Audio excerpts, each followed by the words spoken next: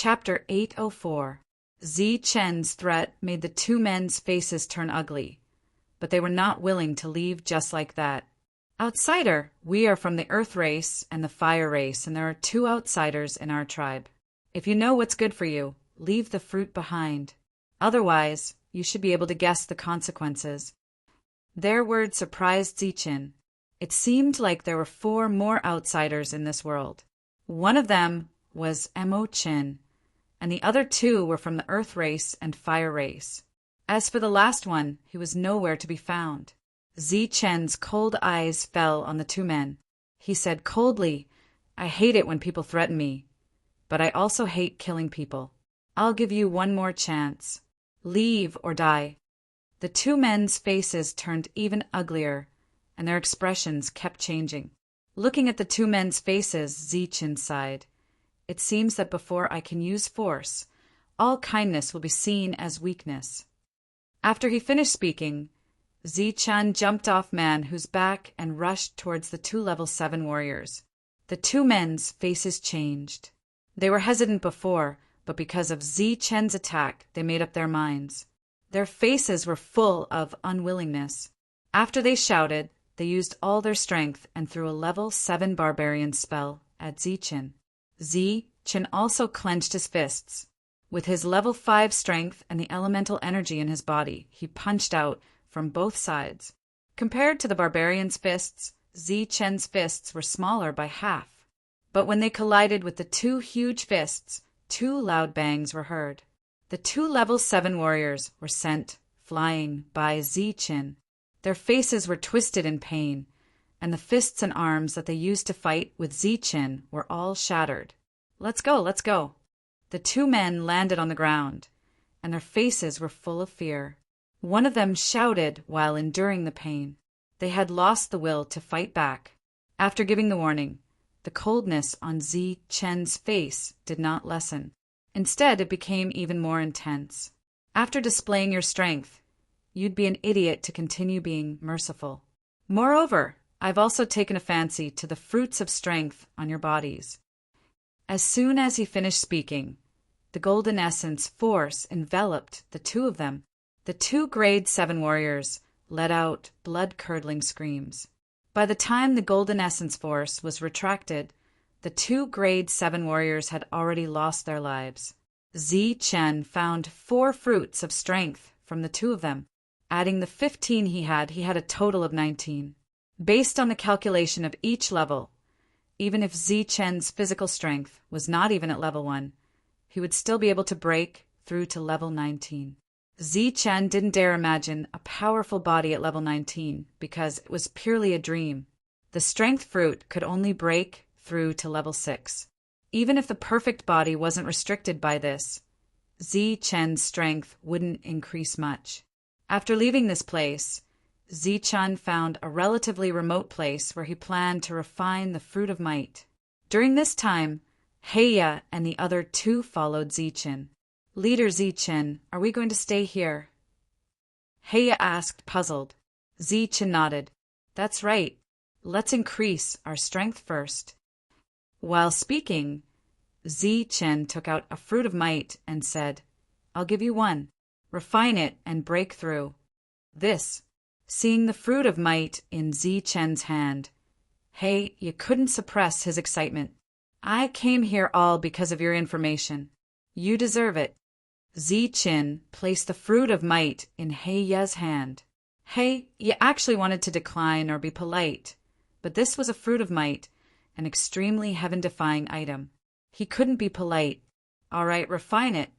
Zichen ignored Heya and looked at Manhu. At that moment, Man, who was refining the fruit of might, Barbarian God had told him that the fruit of might was extremely useful for increasing one's strength. Zichen didn't need to think to know that the fruit of might wasn't as simple as increasing one's strength. This kind of heaven-defying item must have other uses. Since Barbarian God had given one to Manhu, there must be a reason. Therefore, Zichen had Manhu refine the fruit of might. You stopped beside a pile of rocks a dozen meters away. With the fruit of might in his hand, he couldn't wait to refine it. The other 2 rank 4 warriors stood guard for Heya. Hey, you swallowed the fruit of might and began to refine it. Hey, you didn't have Yuan Li. So the so-called refining was digesting the fruit of might and fusing it into his body. Zichen sat cross-legged and prepared to refine the fruit of might. After calming down, a fruit of might appeared in his hand. The small fruit of might was only the size of a walnut.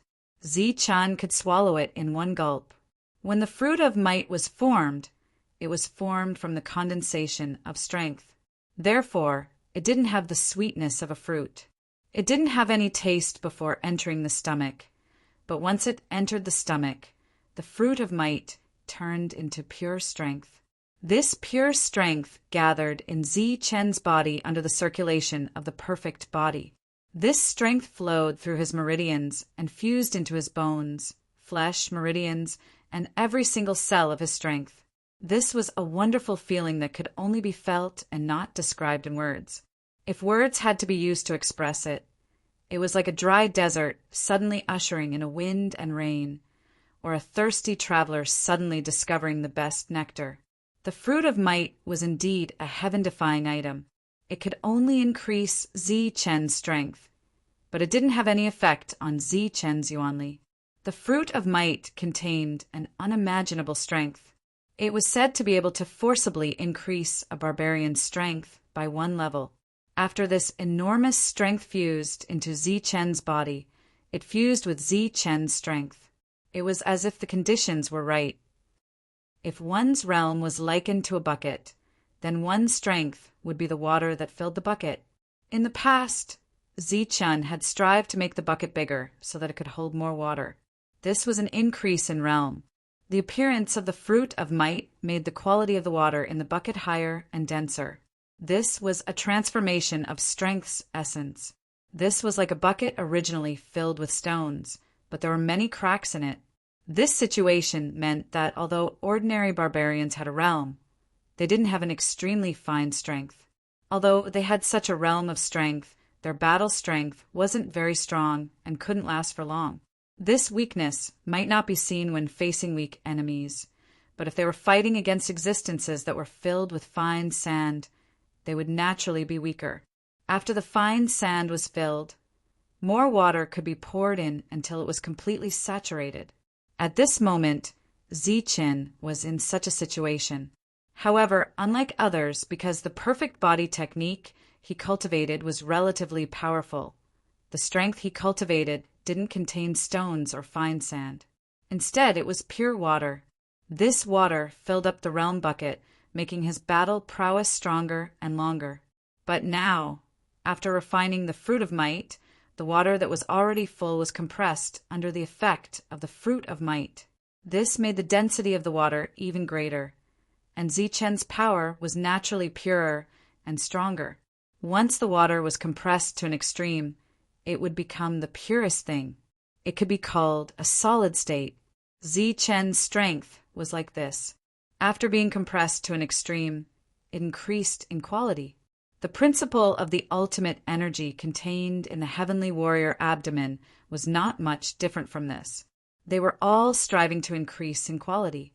After refining 1 fruit of might, this massive amount of energy had yet to fill Zichen's realm bucket. So Zichen didn't have the time to compress and refine it. Right on the heels of that, the 2nd fruit of might entered his stomach. It contained the same level of power as the first one. Zichen began to refine the power again and let his body absorb it. After refining 3 fruits of might, Zichen felt that he had reached the limit of level 5 strength. If he was willing, Zichen could use this power to break through to the level 6 warrior realm. Of course, if he swallowed another fruit of might, it would be even easier for Zichen to break through.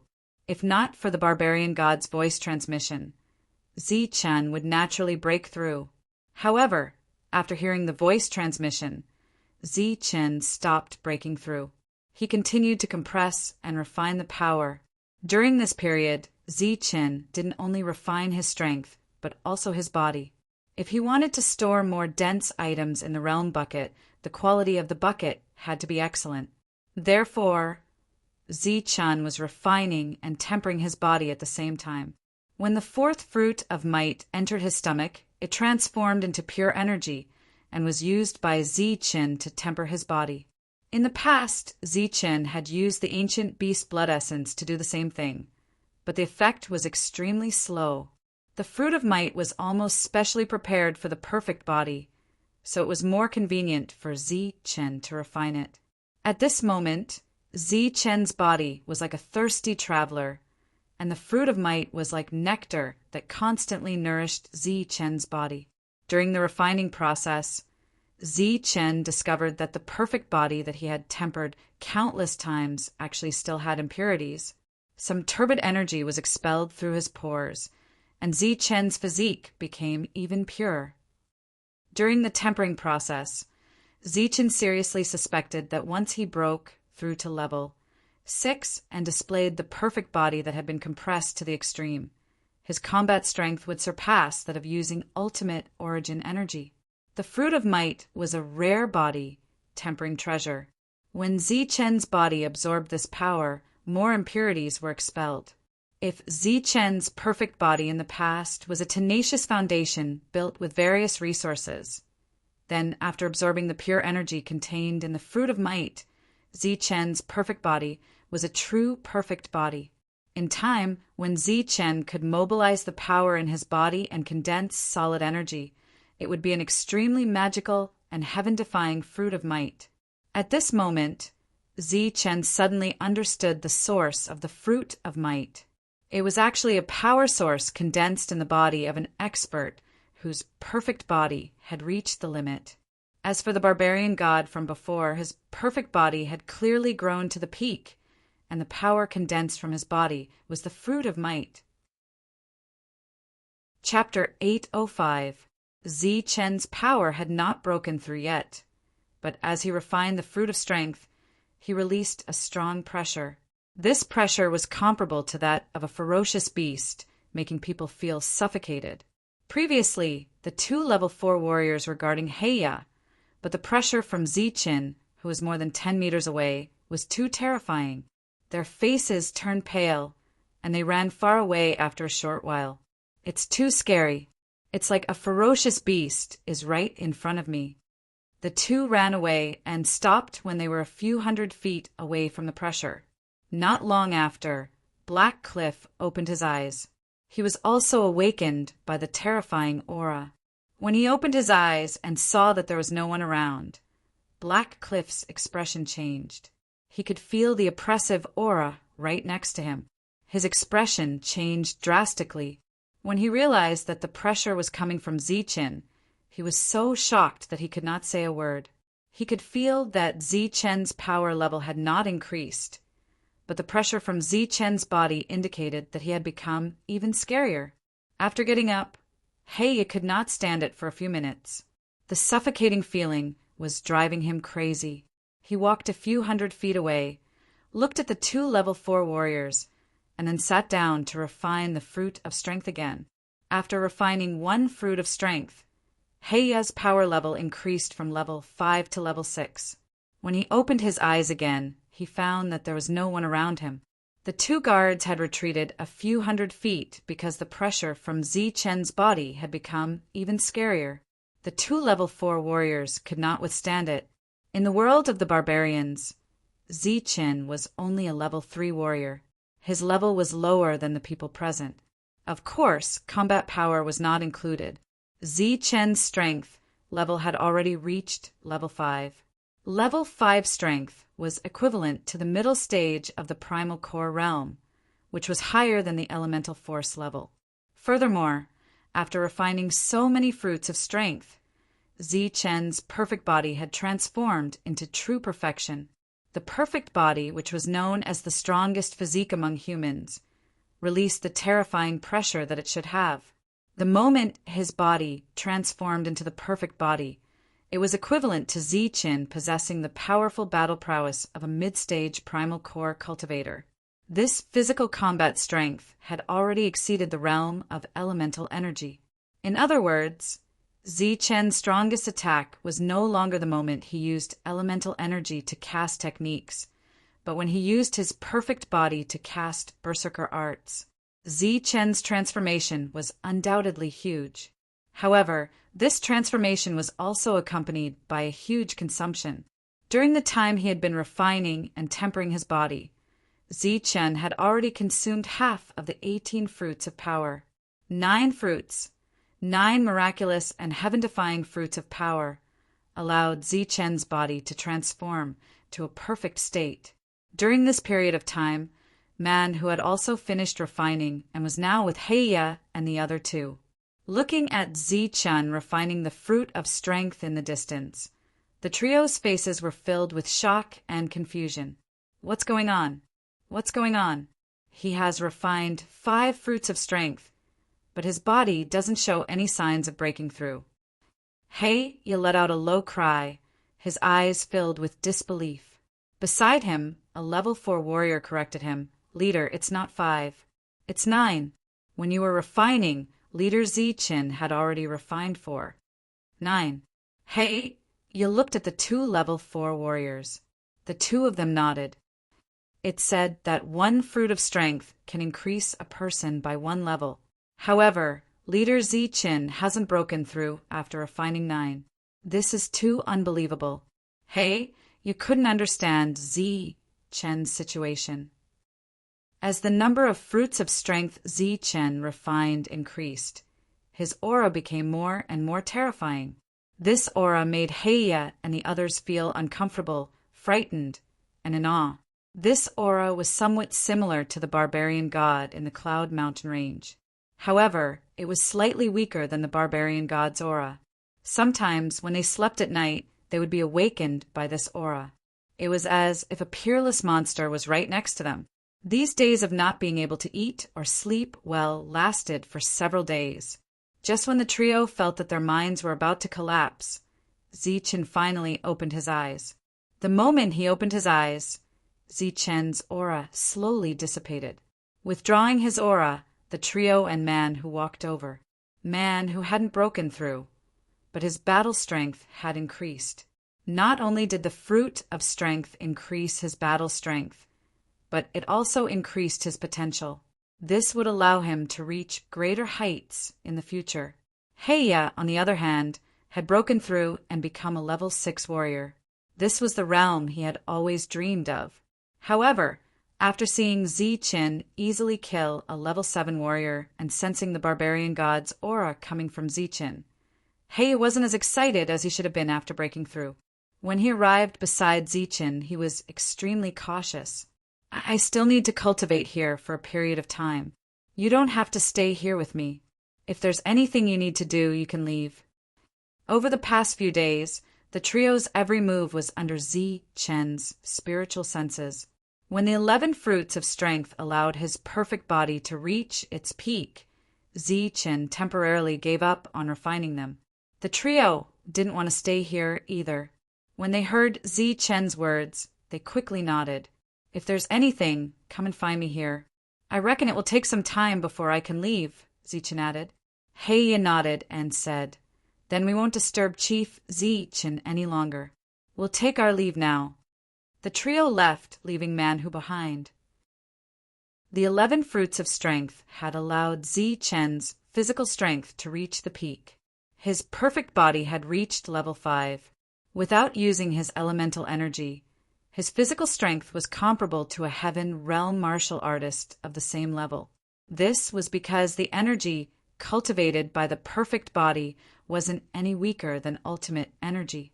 After the trio left, Zi-Chen rested for half a day and gave Manhu a few drops of ancient beast blood essence for him to refine. Now that Zi-Chen's physical strength had reached the perfect body, there wasn't much point in having the ancient beast blood essence. Half a day later, Zi-Chen continued to refine the fruits of strength. However, this time, Zi-Chen wanted to break through to the next level. The pure energy contained in 1 fruit of strength was immense. Even with his perfect body, Zi-Chen instantly broke through the barrier of level 5 and reached level 6. After reaching level 6, Zichen's body's wooden barrel had become larger, and the amount of pure power it could contain had also increased. Then, Zichen swallowed the 13th fruit of strength, followed by the 14th, 15th, and 17th fruit of strength. When Zichen only had one fruit of strength left, his physical strength had reached the peak of level 6. However, his physical strength stopped there. In fact, he had already reached the peak of level 6 after consuming the 16th fruit of strength. The 17th fruit of strength didn't increase his strength much and didn't reach level 7. Zichen knew that the fruits of strength were no longer effective. He had to rely on himself for the rest. This bottleneck to level 7 had to be broken by Zichen himself.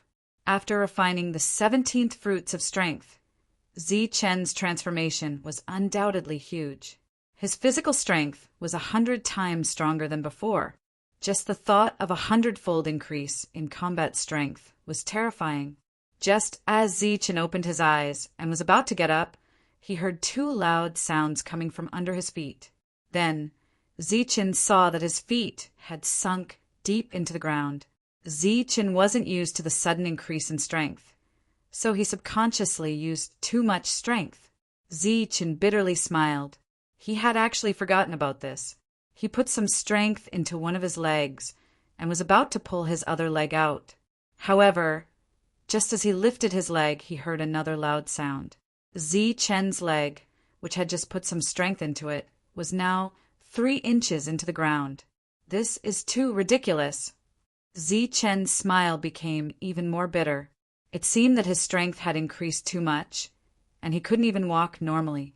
Then he exerted strength 2 more times, and Zichen sunk even deeper into the ground. Zichen was helpless, but he had to get out, right? So he used his hands to try and break free, but who knew that the ground was like tofu? Zichen pressed his hands lightly, and good Lord, both of his hands were sunk into the ground. At this moment, Zichen had no other choice. He needed a long time to get used to the sudden increase in strength. Thus, Zichen called Man-Tiger over. Man-Tiger bit Zichen's collar and pulled him out of the ground. After coming out, Zichen sat on the ground and wanted to thank Man-Tiger by patting his head. However, Man-Tiger was like a startled bird. A trace of fear flashed across his eyes, and he quickly dodged to the side.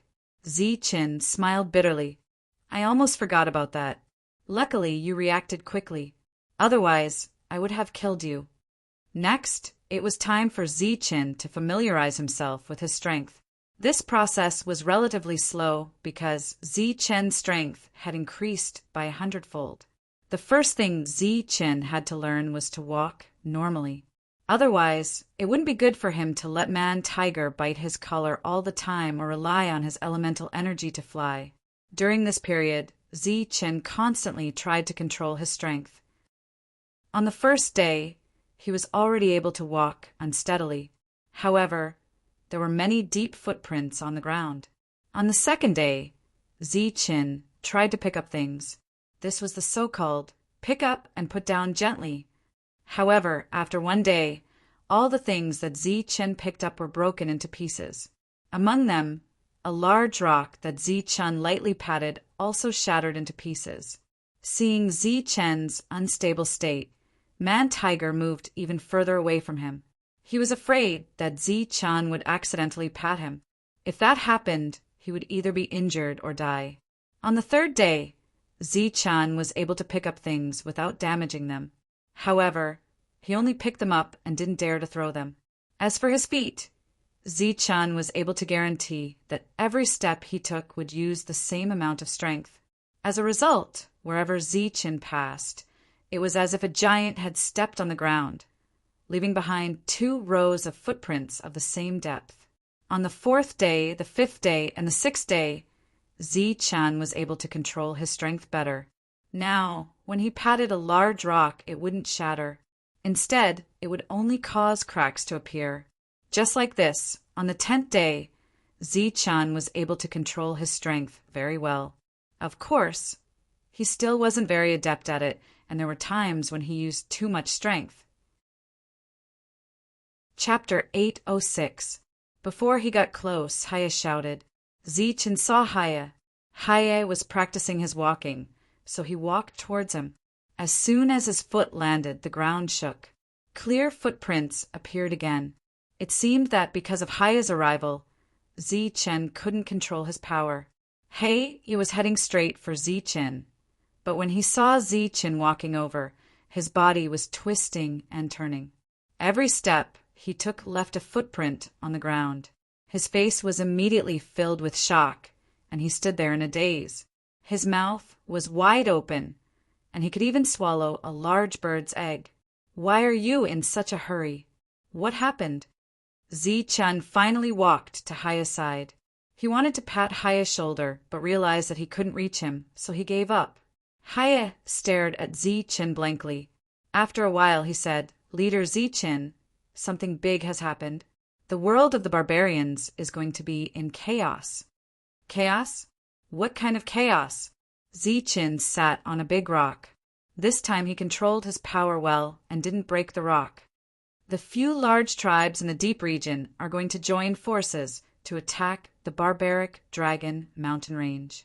During this period of time, there are also outsiders participating. Among them is the tribe that you killed the 2 rank 7 warriors from last time. Black Cliff released a shocking news. Oh, Zichen was obviously surprised by this. The news is true. This time they are serious. However, before they attack the mountains, they want to unify the entire world of the barbarians. Zichen frowned. Unify the world of the barbarians? How do they do it? Do they surrender or do they kill them all? Surrender. Absolute surrender. If they have the slightest intention of rebelling, they will be killed immediately. Haya took a deep breath and said, According to the news, they will take everything they want along the way. Where are they now? Zichen asked. They are about to reach the territory of the wood race. Once the wood race surrenders, they will have to go to the black race. After the black race, it will be the ravens. Haya said quickly. Zichen looked at Haya and asked, What do you think? Me. Haya was stunned. Then he smiled bitterly and said, What can I do? I can only lead the small black clan to submit. It was clear that Haya was still unwilling to accept this. Just simple submission? Haya shook his head and said, Other than surrendering, we will also pay some resources according to the overall strength of the tribe. If the resources are not enough, we will use women or laborers to replace them. Zichen nodded. Evidently, he had already guessed why Black Cliff was so unwilling. After submitting, he would have to give something to the other party, which meant that he would have to offer offerings every year. Clearly, Haya wanted Zichen to step in. Understanding Haya's intentions, Zichen said, I can help you with this matter. Really? Black Cliff's eyes brightened. He didn't have much hope in coming here. After all, Zichen wasn't from the black race. He was from the raven.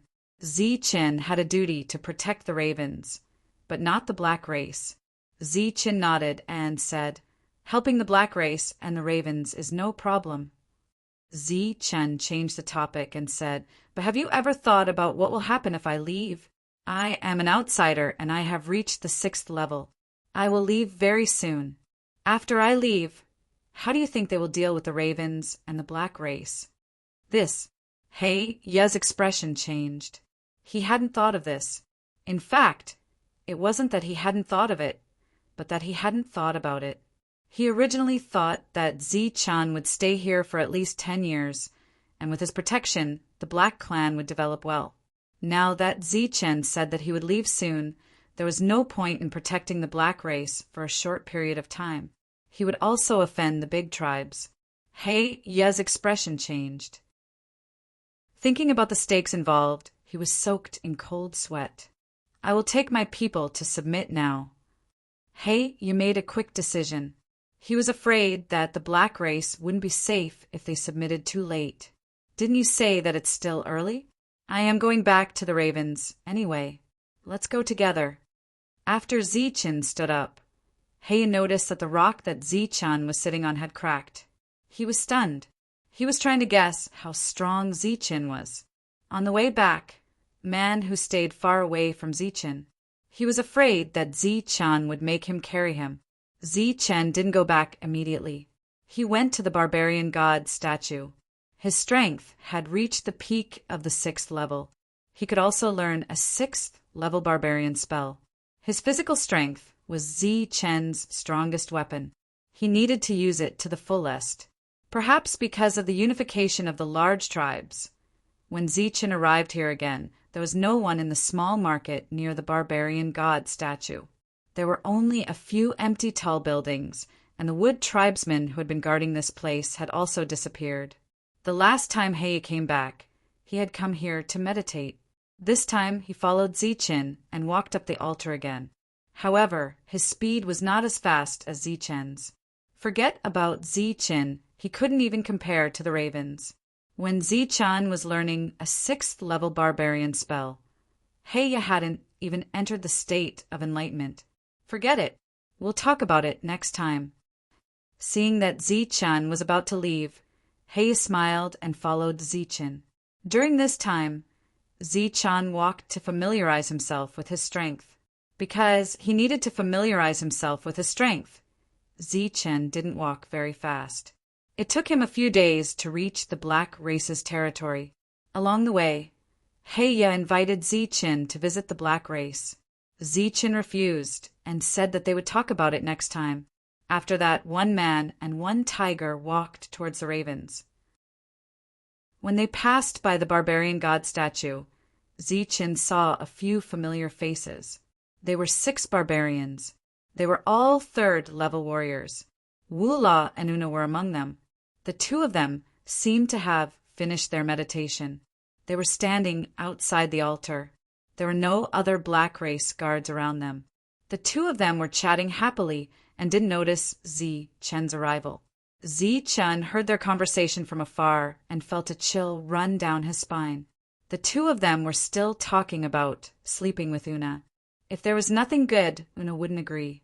Helpless, Wu La threatened to fight. If he won, Una would have to agree.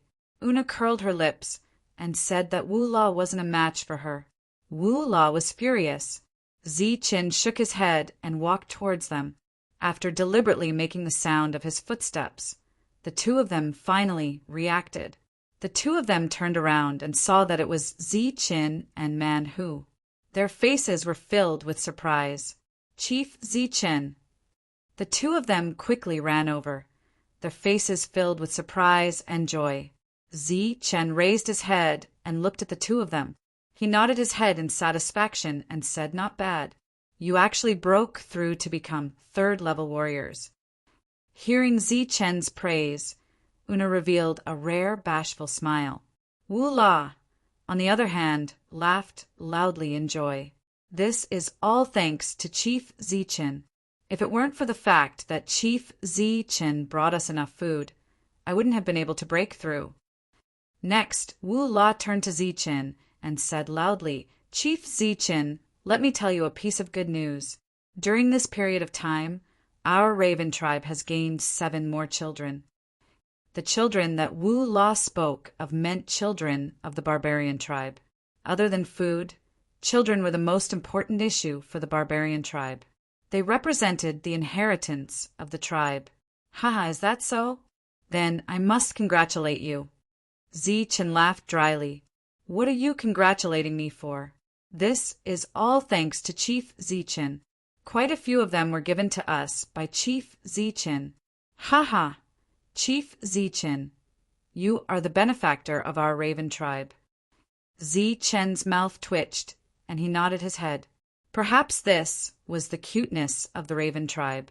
There was no such thing as a pure bloodline. All they had was the hope for the continuation of the tribe. Call them. We'll go back together. Zichan was afraid that Wu La would continue to brag about this issue, so he quickly interrupted him. Call them. Wu La was startled and said, "But they haven't finished comprehending. Something big has happened recently. Let's go back first." "Tell them to stop comprehending," Zichin said. "Okay." Wu La ran back to the altar and called the others down. When they saw Zichin, their faces were filled with worship. Zichin nodded and found that these were originally second-level warriors. They had all broken through to third level. It seemed that the Raven tribe had changed a lot these days. Chief Zichin, we broke through to third level. We wanted to learn the third-level barbarian technique that you taught us, but the Raven tribe leader didn't have time to teach us. The others didn't learn it well, so we could only come here to comprehend. Along the way, Wu Le's mouth was not idle. Sometimes he would ask for a little something, and Zichen could only nod and agree. Before they reached the Raven tribe, Zichen saw many people standing outside. In front of them were the barbarian bulls and the Raven barbarians. The Raven barbarians were busy breaking through. Now that they appeared, it was obvious that they had broken through. It had been almost a month since Zichen left. During this month, the Raven tribe had built many more stone houses. Wu Man and the others all came to welcome Zichen and invited him to the tribe. After that, they prepared delicious food for the returning Zichen. Right now, the Raven tribe was full of vigor and vitality. This was a sign that a small tribe was about to transform into a large tribe. During the banquet, all the barbarians expressed their highest respect to Zichen. They also prepared wine for Zichen. The original Raven tribe didn't have wine. These were made by the elders of the Raven tribe that Zichen had redeemed. These elders not only brought back the method of making wine, but also many of the lost skills of the Raven tribe. After the banquet, Zichen called Wu Man and gave him the last fruit of strength. "What is this?" Wu Man looked at the glowing ball in his hand with a curious face. "Fruit of strength." After Zichen finished speaking, Wu Man still had a puzzled face. Zichen smiled and said, "After swallowing it, it can increase one's strength by 1 level. Quickly go and refine it." After he finished speaking, Zichen drove Wu Man out. Wu Man held the fruit of strength. His eyes were full of shock, but after the shock, there was even more gratitude. Zichen walked out of the room and found the barbarian bulls not far away. They were looking in his direction. It was obvious that they had seen Wu Man take the fruit of strength and leave. Zichen took out the last monkey fruit and threw it to the barbarian bulls. "This is what I promised you. Take it." Chapter 807. The Black Tribe, the tribe that Heya was in. After returning, Heya sent people to investigate the Wood tribe. As long as the Wood tribe surrendered, the other side would attack quickly. Heya and the Black tribe would also surrender immediately. The ground suddenly trembled. The roar of savage beasts came from outside, followed by the cries of the tribesmen. This change made Heya's expression change. When Heya rushed out of the room, the roaring savage beasts had already entered the tribe. This was a group of savage wolf riders. There were more than 100 of them. Each rider was an extremely powerful warrior. In their hands were sharp weapons that emitted a cold light. These weapons were made of materials and not the stone tools that the Black tribe used. They had already rushed into the tribe. Wherever they went, anyone who tried to pick up a weapon or had the slightest intention of resisting would be cut in half at the waist. 1 strike. No matter if it was a rank 3 or 4 warrior, they were all killed in 1 strike. The speed of these people from the large tribes was faster than Heya expected. Moreover, the other side's ruthlessness was also beyond Heya's imagination. While he was still in shock, dozens of tribesmen had already been killed. "Don't kill. We surrender. Surrender. Everyone, put down your weapons.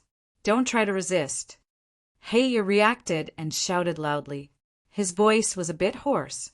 The most precious thing in the tribe was warriors. Now, the other side was slaughtering their warriors. The Black tribe warriors threw away the stone tools in their hands. Their faces were filled with fear. There were also some who were clearly angry. They would be killed in the next moment by the wolf riders. The weakest of these wolf riders was rank 5. Their riders were rank 4 or 5 savage beasts. other than the leader, who was a rank 6 warrior riding a rank 6 savage wolf. There were 4 other rank 6 warriors in the group. This was a powerful wolf rider led by 5 rank 6 warriors. They rushed into the black tribe without any scruples. The savage wolves below them let out low growls. The riders also let out sharp cries. Wherever they went, they would kill any black tribe warrior that they didn't like or had the slightest bit of emotion on their faces. Not only were they powerful, but they were also very well trained. They could attack a tribe like the Wood tribe in a few rounds. As for the small black tribe, they didn't even need to deliberately attack. Only when all of the Black Clan people stopped resisting and lay on the ground, not daring to show any dissatisfaction, did the wolf riders shout again and rush into the stone houses one after another. Soon after, a series of chaotic sounds rang out from the stone houses. After a short while, the sound of a woman screaming and panting could be heard from within the stone house. These wolf riders began to do whatever they wanted in the small black tribe. They were unscrupulous. One of the barbarian leaders even broke into Blackcliff's room. The woman who belonged to Blackcliff was quickly pressed under his crotch and shot at by the barbarian. The entire Black Clan was filled with such voices, and the Black Clan warriors were still in a state of panic. These wolf riders, other than wantonly enjoying the women of the Black Clan, would also take away resources that they thought were useful. Of course, these resources included women. However, in the small Black Clan, the only resources that could catch their eyes were women and nothing more. The entire Black Clan had been tossed around in a foul atmosphere. This was a blatant robbery. Clearly, he was thoroughly robbed after showing his willingness to submit. Heiya's face was filled with helplessness. The Black Clan that he had painstakingly built up for so many years had suffered a heavy blow today. Leader. Many Black Clan warriors ran over and looked at Heiya, waiting for him to make a decision. Looking at the messy Black Clan, Heiya's face was filled with helplessness. The other party was the wolf riders of a super powerful tribe. The small Black Clan was nothing in their eyes, not to mention a single charge. Even half a charge would be enough to destroy the Black Clan.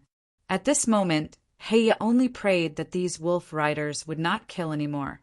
All kinds of confused sounds continued for a long time. Only then did the barbarian wolf riders come out of the room one by one. When they came out, they had some relatively useful things in their hands. The one who entered Heiya's room was the leader of the wolf riders. He was also the strongest of the 5 6th rank warriors. He was the one who rushed at the front. In his left hand was a woman, in his right hand was a gourd, and behind him was a 6th rank barbarian wolf. As soon as the leader appeared, he directly walked towards Heiya. Heiya's pupils suddenly shrank. He did not mind that the woman was taken away, but the gourd was taken away. This made Heiya's heart bleed. Looking at the leader of the wolf riders, Heiya suddenly thought of something more important than the gourd. Speak, where did these things come from? The leader of the wolf riders came forward and let go of the woman. He pointed at the gourd in his right hand and shouted at Heiya. He had opened the gourd before and found that it was monkey wine. This thing was extremely precious. Even the 2 clan did not have much of it. It's a bunch of delicious wine. I picked it up by accident. Heiya was prepared to fool the leader. Slap. The leader of the wolf riders slapped Heiya to the ground. The leader stepped on Heiya's body and shouted, "Don't think that I don't know. This is monkey wine. Speak, where did you get it?" I picked it up. Blood flowed out from the corner of Heiya's mouth. Damn it, you still don't know the truth. Seeing that Heiya was not cooperating, the leader of the wolf riders was furious. He lifted his leg and stomped on Heiya. At the side, many of the Black Clan warriors were furious. However, the other barbarian wolf riders quickly noticed the abnormality and rushed over. Heiya was also a level 6, which was the same level as the leader of the barbarians. However, he did not dare to resist. He had received news that those who tried to resist did not survive.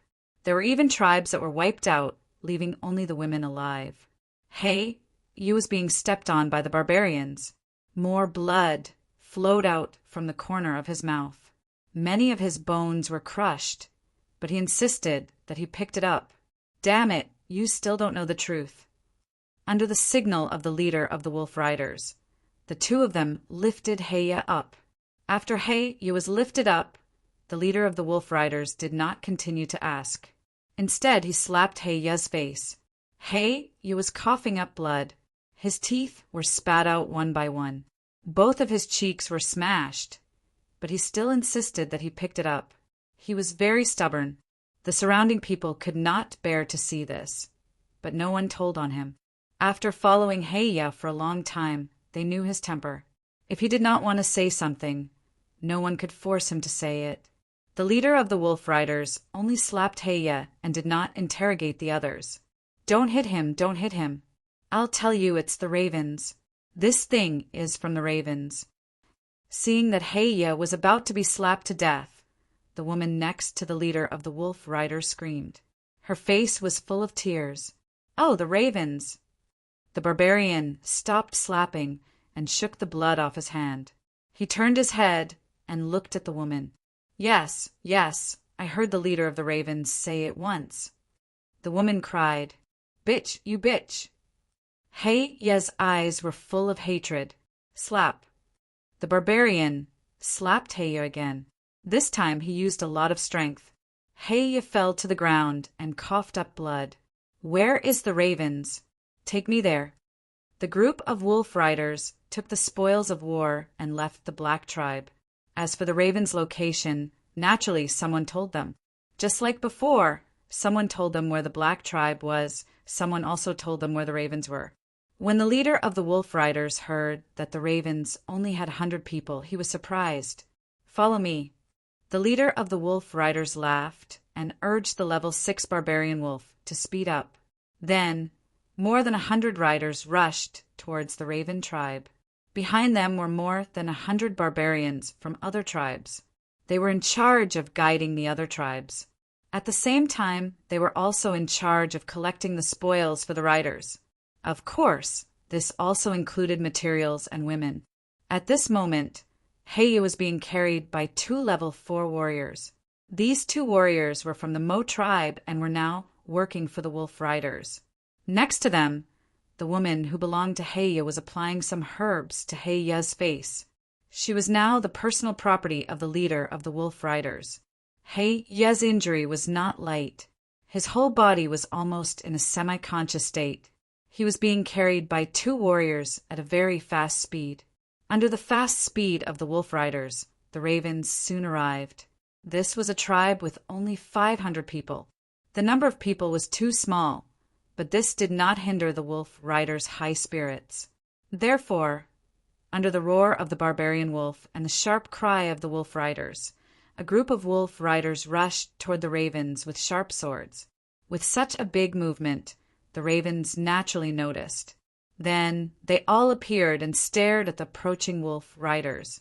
Suddenly seeing so many Wolf Riders, the ravens' faces were full of curiosity and surprise. Of course, there was also a touch of shock and envy, but there was no panic. After seeing this scene, the leader of the Wolf Riders had a cruel smile on his face. He thought that this was really a small tribe. They didn't even have the slightest awareness. Can't they see that we are going to kill them? Facing the attack of the barbarian wolves, the ravens did not react. Only a few of them had taken out stone tools. However, there was one person who caught the attention of the leader of the Wolf Riders. It was a tall barbarian. In his hand, he held a long sword that shone with a cold light. Even though he was far away, he could see that the quality of the long sword was not ordinary. This small tribe had monkey wine and such a high-quality long sword. The leader of the Wolf Riders felt that this trip was not in vain. Because he was too happy, he made up his mind to exterminate this tribe. He would kill the men and leave the women alive. As the leader of the Wolf Riders looked around, he found that there was a beauty in this small tribe. It was Una. Immediately, the leader of the wolf riders, saw Una as a celestial being. He was deeply attracted by her appearance. The leader of the wolf riders raised the sharp sword in his hand and slashed down. Although he did not speak, this action represented the extermination of the tribe. The sharp cry became louder. The wolf riders increased their speed and approached. The sharp swords in their hands flashed with a dense killing intent. A group of level 5 wolf riders exterminating a tribe of 500 was a piece of cake. However, when they approached, they found that the ravens' faces did not show any fear. Instead, they showed a strange expression. Chapter 808. The beast that rushed out from the ravens was a level 6 savage beast, Barbarian Tiger. Barbarian Tiger's body was more than 5 meters long, and it was very strong. After rushing out from the ravens, it arrived in front of the ravens. It opened its mouth and let out a roar. The tiger's roar shook the forest. A sound wave that was visible to the naked eye spread out with a dense king's might. The savage wolves that were charging at the front trembled when they heard the tiger's roar. Almost half of the savage wolves lost control of their bodies and fell to the ground with their riders. The wolf riders that fell rolled on the ground a few times. Their bodies were covered in mud. Their sorry state made the other ravens laugh. Although the other savage wolves managed to block the roar and didn't fall down, their bodies couldn't help but tremble. Their eyes were filled with fear.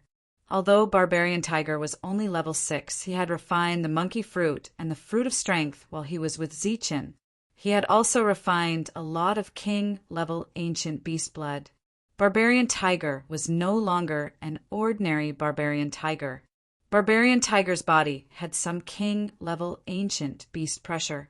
This pressure had a strong deterrent effect on savage beasts. After the second roar, many of the wolf riders fell down.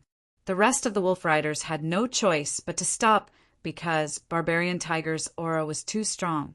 Even the eyes of the 6th grade barbarian wolf under the wolf rider leader and the other 2 6th grade barbarian wolves were filled with vigilance and fear towards man who, after the second roar, about 30 wolf riders were forced to stop. The rest of the wolf riders were also shocked when they got up. A single barbarian tiger was able to stop a whole group of wolf riders. When the other barbarians saw this scene, their faces were filled with shock. Heya slowly opened his eyes. The blood on his face had been wiped off, but the wound was still very obvious. He saw the wolf riders, Barbarian Tiger, and the ravens. Suddenly, a cold smile appeared on his face. It was clear that if the wolf riders dared to attack the ravens, they would suffer unimaginable damage. With Zichin present, Heya had already expected this. If he had taken the initiative to tell Zichin that the monkey fruit came from the ravens, he wouldn't have lost anything. However, Heya didn't want to because this wasn't a matter of him losing anything. It was a matter of gratitude. The Black Cliff owed Zichin a debt of gratitude. Zichin had given them both the monkey fruit and the fruit of strength. This was a great debt of gratitude, so he could not be ungrateful. When Heya raised his head to look, he saw the leader of the wolf riders approaching Manhu. Beside him were 2 other rank 6 warriors who were also riding rank 6 barbarian wolves. It looked like the 3 of them were going to attack Manhu. At this moment, a muffled roar came from the group of ravens. Barbarian Bull, who had swallowed the monkey fruit and advanced to level 6, also rushed out. After charging out, Barbarian Bull and Barbarian Tiger stood side by side. Barbarian Bull coldly stared at the approaching wolf riders. Their bodies emitted a red light, as if they were burning flames. When Barbarian Bull appeared, although he didn't have the same pressure as Barbarian, who, his fiery red fur was still extremely eye-catching. The 3 people who originally wanted to charge at Barbarian, who had a slight change in their expression and subconsciously stopped. But before Barbarian Bull could continue to show off, Barbarian Tiger let out a dissatisfied roar. Barbarian Bull's body slightly trembled, and he unwillingly retreated a few steps. Even though Barbarian Bull's strength had reached level 6, he still wasn't Barbarian Tiger's opponent. The leader of the wolf riders stopped. He was surprised. Level 6 barbarian tiger and level 6 barbarian bull. I didn't think that a mere 100-people tribe would have two beasts.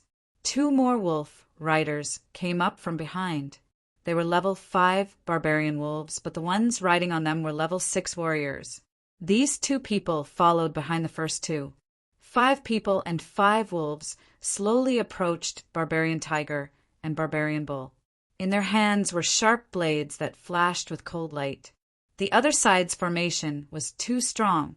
If the two sides fought, the ones to be slaughtered would naturally be the barbarian tribe. Barbarian tiger and barbarian bull's timely appearance was only a deterrent.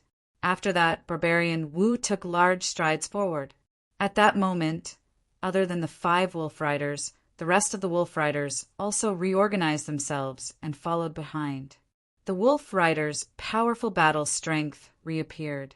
Barbarian Wu looked at the leader of the wolf riders from far away and shouted, "Our barbarian tribe surrenders!" Surrenders? This is surrenders. The leader of the wolf riders spoke with a cold voice. Barbarian Wu was slightly startled and then said, "Our barbarian tribe is small and can't afford to kill. Please forgive us. We surrender." He glanced at Man Hu and Man Yo before glancing at Wu Man. A wisp of a cold smile appeared on his face as he said, "All right, I believe that all of you are sincere in your submission. Now hand over the monkey bar." "Monkey wine." Barbarian Wu was startled. The leader of the wolf riders sneered, "Don't tell me you don't have it or that you don't know. Bring him over." While they were talking, Heya was brought over from behind. His face was extremely swollen and his teeth were missing. Wu Man didn't recognize him at first glance. A moment later, Wu Man reacted and cried out in alarm, "Leader Heya, you are Heya's leader." "This was found in his room, and it came from your barbarian tribe. Don't tell me you don't have it. Otherwise, your fate will be even worse than his, and your little barbarian tribe will no longer have any reason to exist." While they were talking, the wolf riders once again charged forward.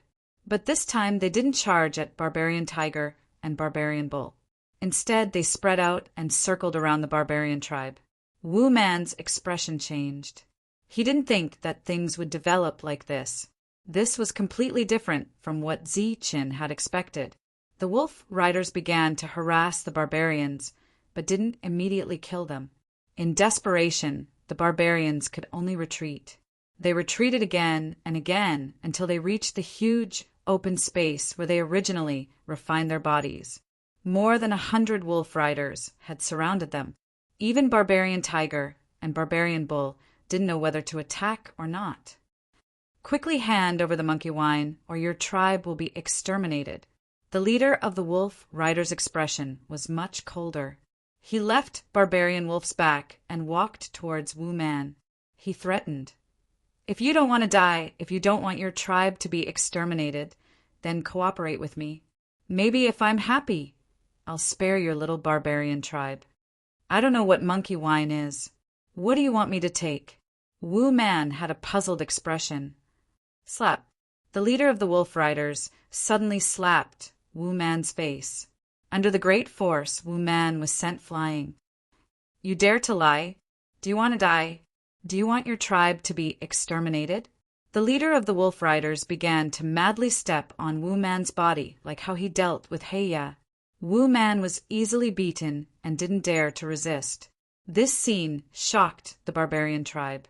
When barbarian tiger and barbarian bull saw this, they also rushed towards the leader of the wolf riders. But in the next moment, the other warriors of the 6th rank and the 6th rank barbarian wolves rushed towards barbarian tiger and barbarian bull to stop them. The leader of the wolf riders continued to madly step on Wu Man. Seeing this, Wu Mu's face was filled with anger. He shouted, "Dog, you dare to behave so atrociously in the barbarian tribe? Die!" Wu Mu shouted loudly. His face was ferocious as he rushed towards the leader of the wolf riders. However, his loud voice didn't represent his battle strength. He was kicked away by the leader of the wolf riders, and was unable to get up for a long time. Beat them up. Beat them up fiercely. Before I come out, don't stop. If anyone resists, exterminate their entire tribe without mercy. After kicking away Wu Mu, the leader of the Wolf Riders didn't continue to madly kick Wu Man. Instead, he went straight towards Una. His heart was burning with passion. He couldn't wait to see Una, who was comparable to a celestial. He had just finished controlling the situation when she came. Seeing the leader of the Wolf Riders charging towards her, Una's face was filled with panic. She exclaimed, "You, what are you doing?" A sinister smile appeared on the leader of the Wolf Riders' face as he grabbed at Una. Una resisted and attacked the leader of the Wolf Riders. However, due to the difference of 3 ranks, she was subdued in just one move. Next, the leader of the Wolf Riders carried her over his shoulder. Una continued to struggle, but it was useless. The leader of the Wolf Riders who was carrying her turned his head to look at Wu Man. A cold smile appeared on his face once more. Beating and interrogating were just his hobbies. It was purely a form of torture. As for the monkey fruit, he would be able to find it himself after he killed everyone here. The sinister smile on his face grew more and more complacent. He carried the beauty and headed straight for the largest house in the area. He knew that according to the customs of the barbarians, the largest house would always belong to the patriarch. As for the earthen race, a puny 6th rank like him wasn't much.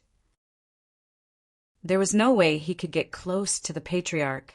Thus, to be able to go to the patriarch's house was the most intense desire in his heart. Thus, after coming out, working in the patriarch's house had become his greatest hobby. Originally, when the Crow tribe members heard that their tribe was about to be exterminated, they were completely terrified. Fear and panic appeared on their faces. However, when they saw the leader of the Wolf Riders carrying Una into the patriarch's house, the strange expressions that disappeared from their faces resurfaced once more.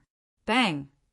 The door of the patriarch's house was kicked open by a powerful force.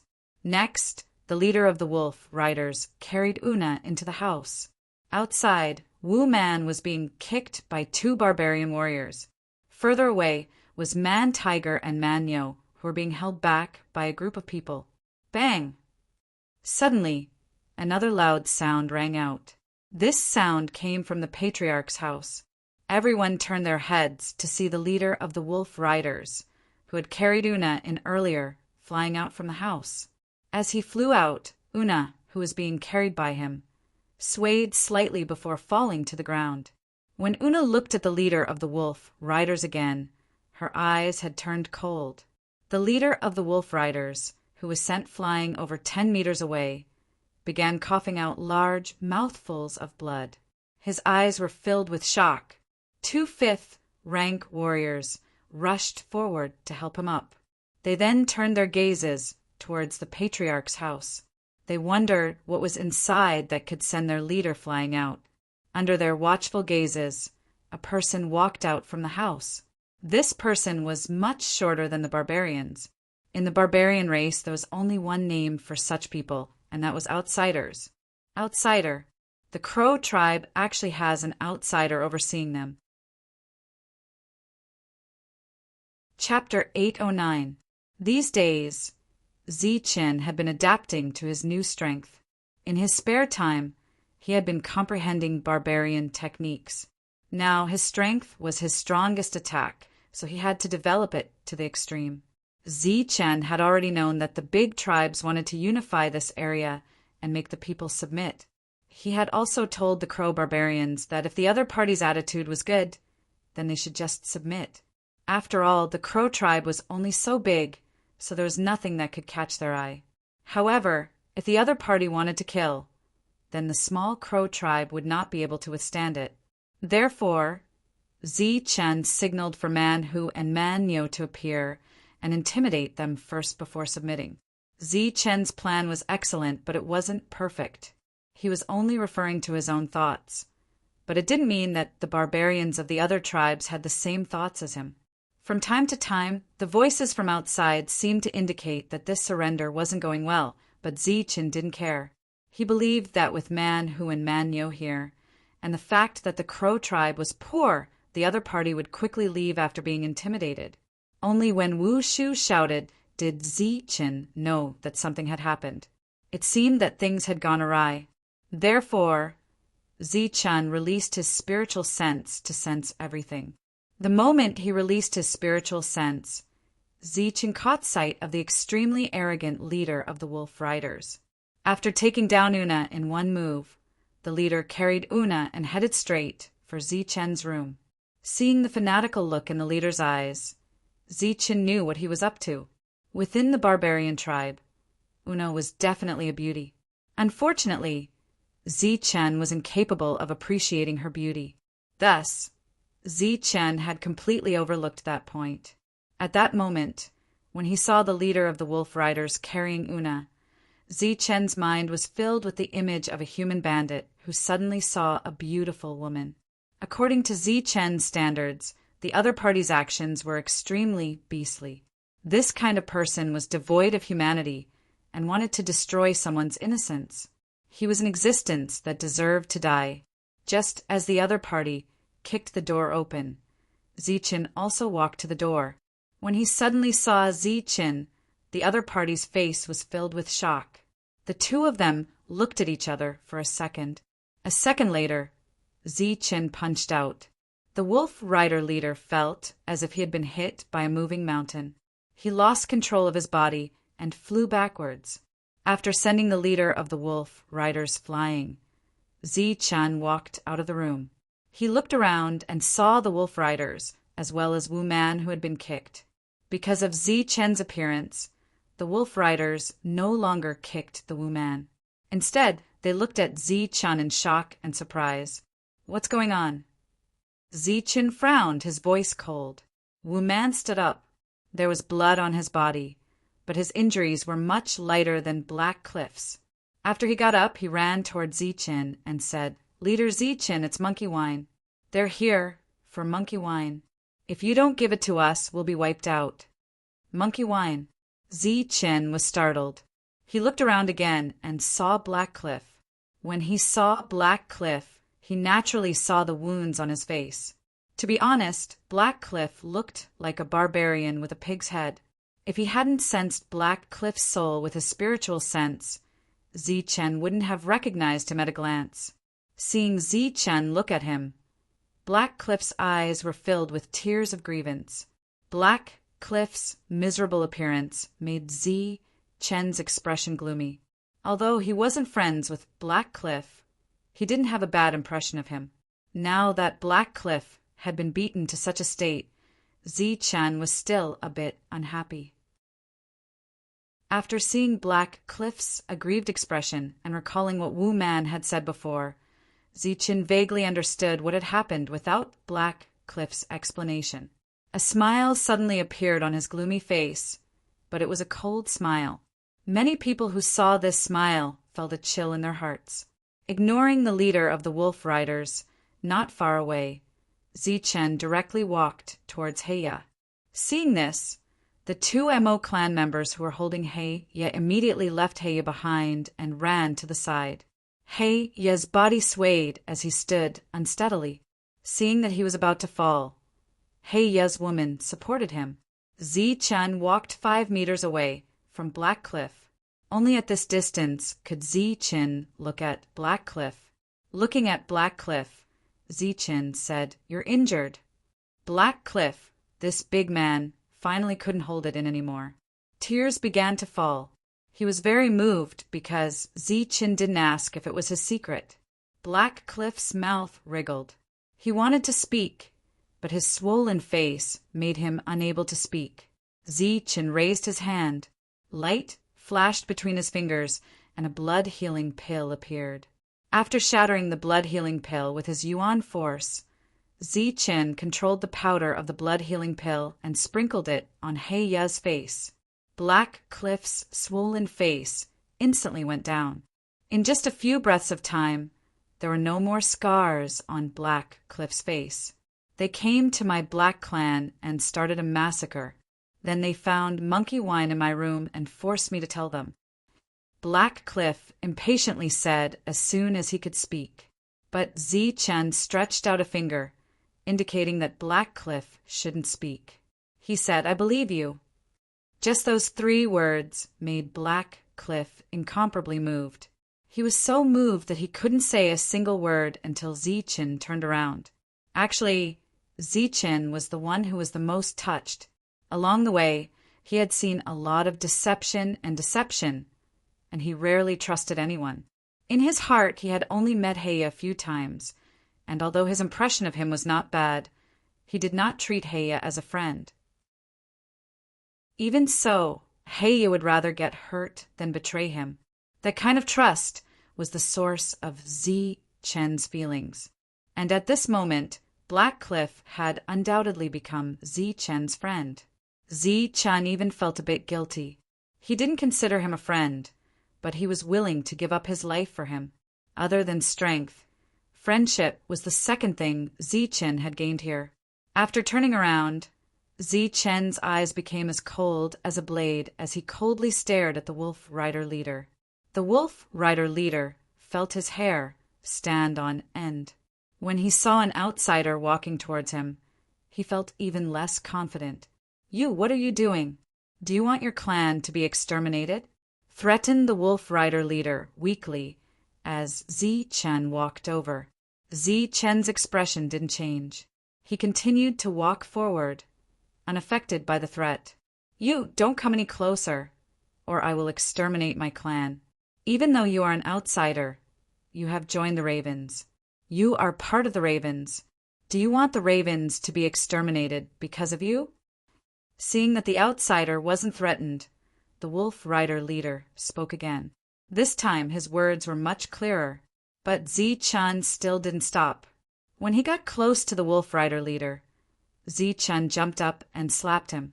A golden light flashed. Bang! The Wolf Rider leader was hit and spun around a few times.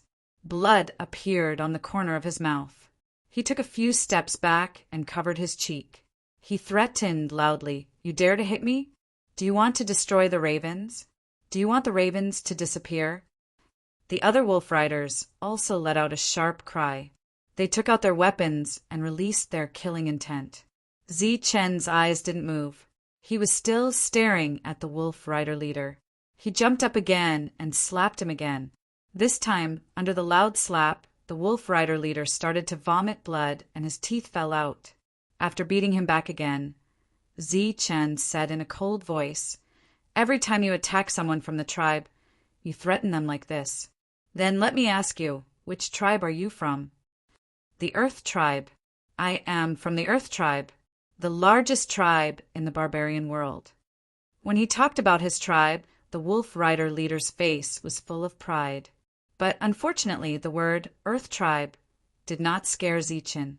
Before he could finish, he was slapped again. After the slap, the Wolf Rider leader vomited more blood. He staggered back more than 10 steps, and his face became pale. After Zi Chen landed on the ground, he asked coldly, "You are so arrogant outside. Do the people from the Earth Tribe know about it?" "You." The Wolf Rider leader just opened his mouth, and blood came out of his mouth again. He was in a sorry state. Zi Chen walked forward step by step, increasing the pressure on the Wolf Rider leader. But before he could attack, Zi Chen slapped him again. This slap was so loud that the Wolf Rider leader saw stars and his body swayed. "You keep saying that you want to exterminate the tribe. Do you think it's fun? Do the people from the Earth Tribe know about it? Are you not afraid of being exterminated?" Zi Chen approached again and slapped the Wolf Rider leader again. The Wolf Rider leader had just gathered some strength, but it was immediately dispersed and he was sent flying. This time, Zi Chen used too much force, so much so that all of his teeth were knocked loose, and he spat them out in several mouthfuls. After being humiliated like this, the Wolf Rider leader went completely crazy. He stood up again and gathered the strength in his body. At the same time, he shouted, "Kill, exterminate the tribe." A murderous aura filled the air.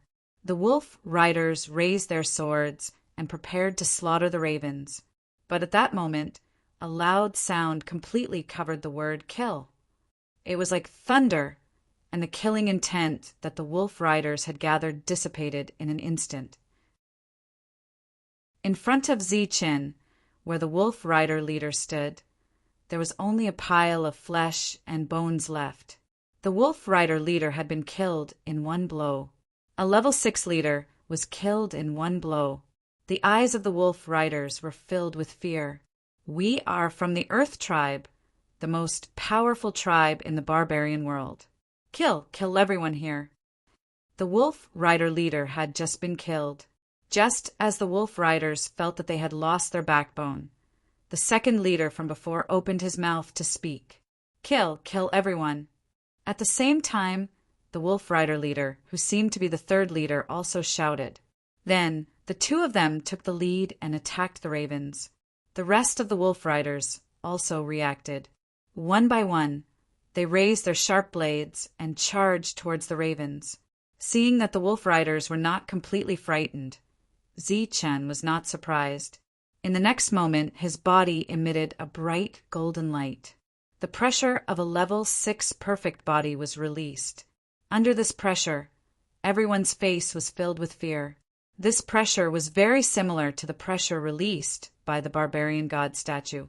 For a moment, everyone was in a daze, as if they were seeing the arrival of a beast. Chapter 8:10. Zi-Chin had disappeared, and there was only a golden lightning in the field.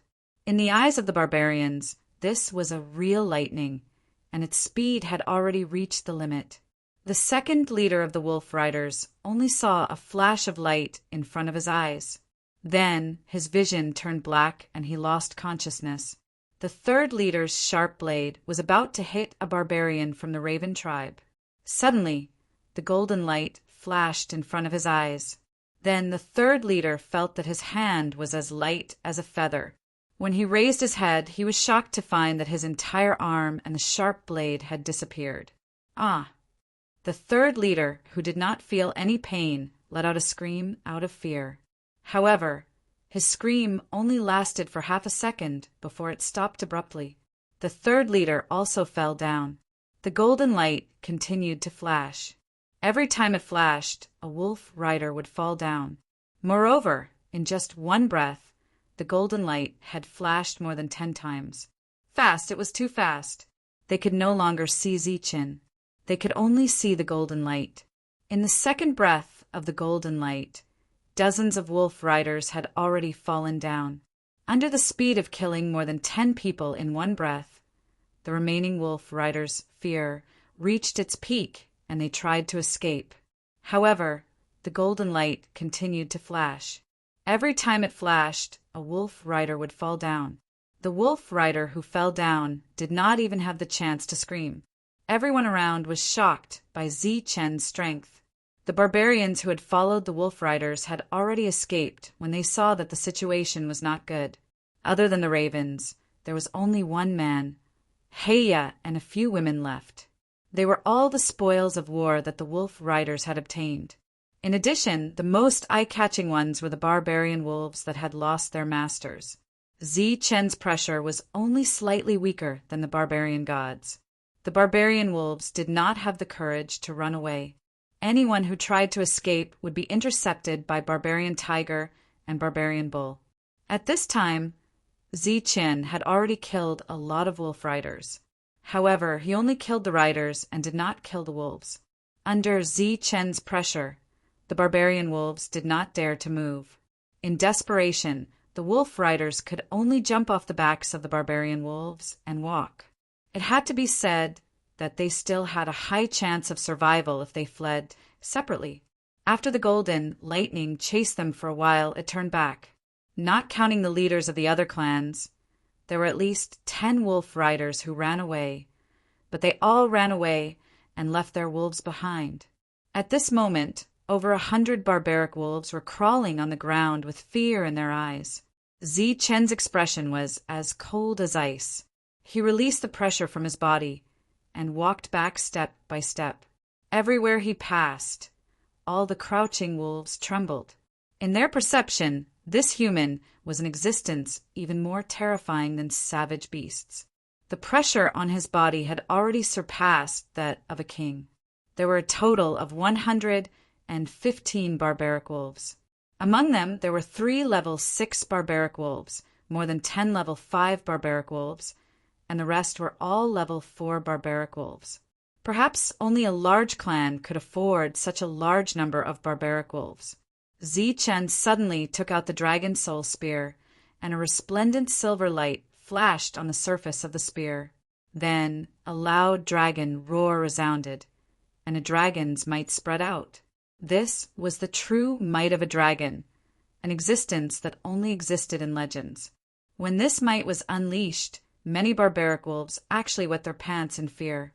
Dragons were sacred and powerful existences. When this might was unleashed, the barbaric wolves felt their souls tremble. Chen held the dragon soul spear and walked forward. After unleashing the dragon's might, the barbaric wolves' reactions satisfied him. When he reached the leader of the barbaric wolves, Chen suddenly thrust his spear at it. A dragon's roar resounded as the spear pierced through the barbaric wolf's head and nailed it to the ground. Under this attack, the barbaric wolf's leader actually didn't die immediately. It let out a mournful cry, and its entire body twitched. However, after a few twitches, the barbaric wolf's leader stopped moving and died completely. The instant the barbaric wolf's leader died, the other barbaric wolves roared uneasily. Their bodies trembled even more, and their fear grew even stronger. At this moment, Chen's cold voice resounded, "Submit or die." When these words came out, the barbarians who didn't understand why Chen wanted to kill the barbaric wolf's leader instantly understood everything. As for Heya, who had recovered from his injuries, his eyes widened. His eyes were filled with undisguised envy. Chen's action was obviously to help the Raven tribe subdue the barbaric wolves. As for why he killed the leader of the barbaric wolves, it was only to intimidate them. The most important reason was that there were 3 level 6 barbaric wolves. Man, Hu, and Manyo weren't easy to suppress. After killing one, there were still 2 left. Even if the 2 barbaric wolves suddenly rebelled, Man, Hu, and Manyo would still be able to suppress them. Chen's action was very far-sighted. Hey, you admired him from the bottom of his heart. Sure enough, after Chen's words, the barbaric wolves all chose to submit. They crawled on the ground and didn't move. Chen's gaze swept over the barbaric wolves, and then he looked at the Raven warriors and said, "What are you still standing there for? Hurry up and pick up your weapons and find your mounts." Hearing these words, the Raven tribe barbarians were all stunned. They didn't even react immediately. "What are you all standing there for? Hurry up and find your mounts." The first to react was naturally Wu Man. After repeating his words, he was the first to charge towards the barbaric wolves. As a level 6 warrior, Wu Man's first target was naturally a level 6 barbaric wolf. "Wu Man, the barbaric wolf mount isn't suitable for you." Chen suddenly called out to Wu Man, on the other hand, was stunned and he subconsciously stopped. The moment Wu Man stopped, the others reacted and charged towards the pack of barbaric wolves. As for the level 6 barbaric wolves that Wu Man coveted the most, they were instantly seized. One was Wu Shu, and the other was a level 4 warrior. Both of them were holding the weapons that the barbaric wolf riders used. The others followed suit. They all picked up their weapons and sat on the backs of the barbaric wolves. Their faces were filled with excitement. Including the level 2 warriors, there were over 100 barbaric wolf riders. Wu Man was very anxious. He scratched his head, but the mounts had already been distributed. He didn't have a share. Chen pointed at the barbaric bull not far away and said, "This is a mutated barbaric bull. It definitely isn't any worse than a level 6 barbaric wolf." Wu Man's eyes lit up and he quickly nodded. He had long been thinking about this barbaric bull mount. Chen put away the dragon soul spear and walked forward. All the barbaric wolves had already stood up. They faced Zichen again. Although they were no longer afraid, their eyes were still filled with reverence. Chief Zichen, what do you think of me sitting on it? Isn't it a good match? The level 3 Wushu sat on the level 6 barbaric wolf and excitedly said. Zichen looked deeply at Wushu and said, right now it isn't a good match, but in the future it will be. Not bad. This barbaric wolf will be your exclusive mount. Haha, thank you, Chief. Zichen's words were naturally the highest order of the Raven tribe. After this, no one would be able to take this barbaric wolf away. It belonged to Wushu. Wushu loudly thanked him. Zichen's gaze fell on the level 4 warrior on the second level 6 mount. This was the second warrior besides Wu Man to break through to level 4. Seeing Zichen looking over, the warrior also had a face full of smiles, waiting for Zichen's evaluation. Looking at the warrior, Zichen calmly said, a level 6 barbaric wolf doesn't suit you. Go find a level 5 one. The level 4 warrior quickly got off and ran towards the level 5 barbaric wolf. On the back of the barbaric wolf, the level 3 warrior was chased off. This was the suppression of power. Then the level 3 warrior chased off the level 2 warrior. Zichen lightly patted the level 6 barbaric wolf's forehead. He turned his head to look at Heya and said, Heya, this level 6 barbaric wolf is yours. Give it to me. Heya was clearly startled. Zichen nodded his head and said, not bad. For you, as a level 6 warrior, you are qualified to have this barbaric wolf as a mount. Having a level 6 barbaric wolf as a mount was naturally a good thing. No one could resist the temptation of a level 6 barbaric wolf. Heya expressed his thanks again and again. The level 6 barbaric wolf was now Heya's. Next, Zichen walked towards the level 5 barbaric wolf. Then, Zichen gave them some pointers on what level of barbaric beast they should own. Zichen's way of assigning the barbaric beasts was very strange. He did not assign the barbaric beasts according to their levels of power.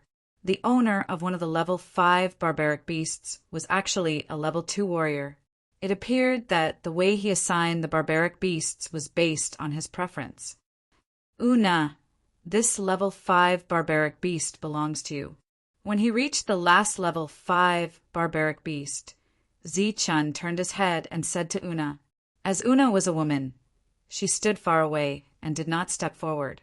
When she heard that, she was first stunned. Then her face became one of ecstasy. She quickly rushed forward and sat down on the back of the level 5 barbaric wolf. She held a sharp blade in her hand and looked like a goddess of war. Use it as support and training, Zichen said to Una. Una nodded her head excitedly. At that moment, everyone felt that Zichen's way of assigning the barbaric wolf riders was very strange. However, they did not understand the specific meaning behind it. Only after several decades after Zichen left the barbarian world did they understand the deeper meaning behind his actions. At the same time, they felt that their leader Zichen was even more unfathomable. Heya, on the other hand, seemed to have some speculations. However, he did not dare to believe it. Even after several decades, he still could not help but sigh. After assigning the barbaric wolf riders, everyone left one after another. They happily went to test out the thrill of riding the barbaric wolf riders. The other ravens also left. It seemed that it was time to cook. Hey, you seem to have something to say. However, in the end, he did not say anything. Go back to your tribe first. I will deal with the earthen tribe. However, you need to make plans to migrate, Zichen said. Migrate? Where do we migrate to? Heya looked at Zichen. Zichen gestured for Heya to come out.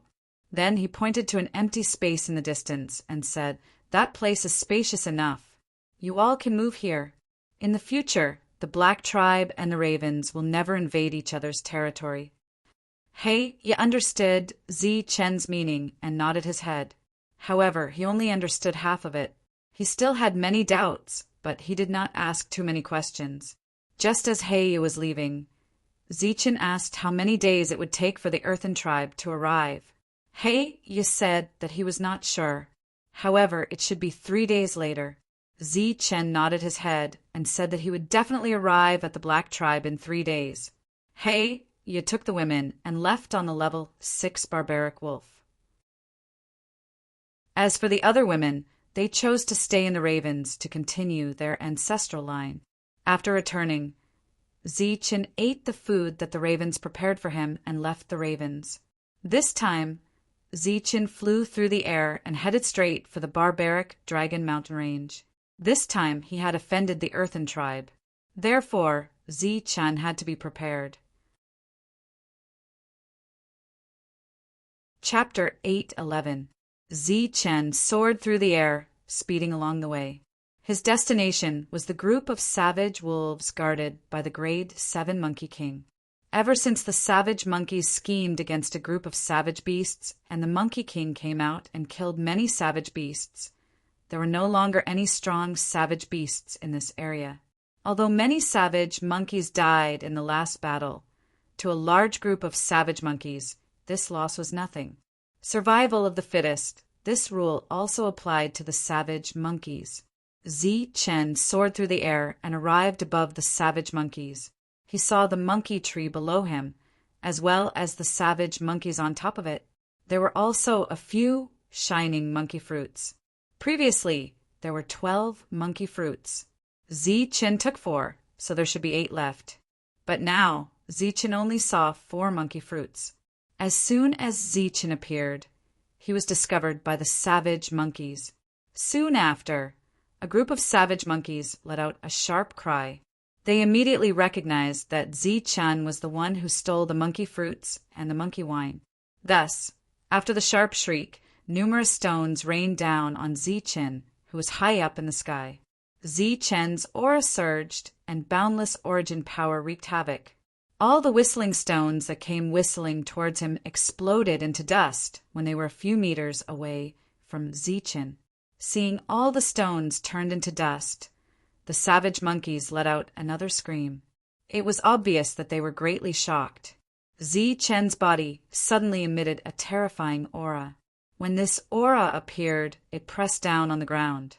Boundless pressure gushed out, and at this moment, the group of savage monkeys' faces changed. The barbaric monkeys that were lying on top of the monkey tree immediately cried out in alarm when they felt the pressure at close range. Their bodies fell downwards until they were firmly pressed to the ground by the pressure of the pressure. Plop, plop, plop. The sound of falling echoed continuously. In the blink of an eye, there were no more savage monkeys on top of the monkey tree.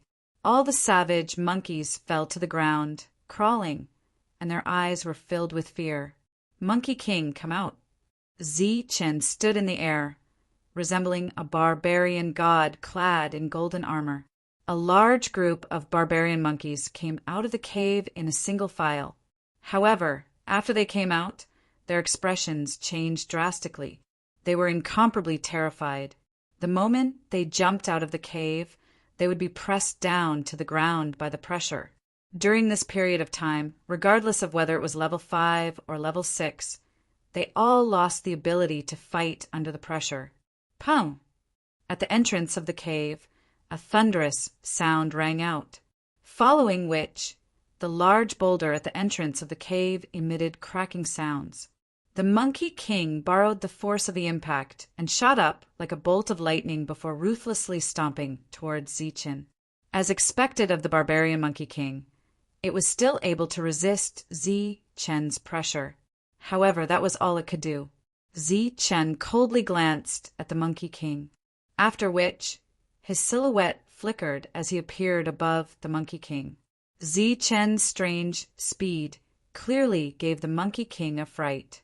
Just as the Monkey King was about to jump into the air to intercept Zichen, it saw a golden footprint ruthlessly stomping towards it.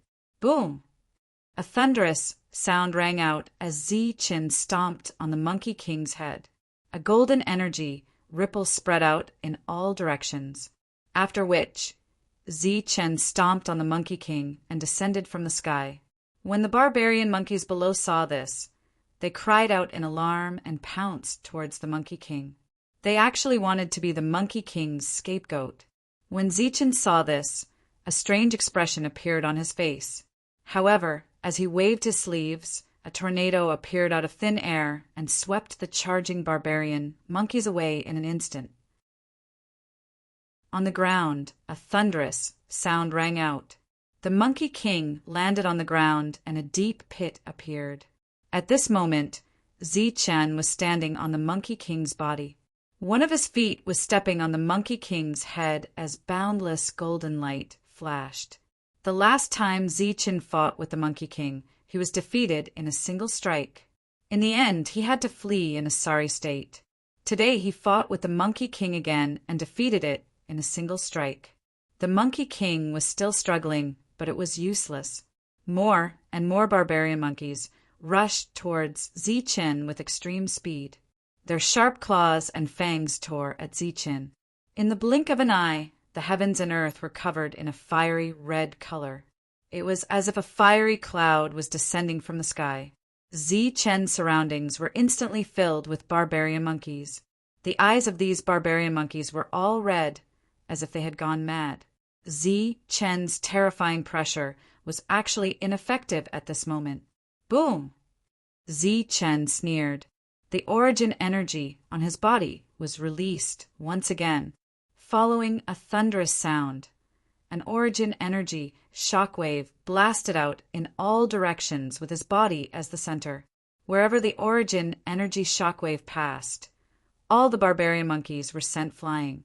The stronger ones were sent flying for tens of meters, while the weaker ones were sent flying for hundreds of meters. After 2 rounds of origin energy shockwave, other than the Monkey King that was unable to move, there were no other barbarian monkeys around Zichen. The Monkey King was still struggling, and its expression was filled with unwillingness. Zichen coldly said, "Don't make any more useless struggles. If I wanted to kill you, a single move would be enough."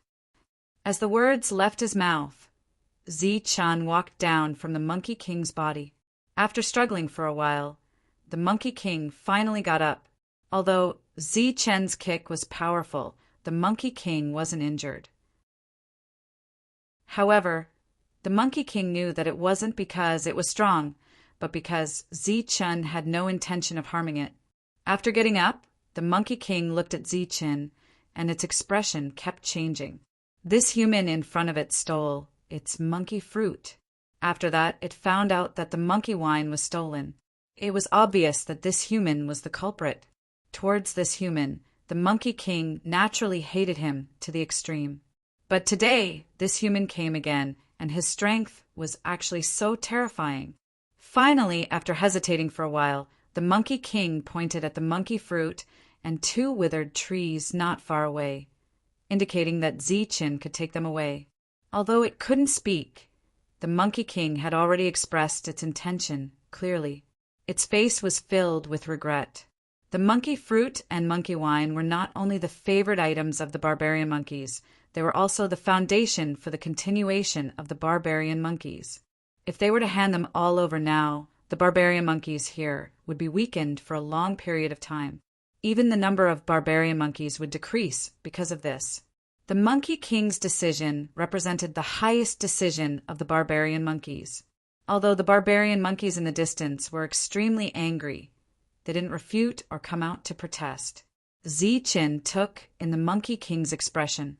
He shook his head and said, "You misunderstood. I didn't come here to take these things. Moreover, do you think these things are still useful to me?" Zichen's words caused the Monkey King to be pleasantly surprised, but it soon became confused. If he didn't come here to take these things, then why did he come here? Zichen said, "I came here to tell you one thing. Very soon, there will be a power that will attack the barbarian Dragon Mountain Range. Your tribe will be in danger of being exterminated." The confused Monkey King's eyes were filled with doubt. This time, there will be a lot of rank 8 warriors attacking the barbarian Dragon Mountain Range. Other than that, there will be at least 2 powerful existences like me. With my strength, I can kill you in one move. Fear finally appeared on the Monkey King's face. However, it was still confused.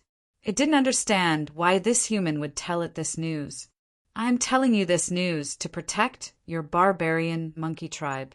Of course, there are conditions. Zi-Chin looked at the Monkey King and said, There aren't many conditions, only one. After this crisis is over, you all just have to do me a favor. The Monkey King possessed extraordinary intelligence and didn't immediately agree. Zi-Chen said again, It's not a big favor. I just want you to protect the people of a tribe. If this tribe is in danger, you all just have to help. The Monkey King hesitated for a moment and finally nodded. All right, you can signal these barbarian monkeys to move away now. I reckon that they will arrive soon. Now, bring me to look for other powerful barbarian beasts in this area. There's no need to look for rank 6 ones. It's best if they are rank 7, rank 8, and of course, rank 9 ones would be even better. The intelligent Monkey King quickly understood the meaning behind Zi-Chen's words. Soon after, a trace of fear appeared on its face. Obviously, if it was rank 6, this human wouldn't have come to remind it. After all, rank 6 wasn't enough for this human to remind it.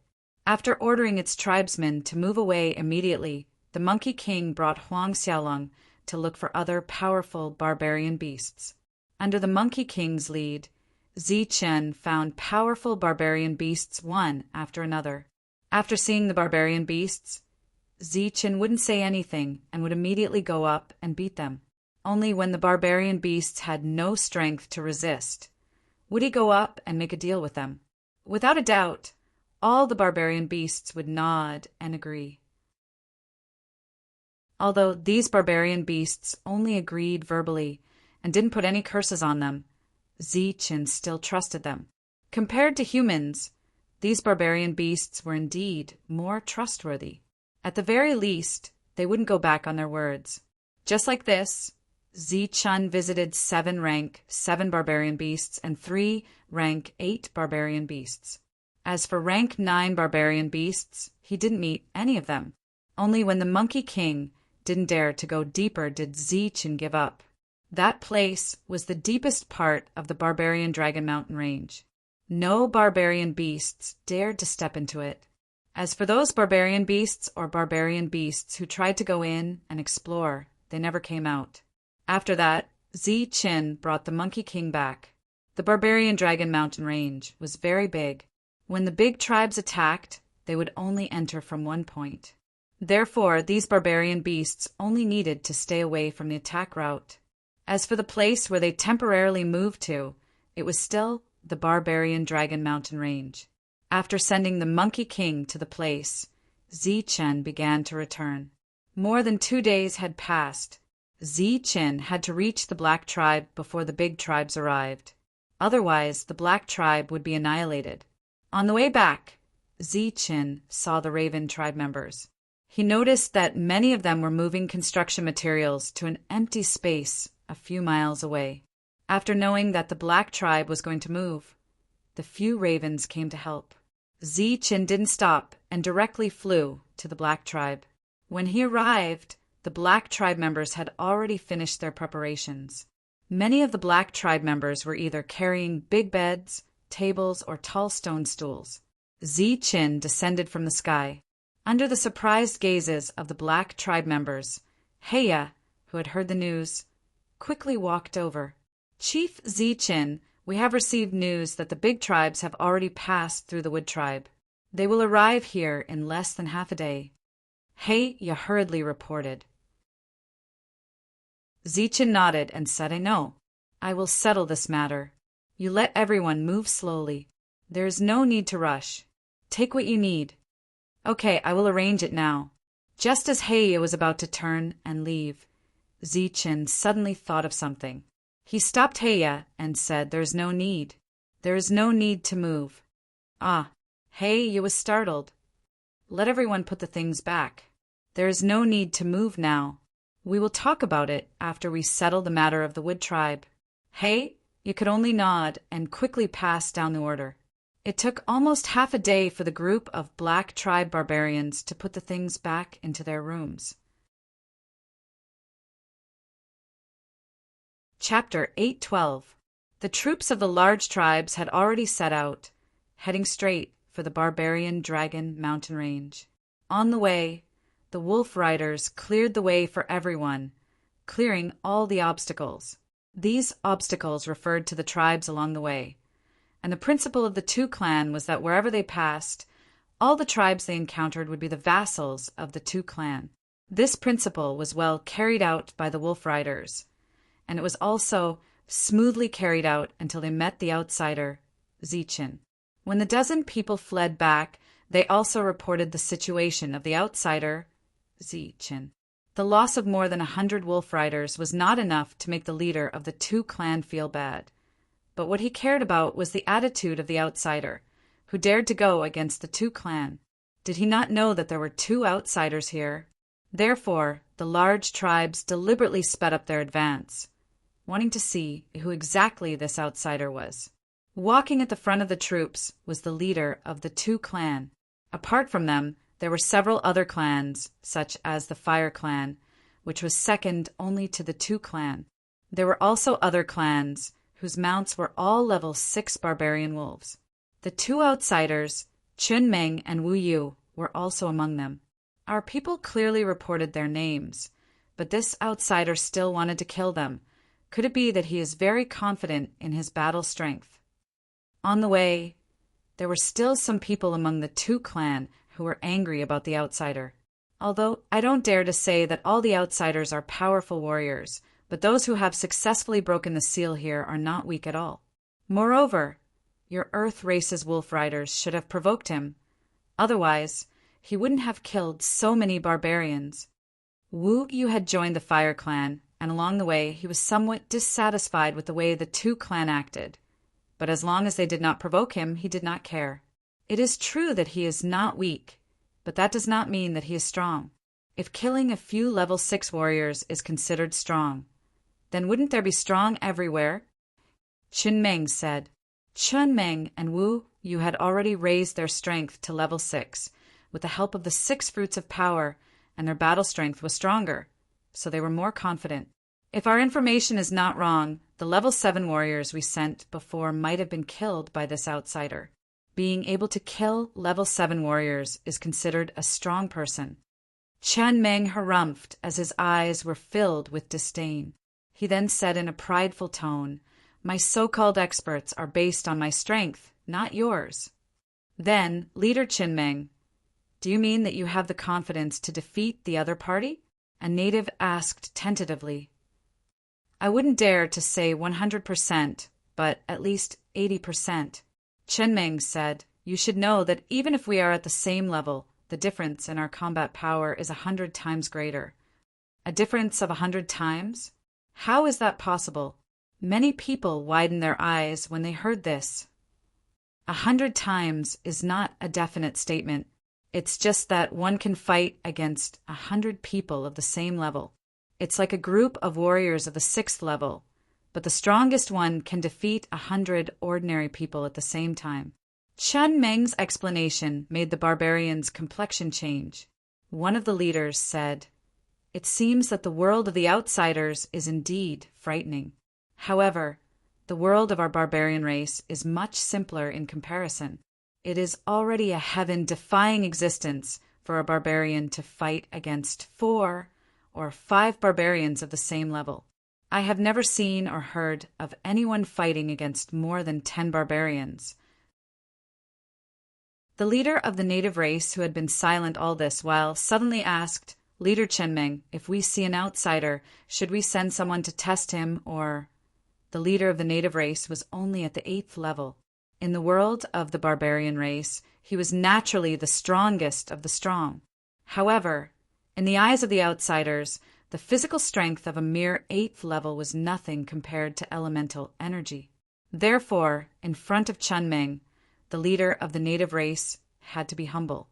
Without waiting for the leader to finish, Chun Meng waved his hand and said, "Send out the 8th level first. If it doesn't work, then I will go. If the opponent is weak, then he deserves to die. If he is strong enough, then we can go to the barbaric Dragon Mountain range together." At this moment, the team was rushing toward the black tribe. They were all wolf riders, and there were more than 1,000 of them. Even the weakest wolf rider was a 5th-level warrior. Suddenly, a cold smile appeared on Qin Meng's face. What a confident guy. After releasing his spiritual thoughts, Wu Yu's eyes flashed with a strange light. The other barbarians didn't understand, but after a few miles, they immediately understood what Qin Meng meant. At the end of everyone's line of sight, there was a person standing there. It was the figure of an outsider. Behind the outsider was the black tribe, and he was standing in front of the black tribe, facing the entire tribe's army. Everyone who saw the outsiders had a look of surprise on their faces. The team stopped a few hundred meters away from Ziqin. Outsider, you are the one who killed the people of the native race. After the team stopped, a wolf rider walked out from the back. He was riding a 6th-level barbarian wolf, and he himself was a powerful 8th-level warrior. Behind Ziqin, many people of the black tribe appeared. When they saw the thousands of wolf riders, they were shocked. Under He Ya's reprimand, many people retreated, while He hid in a hidden place and watched. Yes, I killed them. Ziqin raised his head and looked at the wolf rider in front of him. The 8th-grade wolf rider coldly snorted and said, "You've got guts. You even dared to kill my people. Let me ask you again, the 2 7th-grade warriors we sent to the Cloud Mountain Range, were they also killed by you?" "Yes, they were also killed by me." Ziqin glanced at him and said coldly, "What? If you want revenge, then come at me. I also want to see what kind of person you are. You keep saying that you want to destroy other people's clans." Ziqin's rude words angered the 8th-level wolf rider, and the other native race members also showed anger. As for Qin Meng, who had joined the native race, he had a cold smile on his face. Die! The 8th-level wolf rider held his sharp blade and rushed toward Ziqin. Ziqin's eyes became colder and colder as he stared at the barbarian wolf. In the next moment, a sharp golden light flashed in Ziqin's eyes, and boundless killing intent surged out from his body. The barbarian wolf, who was rushing forward, felt an extremely dangerous aura, as if there was a peerless monster in front of it. In fear, its front legs began to bend, and it actually fell down. The barbarian wolf rolled on the ground a few times, his eyes filled with fear as he cried out. The 8th-level warrior took advantage of the barbarian wolf's unstable body and jumped up, then landed firmly on the ground. After landing, the 8th-level warrior ignored the barbarian wolf and rushed madly toward Ziqin with a sharp blade, his eyes filled with killing intent. Ziqin's lips curled into a cold smile. A bright golden light flashed around his body, as dazzling as the sun. Pure ultimate Yuan energy also flowed around his body like golden water. Qin Meng, who was already sneering, felt the Yuan energy released by Ziqin, and a trace of disdain appeared on his face. A mere early primal core stage cultivator. This kind of trash can be considered the weakest existence among the ancient road trial takers. I thought I could meet a worthy opponent, but it turned out to be a piece of trash. Wu Yu, who was beside him, said, "You can't call it trash. That's ultimate Yuan energy. The weakest among them is at least a sky-level warrior." Qin Meng's disdain deepened. A sky-level warrior? Is he that scary? As if he felt that his words were too pretentious, Qin Meng added, "Even if he's scary, he's still a sky-level warrior." "Leader Qin Meng, is he not strong enough?" asked the leader of the 2 clan. Qin Meng sneered. "According to the realm, he's not even a 4th-level warrior." These words boosted the confidence of the 2 clans' leader. If he wasn't even a 4th-level warrior, then he was indeed very weak. Even if he could fly, he probably wouldn't be able to defeat an 8th-level warrior. Perhaps the 8th-level warrior would be able to kill the outsider today. With this thought in mind, they once again looked at the battlefield. At this time, the 8th-level warrior had already rushed in front of the outsider. He held a sharp blade in his hand and viciously chopped down on the outsider's head. Just as the whistling sound drifted over, the outsider also moved. He swiftly punched out with his fist, as his ultimate yuan force circulated around his fist. The golden light was still as dazzling as before, but this punch actually contained an extremely tyrannical aura. As for the small figure of the outsider, it seemed that after this punch, he had become tall and sturdy. The fist that was wrapped in elemental energy collided with the blade that was chopping down. Under everyone's gaze, the light from the fist exploded, causing a loud explosion. At the same time, the blade in the 8th level warrior's hand exploded as well. The blade shattered, and a strong force surged. The 8th level warrior was directly pushed back. There was an inexplicable shock on his face. The weapon that was specially made for him by the two clan was actually shattered just like that. The 8th level warrior was retreating, but at this moment he saw the human in front of him moving. He was walking towards him quickly. As he moved forward, there was a flash of golden light. In an instant, the human disappeared without a trace. Immediately after, the 8th level warrior felt a sense of danger coming from the front. When the danger came, he didn't hesitate at all. He casually cast an 8th level berserker art. A strong force surged in his body, like a real beast emerging from his body. This was the sign of power leaving the body. Such a strong force was no weaker than an attack from a late primal core cultivator. Such a strong attack would not be at a disadvantage against a late primal core cultivator. However, against a sky martial artist like Zichen, it seemed to be very weak. Moreover, Zichen was not an ordinary sky martial artist. Under the surge of ultimate yuan energy, Zichen punched out again. It was still the domineering fist. When this fist was thrown out, the golden light on Zichen's body seemed to dim. The only thing that was bright was the golden domineering fist aura. This resplendent punch directly collided with the attack of the level 8 warrior. Then there was another loud bang, and in the midst of the bang, the golden light of the fist directly shattered the attack of the level 8 warrior. It broke through the opponent's defense and bombarded the opponent's chest. The 8th level warrior's body flew backwards like an arrow. He flew a few hundred meters. When he landed heavily on the ground, he was already in front of the wolf riders. The 8th level warrior had been defeated in 2 attacks. The scene was dead silent. Only the 8th level warrior's occasional coughs and gasps could be heard. Everyone was in a state of complete shock. Even Chen Meng, who was previously disdainful, had a look of surprise on his face. Chapter 813. In the face of Zichen's disdainful mockery, the people of the Earth Tribe did not dare to say anything. The first strike had destroyed the weapon, and the second strike had forced the level 8 warrior to retreat. In just 2 strikes, the level 8 warrior had been defeated. Who would dare to fight back? Should they send more level 8 warriors? But it would be as simple as a few more strikes. It would be useless, no matter how many there were. This was what Qin Meng had said earlier about fighting 1 against 100. Sure enough, there were no weaklings among the outsiders. The appearance of such a powerful outsider was extremely unfair to the world of the barbarians. Behind Zichen, some of the people of the Black Tribe saw this scene and were overjoyed. Zichen had easily defeated the level 8 warrior, which meant that he was stronger than a level 8 warrior. He should be a level 9 warrior. Thinking that a level 9 warrior was protecting them, the people of the Black Tribe were naturally excited. A level 8 warrior with such little combat power.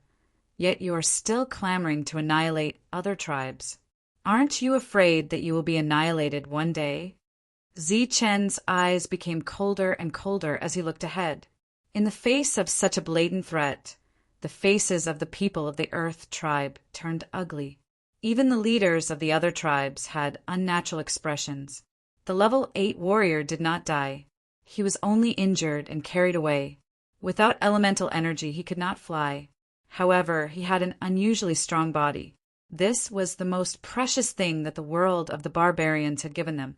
Therefore, the level 8 warrior was still alive after taking a blow from Zichen. If it were any other late-stage, primal core cultivator. Even if his body did not explode, he would not be able to survive after taking a blow from Zichin. The scene became silent. A group of wolf riders were intimidated by Zichin alone. They could not even hear the breathing of their savage wolves. The level 8 warrior's mount, the savage wolf, also ran away with its tail between its legs. The silence lasted for about 10 breaths. Finally, a cold snort came from the opposite side. Annihilation? How arrogant! You dare to threaten to annihilate other tribes after defeating a level 8 warrior?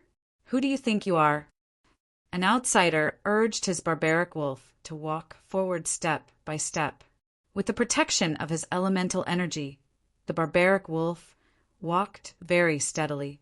Zichin glanced at the outsider with a disdainful look on his face. He said, "We're all outsiders, so let's not talk about such useless things. If you want to fight, let's fight." "Ha, good. I like your straightforwardness. However, you're merely at the early primal core stage. Let's see what you have to fight me." As he spoke, the aura around Chunmeng's body began to surge. Violent energy swept out like a tidal wave. After that, he stepped on the back of the barbarian wolf and borrowed the force to soar into the air. At the same time, Zichin transformed into a streak of golden light and soared into the sky. The two of them rose into the air. Without saying anything, they turned into two beams of light and charged at each other. At the same time, they launched powerful attacks. Boom! Boom! Tremors continued to resound in the sky as violent energy surged. Large amounts of energy ripples began to spread out in all directions. The powerful energy shock waves stirred the space and began to distort. In the blink of an eye, the two of them had already exchanged more than 10 blows, and there were no obvious signs of defeat. He is actually on par with Chunmeng. Isn't he supposed to be on par with a level 4 warrior? Why is he so powerful? Seeing that the two of them were on par with each other in the sky, all the barbarians were stunned. Even Wu Yu's eyes flashed with a strange light. He is only at the early primal core stage, but he is actually on par with Chunmeng, who is at the late primal core stage. Such talent and battle prowess is indeed terrifying. Indeed, there is no weakling among those who have entered the ancient road. I cannot underestimate anyone. This person is probably stronger than me. In the sky, the two of them were fighting fiercely. Although they were not fighting to the death, they were still using their full strength. After a long time of not being able to determine the winner and the loser, Chunmeng's disdainful expression slowly turned serious. After another collision, the two of them instantly separated. They looked at each other with a distance of 100 meters between them. Your battle prowess is not bad. However, if that was your strongest attack, then I'm afraid you will have to stay here today, Chunmeng said coldly. It's useless to say more. We will know who will stay after this battle. Zichen's eyes flashed with a cold light. After saying that, the two of them started to circulate their primal energies again. This time, when they were circulating their primal energies, the two of them clearly showed signs of forming hand seals. They were going to fight for real. You two, this is just a misunderstanding. It's not like you have a grudge against each other. There is no need to fight to the death. Wu Yu flew into the sky and tried to persuade the two of them to stop. On the ground, the barbarians who saw this scene already knew how to deal with it. The leader of the barbarians said to Zichin in the sky, "Outsider friend, I think there's a misunderstanding between us. This time, we are attacking the barbarian dragon mountain range. We are here to kill the dragons, not to kill the barbarians." Zichin looked down at the leader of the barbarians and said sarcastically, "Oh, so according to you, I am purposely causing trouble for you?" "Of course not. It should be our people who have done something out of line and offended you. Since it is our fault, we will not tolerate it. Bring them over." After the leader of the barbarians said that, the wolf riders behind him brought over the dozen barbarians who had escaped to report the news. After stepping forward, The dozen barbarians were all forced to kneel on the ground. These are the barbarians from last time. You can deal with them as you wish. The leader of the barbarians pointed at the dozen barbarians and said. Zi-Chun frowned slightly. Seeing that Zi-Chun was frowning and not saying anything, the leader of the barbarians' expression suddenly became cold. He shouted at the dozen barbarians, "Damn things, you dare to ruin the reputation of the barbarians outside. Such behavior deserves to be killed." The sharp blade flashed, and in the next moment, the dozen barbarians' heads were all chopped off. Zi-Chen's brows relaxed, but he also looked deeply at the leader of the barbarians. The leader of the barbarians was not shallow. Since the barbarians had already died and apologized, he naturally dropped the matter. After that, the leader of the barbarians suggested that they join forces to enter the barbarian dragon mountain range. After that, the barbarians who were previously enemies sat down and started to discuss the matter of attacking the barbarian dragon mountain range. The former enemies immediately became allies. It had to be said that humans were just so mysterious. You want to attack the barbarian dragon mountain range? How much do you know about it? Zi-Chen asked. This was a small meeting, and the people who participated in it were almost all the experts of the barbarians' world. There were even 2 9th-level warriors among them. However, 9th-level warriors were at most at the peak of the late stage of the inner core realm. They were not even at the peak of the inner core realm. Such people could shake the world in the barbarians' world. But in the outside world, they were really nothing. Sky-level warriors of the same level could slaughter a group of them. Of course, if they could train their physical strength to Zi-Chen's level, it would be a different story. However, if these barbarians were to be placed in the outside world, they would still be stronger than normal inner core realm warriors, because they mainly train their bodies. Their battle strength and vitality were both super strong. The leader of the barbarians said, "The reason why it is called the Barbarian Dragon Mountain Range is not baseless. In the memories passed down by our ancestors, there was a very detailed description of the barbarian dragon. The barbarian dragon is an extremely powerful creature with extraordinary strength. Moreover, they are born with the ability to fly. Other than the big birds, they are the only species in the barbarians' world that can fly. In the memories left by our ancestors, the barbarian dragon is the most valuable treasure for training the body. Using the blood of the barbarian dragon to refine the body will make the body 10 times stronger than normal warriors. Moreover, the barbarian dragon's body is full of treasures. In addition, there is a dragon crystal inside the barbarian dragon's body. This dragon crystal has extraordinary effects.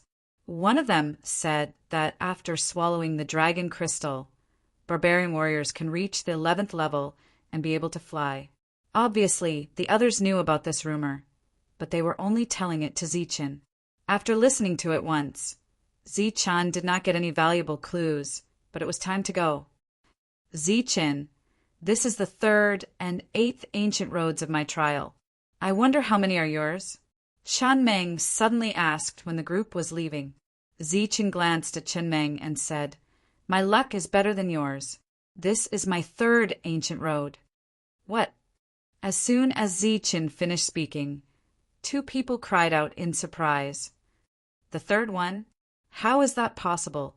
Chen Meng and Wu Yu opened their eyes wide in disbelief. Zi-Chen smiled and said, "Maybe my luck is better, but it was also very dangerous when I first came here. I almost died." "Then what ancient road is yours?" Chen Meng asked again. First, Zi-Chen did not hide it. Chen Meng's face was a little embarrassed, but he did not continue to ask. The group continued on their way, and they naturally bypassed the Black Tribe. The Black Tribe people all came out to see Zi-Chen off. Zi-Chen also stopped and said a few words to them. "You all stay here first. As for the migration, wait for me to come back." He nodded. His eyes were full of gratitude. While moving forward, the people of the Earth Tribe prepared wolf riders for Zi-Chen, and the group began to speed up. It was worth mentioning that when they passed by the Raven Tribe, they happened to see the Raven Tribe people controlling barbarian wolves to train their soldiers. They were riding barbarian wolves of the Earth tribe and holding Earth-made weapons. Regarding this, the leader of the Earth tribe did not say anything, and even his face did not change. After Zi-Chun greeted Wu-Man, he went straight to the barbarian dragon mountain range. This time, such a large-scale invasion caused a lot of commotion. After arriving, all the savage beasts in the outer area fled in panic. These were all level 3 or 4 savage beasts, and as they went deeper, traces of level 5 or 6 savage beasts appeared.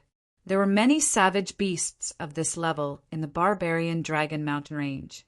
Because all the level 7 and 8 savage beasts had retreated, they occupied this place, and when they saw the barbarians, they began to defend their territory. Battles began to occur frequently, but they were all settled by the wolf riders. Zi-Chin and the rest did not need to do anything. Even if traces of level 7 savage beasts appeared during this period, there would naturally be someone to deal with them. Zi-Chin and the group advanced in a straight line. For those who could not fly, a straight line meant less detours, and when it was necessary to cross mountains, they would still cross mountains. As they went deeper, the number of savage beasts they encountered increased. In the frequent battles, the number of wolf riders decreased. Fierce battles occurred almost every moment, but Zi-Chin and the rest did not stop moving forward. The purpose of these wolf riders was to open a path for them. Chapter 8:14. By the time they reached the depths of the barbaric Dragon Mountain Range, the wolf riders had already lost a third of their numbers. The loss of a few hundred allowed them to open up a path to the barbaric Dragon Mountain Range. This was a magnificent feat that had never been done before in the history of the barbarian race. Reaching here, the wolf riders' mission was completed. Next, it was time for the warriors above level 8 to go deeper. As they went deeper, the oppressive aura became more obvious. The level 8 warriors who were relaxed before became more and more serious. Chun Meng stood in the middle, while Zi-Chin and Wu stood on either side of him. The 3 outsiders took the lead, while the 2 9th-grade warriors followed behind them. Behind them were more than 30 8th-grade warriors from the various factions. This kind of power was unprecedented in the barbarian race's world. According to the rules of the barbarian race's world, it is impossible to produce a mortal origin stage being, even if it is a barbaric dragon. So, as long as it is a core origin stage being, we can deal with it, Chen Meng suddenly said on the way forward. Everyone was under more and more pressure, so much so that no one answered Chen Meng. Seeing Chen Meng in a tense state, Zi-Chun sneered and said, "That may not be true. Don't forget about the barbarian god." Chen Meng snorted and said sarcastically, "The barbarian god? How can you believe in such a legendary thing? You are a cultivator, but you actually believe in the barbarian god." "Why wouldn't I? The barbaric dragon is also a legend. Didn't we also believe in it? Besides, compared to the barbaric dragon, I believe in the barbarian god more because I've seen it with my own eyes." Everyone's gazes all looked towards Zi-Chin. "Greetings, barbarian god." Chun Meng laughed and said, "Are you going to tell me that the barbarian god you saw is the barbarian god statue?" "Of course not. It is a living barbarian god in the Cloud Mountain Range." Zi-Chen sneered and said, "Your fruits of power should be from the barbarian god statue. Mine is from the Cloud Mountain Range. The one who gave us the fruits of power was the barbarian god." Seeing that Zi-Chun was not joking, everyone's expression changed. The level 9 warrior from the Earth race said, "Friend Zi-Chin, this is not a joke." Zi-Chin glanced at the 9th rank warrior and asked, "Do I look like I'm joking?" "If that's the case, then you've really seen the god of berserkers. What does he look like?" Curiosity appeared on the other people's faces. It's almost the same as the one on the barbarian god statue, but the aura it emits is even more terrifying. Moreover, when it gives out the fruit of strength, the pressure it emits makes people unable to move. Zi-Chin suddenly took a step back, then stepped forward again. "TSK, that's because you are weak," Chinmeng said. Zi-Chin ignored Chunmeng and continued. "After distributing the fruits of strength, the barbarian god told us something important." "What news?" Everyone looked at Zi-Chin. Even Chunmeng was eavesdropping. "Barbarian world, no more immeasurable fruits." Zi-Chin imitated the god of Berserker's tone. "What?" Everyone's expression changed slightly. "Who can prove what you said? Who can guarantee that you didn't make it up?" Disdain appeared on Chunmeng's face again. "Heya from the Black Clan and the 2 4th-rank warriors from his clan can prove it for me. If there are any survivors from the Cloud Mountain Range, they can also prove it for me." "Nonsense. So what if there are no fruits of strength? What use does it have to us? What does it have to do with us?" Compared to Chinmeng's disdain, the barbarian's face was filled with shock. Zi-Chin had actually seen the barbarian god, and the barbarian god had been protecting the barbarian world all this time. Zi-Chin looked at Chinmeng with an inexplicable expression. A strange smile appeared on his face as he said, "Indeed, it has nothing to do with the barbarian world. However, what I'm about to say is related to us." "What?" Everyone looked at Zi-Chin again. "We seem to have come to a strange world." "A strange world." "That's right. Look behind us. According to our speed, we can only walk a few miles at most. But where are the wolf riders behind us?" As soon as Zi-Chin finished speaking, everyone turned their heads and looked behind them. There was nothing behind them. The forest and the wolf riders were nowhere to be seen. Even the roars of the savage beasts could not be heard. How could this be? Everyone's expression changed. Chunmeng and Wu Yu's expressions also changed in an instant. Clearly, the two of them did not know when this had happened. Could it be that we have accidentally stepped into an illusion formation? Wu Yu, who had not sensed anything with his spiritual sense, asked. "There is no spiritual energy in this world. It is impossible for there to be an illusion formation," Zi-Chin said. Chunmeng's hand flashed, and a gorgeous elixir weapon appeared in his hand. He did not know when he had been tricked. At this moment, his face was full of vigilance. The others were also on high alert. However, the surroundings were empty. There was no movement at all. It did not seem like there was any danger. Among the group, only Zi-Chin was relatively calm. Everyone looked at Zi-Chin again. Chinmeng asked, "Do you know something? Or is this your doing?" Zi-Chin looked at Chinmeng with a cold gaze. He said coldly, "If I wanted to kill you, I could do it in a matter of minutes. Why would I need to play tricks with you? Shameless boasting. Come and try." Chinmeng was enraged. He tightened his grip on his elixir weapon. The others quickly separated the two of them. This was the depths of Barbarian Dragon Mountain Range. It was definitely not the time for internal strife. Chinmeng was still shouting loudly. Zi-Chin said coldly, "Idiot, if you have the ability, then shout loudly and attract a powerful existence. I guarantee that the one who will die will be you." Chunmeng was naturally unconvinced. However, he did not dare to continue shouting. The others looked at Chunmeng with dissatisfaction.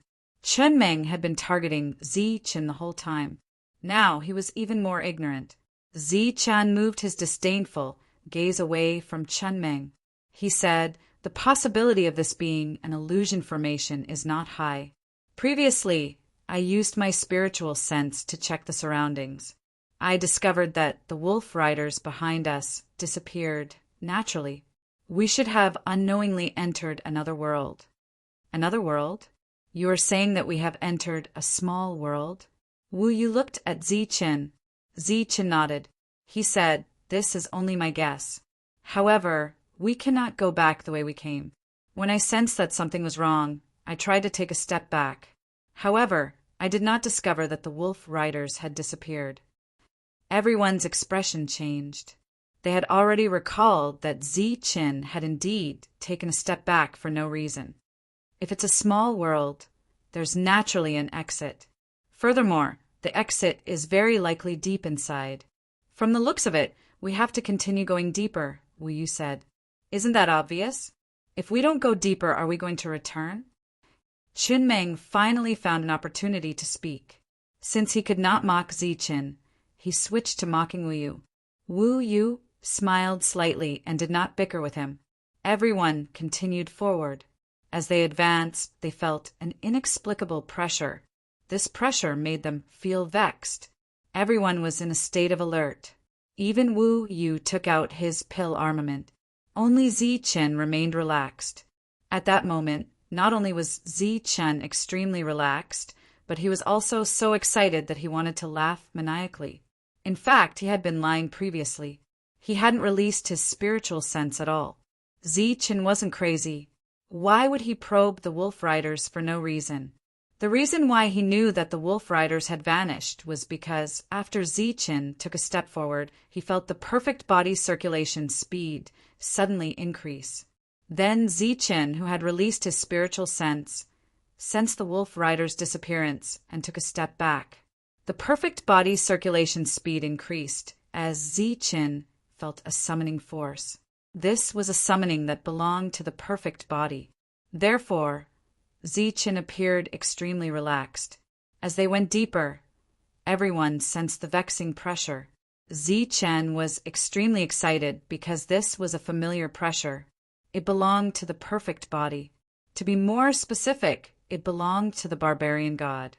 The barbarian god was very likely deep inside, and there was also a high chance that there was something here that could allow a perfect body to break through. Ziqin's emotional changes were all hidden deep in his heart. No one could sense it. At most, they saw that Ziqin was relatively relaxed. Qin Meng, who was walking in front, suddenly stopped. He stared intently at Ziqin and said, "Why do I feel that you are very smug? Do you know something?" "Qin Meng, that's enough." Wu Yu, who had always been kind, was finally enraged. As for the others, their expressions clearly turned ugly when they saw Qin Meng. The current Qin Meng was already detestable. "I can't say that I'm smug, but I'm not nervous either. I do have some guesses about this place." Ziqin had an unfathomable expression as he said, "This slightly familiar pressure makes me feel that this might be the barbarian god's habitat." The barbarian god's habitat.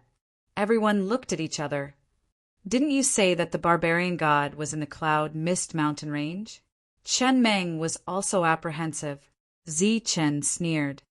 "I said that the barbarian god appeared in the Cloud Mist mountain range, but I never said that the barbarian god was there." Regardless of whether the barbarian god was in the depths or not, everyone had to go deeper. As they went deeper, the pressure became stronger. As for Ziqin, he felt the summoning of the perfect body become stronger. Now he was 100% certain that there was something related to the perfect body here. Perhaps the barbarian god was really here. After advancing for about dozens of kilometers, everyone reached the end. There was no path ahead. It's a barrier. The outsiders had seen such a scene before, so they weren't surprised. While on guard, everyone stepped onto the barrier. The barrier began to ripple like water. Then a passageway appeared and everyone walked in. When everyone walked out and felt that they were stepping on solid ground, they heard a strange sound. The sound was extremely sharp and ear-piercing. In addition to the sound, everyone felt an even more terrifying pressure. "Look, what are those?" Suddenly, a cry of surprise came from the side. Everyone was standing above a large canyon. Below the canyon, there was a group of creatures that were dozens of meters long flying around the canyon. Chapter 8:15. What appeared in front of them was a group of gigantic creatures. Their bodies were like pythons dozens of meters long. They had 4 legs and were covered with green scales. The green scales emitted a dazzling green light. Their huge heads were majestic and ferocious. They did not have wings, but they could fly in the air. Seeing these strange creatures, all the barbarians were stunned. Qin and the other two were petrified as if they had been struck by lightning. Dragon. What appeared in front of them was the totem of the human race, one of the most tyrannical creatures, a dragon. And it was not just one dragon, but a group of them. It's a dragon. Oh my God, a dragon, a group of dragons. How is this possible? Chen Meng could not help but exclaim. Could it be that these are all azure dragons? Barbaric dragons. Could these be barbaric dragons? They can fly without wings. The barbarians' faces were also filled with shock. Compared to the shocked crowd, Qin had seen the thunder dragon before. He was only shocked by the number of dragons. But besides the shock, Qin found something wrong. The azure dragons below were different from the legendary azure dragon totem upon closer inspection. The azure dragon totem had 5 claws, representing 5 claws, but these green dragons had 4 claws. In addition, the azure dragon totem had 2 horns on its head, like the horns of a divine deer. It was very sacred, but the green dragons below had no horns. Some only had 1 horn, like the horn of a rhinoceros. It was sharp but not sacred. This should not be the azure dragon totem, but a kind of flood dragon. After discovering the difference, Qin said, Flood dragon, it is indeed a flood dragon, but after transforming into this, it should be called a flood dragon. Wu Yu also came to his senses. His eyes were still filled with shock, although they were not azure dragons. A group of flood dragons appeared in front of everyone. This kind of scene was extremely shocking. The valley below was very big. The flood dragons were circling around, so they did not immediately notice these uninvited guests. Everyone's eyes moved away from the flood dragons and looked down the valley. With a glance, everyone's expression changed again. In the center of the canyon, there was a tall altar. This altar was very similar to the altar under the statue of the barbarian god. However, there were veined patterns engraved on the altar. These vein patterns could be seen clearly even from a distance. At this moment, the runes were glowing, emitting a green light. This green light seemed to be materialized energy, and it was passing through the array and dispersing to the outside world. It was like some kind of spirit dispelling array. After the cyan light left the formation, it would turn into cyan chi that floated between heaven and earth. This cyan chi was extremely pure, as if it was a type of extremely pure spiritual chi. It also carried a unique sacred aura. With a roar, one of the flood dragons opened its mouth and sucked in a strand of green gas into its stomach. Then, the flood dragon revealed a satisfied expression and continued to circle in the canyon. Around the flood dragon's body flickered and flickered as if it was refining the strand of green gas that entered its stomach. This cyan chi was actually the energy source of the flood dragons. All of the flood dragons were circling around the altar. In addition, Qin also found a larger, denser, and denser mass of cyan chi in the distance.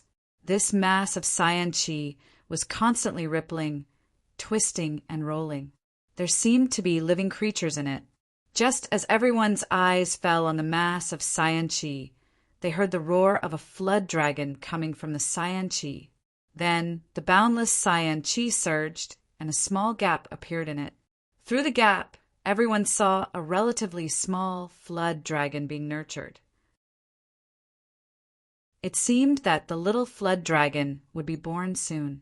This cyan chi was not only the source of food for the flood dragons, but also their foundation for survival. This discovery made everyone's expression change instantly. Obviously, the cyan chi that could nurture a flood dragon was extraordinary.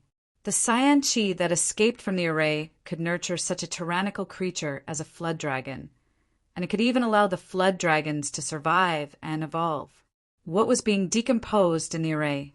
Everyone's face was full of curiosity. Their eyes moved from the mass of cyan chi to the center of the altar, where the source of the array was. At first glance, everyone seemed to see a sun emitting cyan light. The dazzling light was so dazzling that they could not open their eyes and look at it directly. With just a glance, the level 8 warrior could not help but scream.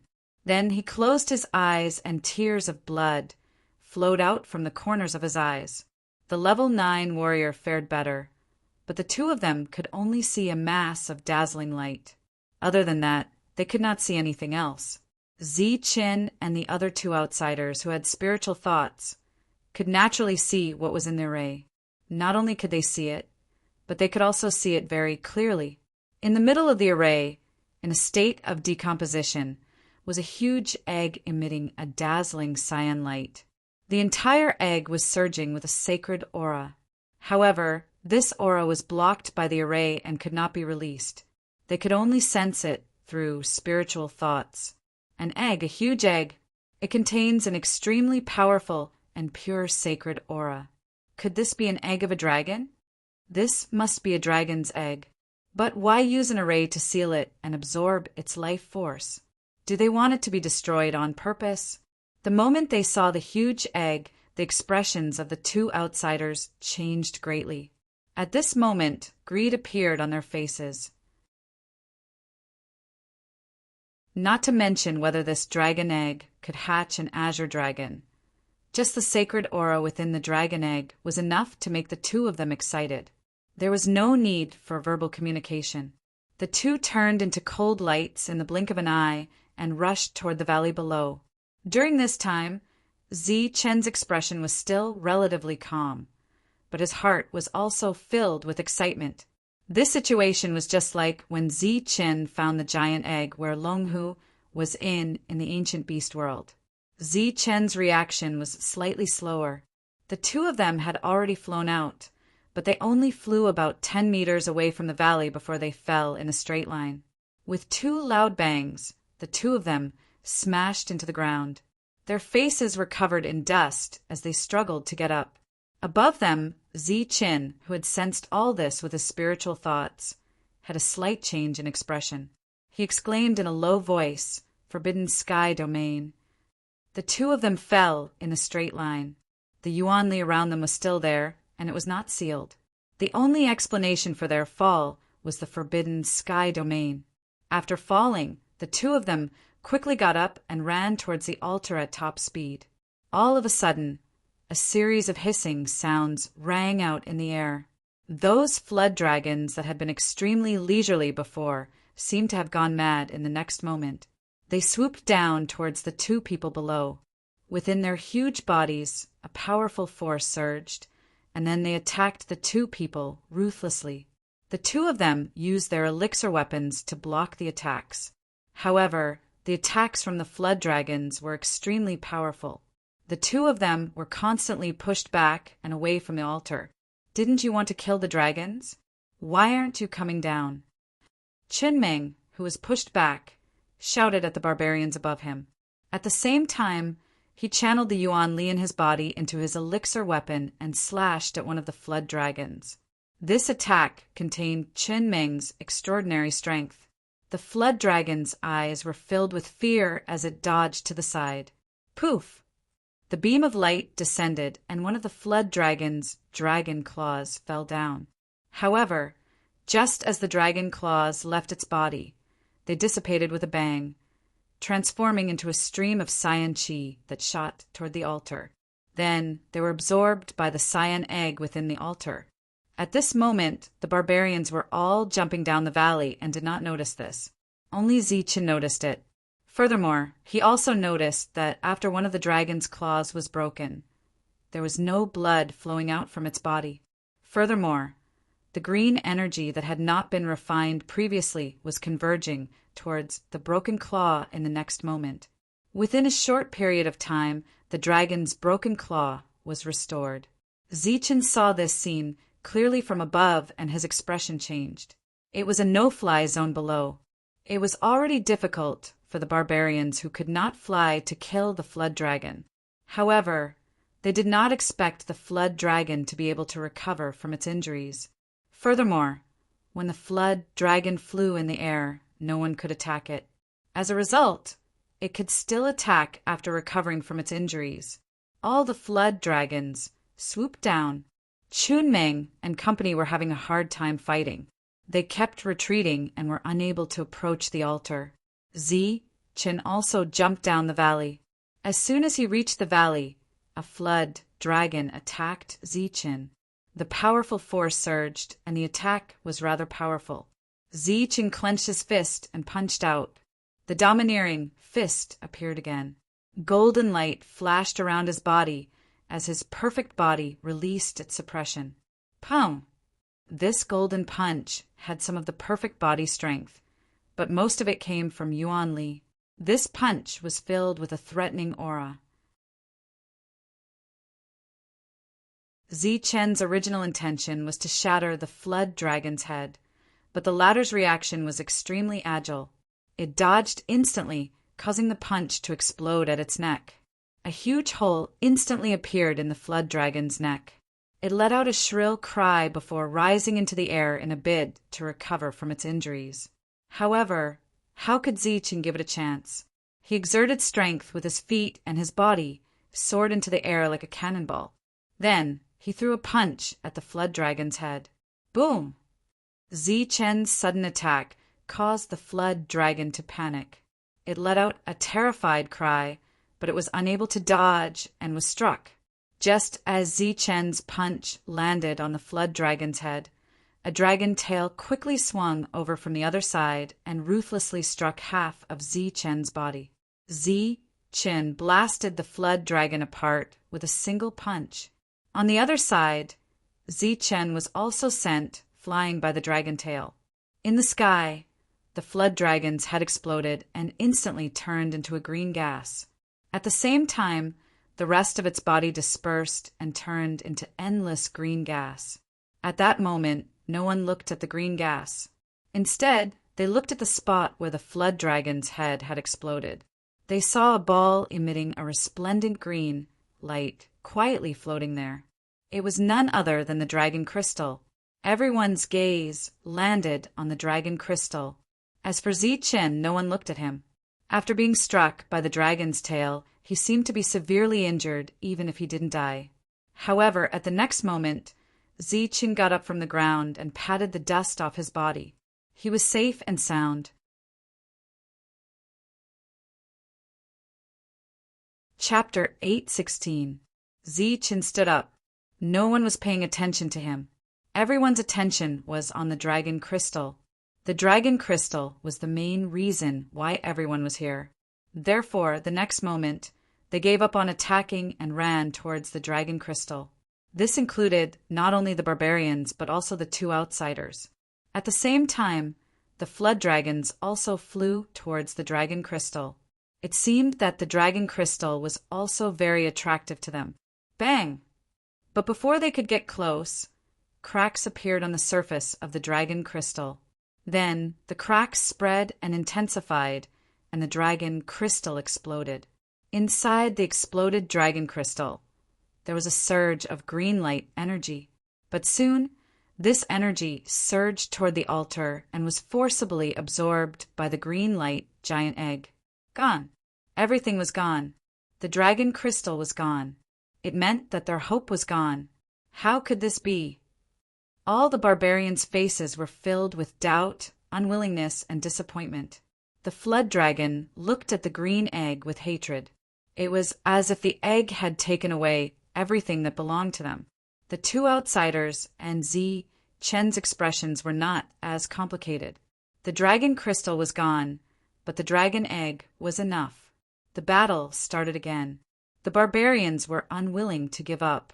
However, they did not think that every dragon crystal would disappear. Therefore, they fought again. In the midst of the fierce battle, the crowd realized that Zi Chen had entered the battlefield again. Furthermore, he was not injured in the slightest, and his attacks were still as sharp as ever. Seeing Zi Chen again, Chen Meng's expression became more serious. Obviously, his opponent was able to kill a flood dragon with his bare hands. In addition, his strong defense was enough to make him take him seriously. He knew that if he had taken such a powerful attack, even if he did not die, he would have been seriously injured. Since he was wary of Zi Chen, he was naturally on guard. While he was attacking, he also paid some attention to Ziqin in case the other party suddenly launched a sneak attack. In fact, it was not only Chen Meng.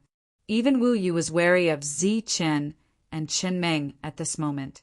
Ziqin did not care. He would fight when it was time.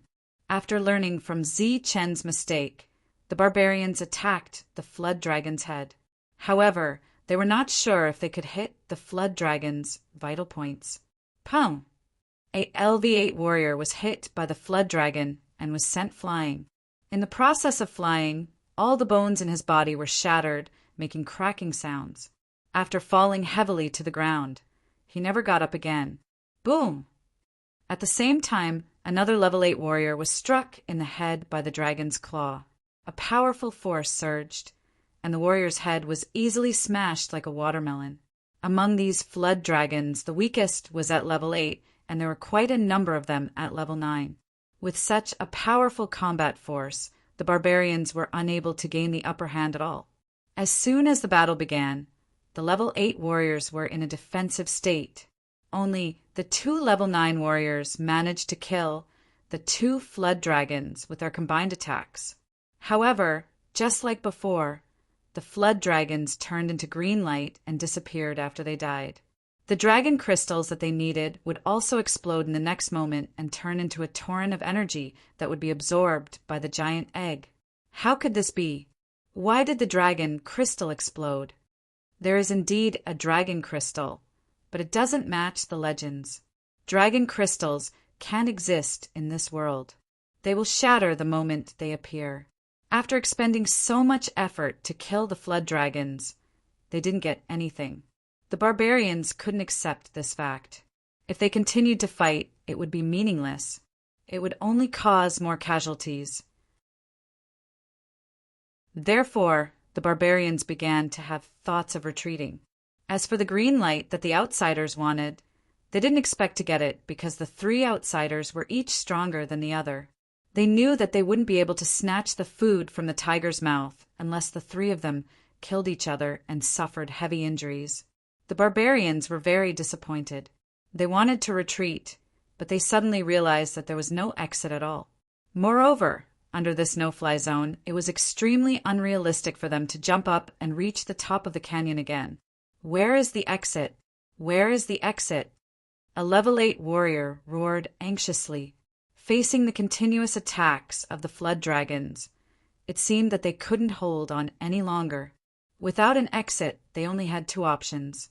Either kill all the flood dragons or be killed by them. From the looks of it, even if everyone died, the flood dragons wouldn't die because unless the flood dragons were hit in the head, they would be able to recover on their own. No one knows where the exit is. Let's just kill. Kill all the flood dragons first. Chen Meng sneered. The elixir weapon in his hand emitted a cold light. He suddenly accelerated and arrived in front of the flood dragons like a bolt of lightning. The elixir weapon went straight for the flood dragons' heads. After killing one of the flood dragons, Chen Meng pulled out his elixir weapon and retreated, dodging the attacks of the flood dragons beside him. As more and more flood dragons died, the green light floating in the sky became less and less. Without the green light, the flood dragons would have no source of recovery. Just as the barbarians slowly gained a chance of winning, they realized that the other flood dragons suddenly soared into the sky and flew towards the biggest ball of green light. When they reached the ball of green light, they began to tear and devour the green light. Within the green light, the cries of their companions could be heard. However, the flood dragons didn't care at all until they ate the entire ball of green light.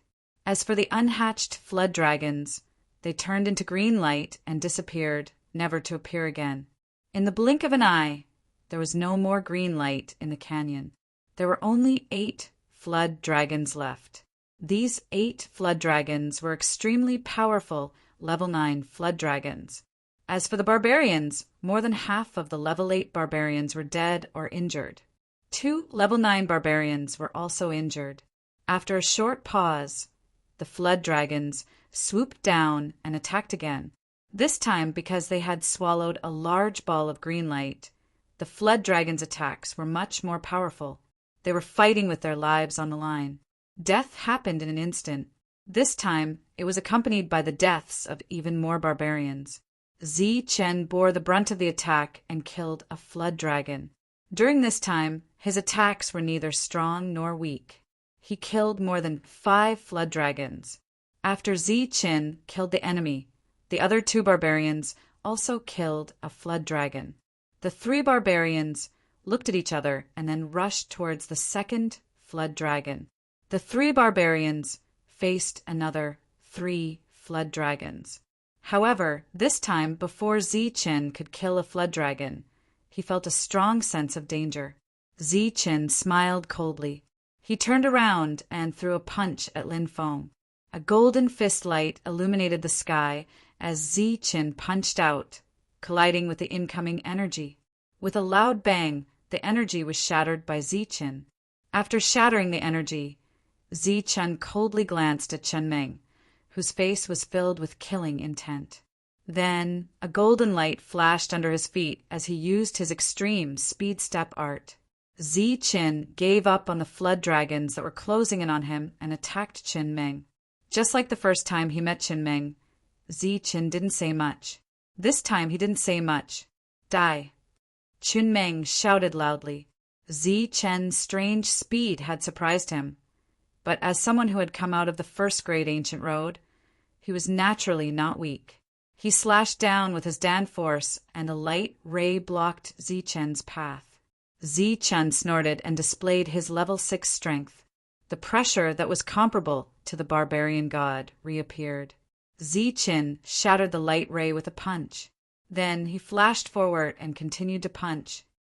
Chen used a level 6 berserker art for this punch. With the addition of a level 6 berserker art and the power of a level 6 berserker art, Chen's attack was far more powerful than an attack that used elemental energy. An ear-piercing shriek sounded in the air. The void started to distort under Chen's punch. A terrifying aura and pressure instantly wreaked havoc in the area. Chen Meng's expression changed drastically. His eyes were filled with shock. He took a step back and switched from attacking to defending. He was shocked that Chen's combat power was so frightening. Bang! Another punch landed. Dazzling golden light shone, and Chen Meng was sent flying by Chen.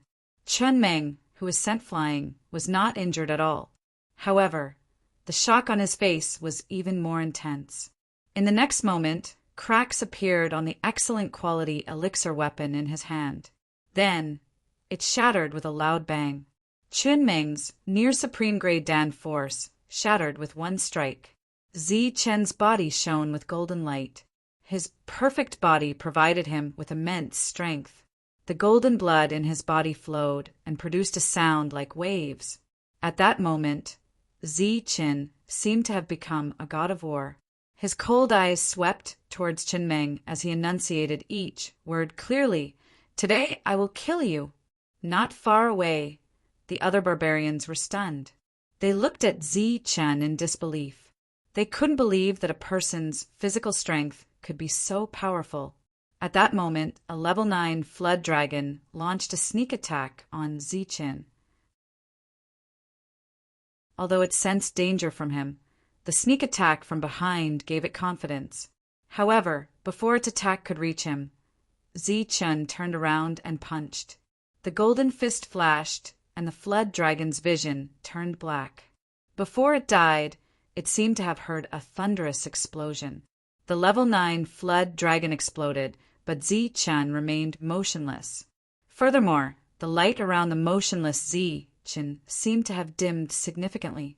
But soon, the barbarians were shocked to discover that the extremely weak Chen had vanished into thin air. In the next instant, a thunderous explosion rang out from the area where Chen Meng was standing. Chen Meng was sent flying a second time, but he still wasn't dead. His voice still echoed. "Wu Yu, what are you waiting for? Why aren't you attacking?" There was a hint of fear in Chen Meng's voice. "Sorry, I don't wish to participate in your matters," Wu Yu said calmly. Then he took large strides back and held back a level 9 flood dragon. Damn it, you despicable person. Aren't you afraid that he'll kill you after killing me? Chun Meng cursed in exasperation. I don't have any conflicts with Zichen. Moreover, this is my 5th and 8th ancient roads. After I walk out of here, I will reach the human gathering place. It will be a long time before we meet again. Therefore, we are not enemies, Wu Yu said again. It wasn't clear whether he was talking to Qin Meng or Zichen. Despicable, truly despicable. You just promised me that you would kill him with me. This time, Wu Yu only smiled faintly and didn't say anything. At that moment, the other flood dragons seemed to have gone crazy. They suddenly abandoned the outsiders and attacked the barbarians.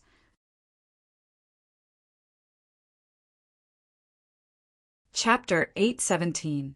The level 9 flood dragon had gone berserk, and the barbarians were in imminent danger.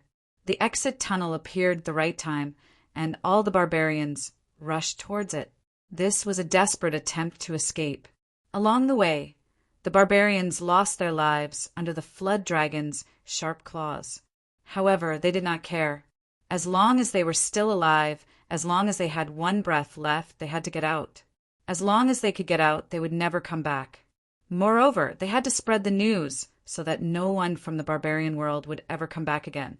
The rumor about the flood dragon was just a lie. In just a few dozen meters, almost half of the barbarians had fallen. Swoosh! However, before they could escape, a figure that was even faster than them rushed into the tunnel. In a flash of light, the figure had already disappeared. The first to escape was the outsider Wu Yu. From the current situation, Chun Meng had undoubtedly kicked an iron board. He was afraid that after Zichen killed Qin Meng, he would come to kill him. After all, there was always hostility between the outsiders. Therefore, he immediately escaped when the tunnel appeared. As for the so-called green light egg, Wu Yu did not even dream of getting it. The battle power that Zichen had displayed had completely frightened him. He did not even have the slightest intention to fight for it. Wu Yu, just you wait. I will kill you. Just before Wu Yu disappeared, Qin Meng let out a thunderous roar. Immediately after, he coughed out a mouthful of blood essence. His entire body emitted a resplendent blood-red light.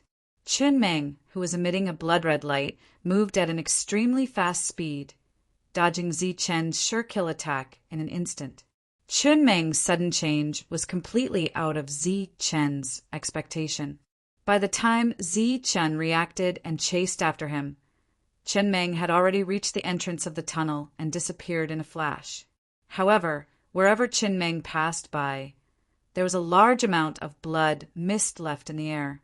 He must have used some kind of secret technique. In the blink of an eye, there were no traces of humans left. There were only a few flood dragons that had lost their target. These flood dragons seemed to be extremely afraid of Zichen. They did not even attack Zichen. Zichen did not feel that it was a pity that Chun Meng had managed to escape under certain death. This was a lesson for him. In truth, just as Qin Meng had underestimated Zichen, Zichen had also underestimated Qin Meng. That was why he had been careless and allowed Chun Meng to escape. In fact, no one who had stepped onto the ancient road was weak, especially those who had dared to enter the first-class ancient road. If Zichen had not relied on his perfect body, which was comparable to a mid-stage primal core cultivator, it would have been impossible for him to suppress Chun Meng to that extent. If you want to revive the dragons, you have to kill these flood dragons first. Suddenly, a voice rang out in Zichen's sea of consciousness. Zichen instantly became alert. He looked around and released his spiritual senses at the same time. However, he did not find anyone. I'm here. The voice from before sounded again. This time it was above Zichen's head. Zichen raised his head and saw an unfamiliar human man standing on top of an altar. He was only a little taller than Zichen. Obviously, he was an outsider. Zichen, who was already on high alert, suddenly narrowed his eyes. He quickly took a few steps back to distance himself from the man. Zichen had not noticed the sudden appearance of an outsider. Who are you? When did you come in? Zi-Chin asked coldly. His spiritual senses kept scanning the man's body. However, he could not find any clues. The man was just like an ordinary person in the outside world. However, how could the man be an ordinary person if he could appear here without a sound? Zi-Chen's spiritual senses could not find anything. This could only mean that his spiritual senses were too weak. The man was definitely an unfathomable existence. At this moment, Zi-Chen actually had the urge to run away. You can't leave. If you leave, the dragons will not be able to be reborn. The man on the altar seemed to have guessed what Zi-Chen was thinking. Zi-Chen stared at the man. He was still on high alert. Haha, you're a cautious little guy. The man chuckled. Then the aura around him began to surge. It was an extremely powerful aura. Under this aura, Zi-Chen seemed to be fixed in place. He could not move his body. Zi-Chen's eyes instantly widened. Hearing the familiar voice and feeling the familiar aura, he exclaimed, You're the barbarian god! If you want to catch up, then wait. Now, let's kill these annoying dragons first. As he spoke, the man withdrew his pressure. Zi-Chen could already move. Just as he could move, Zi-Chen found that the rest of the dragons had already closed in on him and were attacking him. Zi-Chen's expression became puzzled.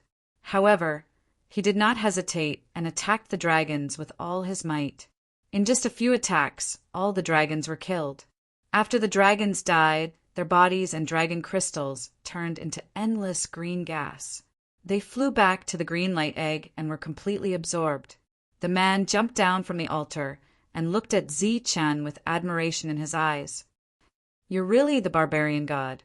Zi-Chen looked at the man and sized him up. He had previously guessed that the barbarian god might be a human, but it was only a guess. Now that he saw it with his own eyes, he could not believe it. What do you think? The man smiled faintly. Zi-Chen's expression was uncertain. However, the perfect body in his body indicated that the man was in existence with the same constitution as him. It was also the man who summoned him. Time is of the essence. If you have any questions, ask them later. Now, let's break the array above first. The man pointed at the array above. Why me? Zi-Chen looked at the man, his heart filled with vigilance again. The man spread his hands and said, If I could break it, I would have done it tens of thousands of years ago. It wouldn't be your turn. Zi-Chen was still puzzled. The man continued, Haven't you noticed that my power can suppress you in an instant, but it can't suppress that damned flood dragon? I can suppress you to the point that you can't move, but the flood dragon can dive towards you. This involves some secrets, I'll tell you later. Now, hurry up and break the formation. Seeing that Zi-Chen was still indifferent, the man's expression suddenly turned cold. He said, You don't have the right to refuse because I'll kill you with one slap. It'll be easier than you killing the dragon. Being threatened, Zi-Chen had no choice but to walk up the altar. Because the passage was already closed, Zi-Chen had no other choice. The man smiled faintly and said, Be quick. Use your blood to break the seal. Zi-Chen did as he was told and used his blood to break the seal. The altar began to tremble, and the array pattern that was emitting a green light slowly dimmed because of Zi-Chen's blood. Not long after, cracks began to spread across the altar, and the array on the altar was destroyed. After destroying the array, Zi-Chen walked down. The man was looking at him with a kind smile. What's going on? Zi-Chen asked. He could tell that the man didn't have any ill intentions. Are you asking me why I'm here, or why it's here? The man pointed at himself, and then at the egg. Both. A bitter smile appeared on the man's face, and he said, I appeared here because I made a low-level mistake and was sent to guard the ancient path. As for it, it originally came from here, but it was also banished because it made a low-level mistake. However, it was more unlucky than me, and was directly killed by someone. Although it was reborn through nirvana, it was sealed. If you had come 10,000 years later, it probably would have never been able to come out of this world. Guarding the ancient road? Mistakes? What are you talking about? Zichen looked confused. When you entered the ancient road of the strongest ancient road, you should have seen the ancient road guardians, right? Of course I saw them.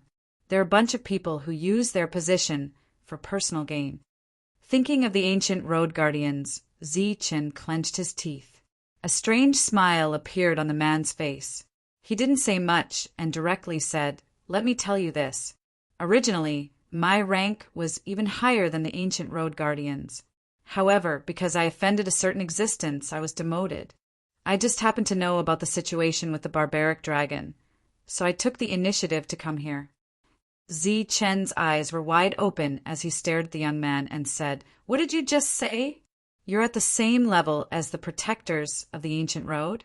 In other words, you're a cultivator of the human origin layer." Zichen's shocked expression made the man feel a bit proud. He proudly said, "Of course. Since you're a mortal Yuan expert, who would dare demote you? Who could demote you?" Zichen was still shocked. The ancient path is the most mysterious place in the entire Martial Heaven continent. It's also a place where experts gather, let alone a lowly person in the origin realm. Even someone stronger would be demoted. However, I was demoted because I offended some higher-ups. A higher-up? Of course, as long as there are people, there will be disputes. The ancient road is no exception. In fact, it's even worse. However, you're too weak, so it's useless to tell you. The man didn't seem to want to say more. Zichen also didn't want to ask. He hated power struggles and killing each other. Suddenly, the man exclaimed, "Why hasn't the barbaric dragon been born yet? Furthermore, there are no signs of it coming out. Could it be that it's already dead?" Zichen shook his head, indicating that he didn't know. The man suddenly looked at Zichen and asked, "When you broke the formation, did you use your life essence blood to awaken the barbaric dragon?" Facing the man's question, Zichen said, "You didn't tell me. How would I know?" "Idiot, the barbaric dragon belongs to the body cultivator faction. It has been sealed for so many years that most of its memories have been erased. Its power has also greatly weakened. How could it come out on its own? Hurry up and use your life essence, blood, to awaken it." Zichen was helpless. He could only continue walking up the altar. He then forced out his life essence blood and smeared it on the cyan egg. As soon as the golden life essence blood touched the cyan egg, it immediately disappeared and was absorbed. Several drops of life essence blood were quickly absorbed. This absorption speed startled Zichen. This is the barbaric dragon of the body cultivator faction. It's one of the true dragon totems. Its power is unfathomable. You think you can awaken it with just a few drops of life essence blood? Who do you think you are? God. Is your life essence blood divine? Hearing the man's flustered and exasperated voice, Zichen could only place his entire hand on the cyan egg.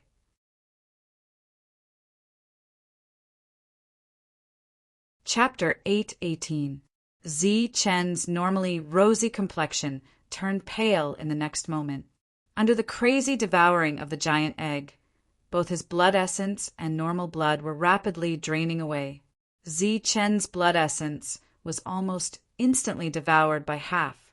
However, this was not the end, but the beginning. The blood in Zichen's body flowed out at a crazy speed. Zichen's face was filled with panic.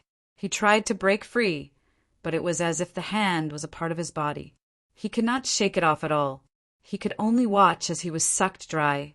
In the blink of an eye, half of his blood essence was gone. Not even a quarter of Zichen's blood was left. Just as the blood in Zichen's body was about to be sucked dry, and Zichen's life essence was about to be sucked dry, the giant cyan egg finally gave up and slowly let go of Zichen. Zichen no longer had the strength to stand, and he sat down on the ground. His entire body was limp, and his face revealed an expression of someone who had just survived a calamity. The man rushed forward and brought the weak Zichen down. "Here, quickly swallow this to recover." The man handed Zichen an object. It was shining brightly. It was the fruit of strength. Zichen took it and weakly swallowed it. Then he sat down cross-legged and began to recover his strength. The fruit of strength entered his body and quickly replenished Zichen's lost blood and strength. The man beside him watched quietly and did not disturb him. On the broken altar, after absorbing Zichen's blood essence, the giant green egg finally showed a trace of vitality. One fruit of strength allowed Zichen to fully recover his strength. Zichen opened his eyes and looked at the man with dissatisfaction. He had almost died just now. The man's eyes were filled with admiration. He praised, as expected of a perfect body cultivator. "This power is really strong. If it was anyone else, they would have been sucked dry. You want to harm me? If I was an ordinary person, I would have died long ago." Zichen glared at him to express his anger. The man laughed and said, "If you were an ordinary person, you wouldn't have the qualifications to be here. You wouldn't have the qualifications to accept my 10 fruits of strength." The man's words proved that he was the barbarian god. Zichen looked at him. "You've planned this all along." The man shook his head and smiled faintly. "It can't be considered a scheme. I've just been waiting for the perfect physique cultivators to arrive. So many years have passed, and I haven't met a single one. I thought that something had happened to the starting ground and that it had become foul. Fortunately, you came. It seems that the starting ground is still considered a pure land that hasn't been polluted." "What do you mean?" Zichen was puzzled. The man said, "This is the ultimate path of perfect body cultivators, but you have to enter from the ancient road of the strongest trial. You should be from there, right?" Zichen nodded. Then he clenched his teeth and said, "I was tricked by them. Otherwise, I would have entered the first-grade ancient path." A strange expression appeared on the man's face again. "What kind of place do you think the ancient road of the strongest trial is? Do you think that anyone can enter? Stop dreaming. If you don't have the strongest talent, no one will let you enter. If they tricked you, they would have sent you to the first-grade ancient path. If you entered the first-grade ancient path as a perfect body cultivator, you would have missed this place. That would be your greatest loss." "What's going on?" Zichen looked at the man in confusion. "The true purpose of the ancient road of the strongest trial is to nurture peerless experts.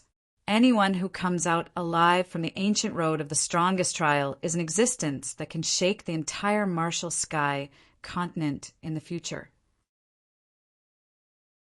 Among the numerous ancient roads, only the 2 most ancient roads can nurture such experts. One is the strongest ancient road, which is the one you entered. The other is known as the most special and mysterious ancient road, which is the 9th grade ancient road." "What, the 9th grade ancient road? You mean the one with the greatest chance of survival? That place can nurture peerless experts?" Zichen's eyes widened in disbelief. He believed the man when he said that the strongest ancient road could nurture peerless experts. But he also included the 9th grade ancient road. That was something he didn't agree with. The 9th grade ancient road and the strongest ancient road of the strongest trial were naturally formed. No one knows their origins.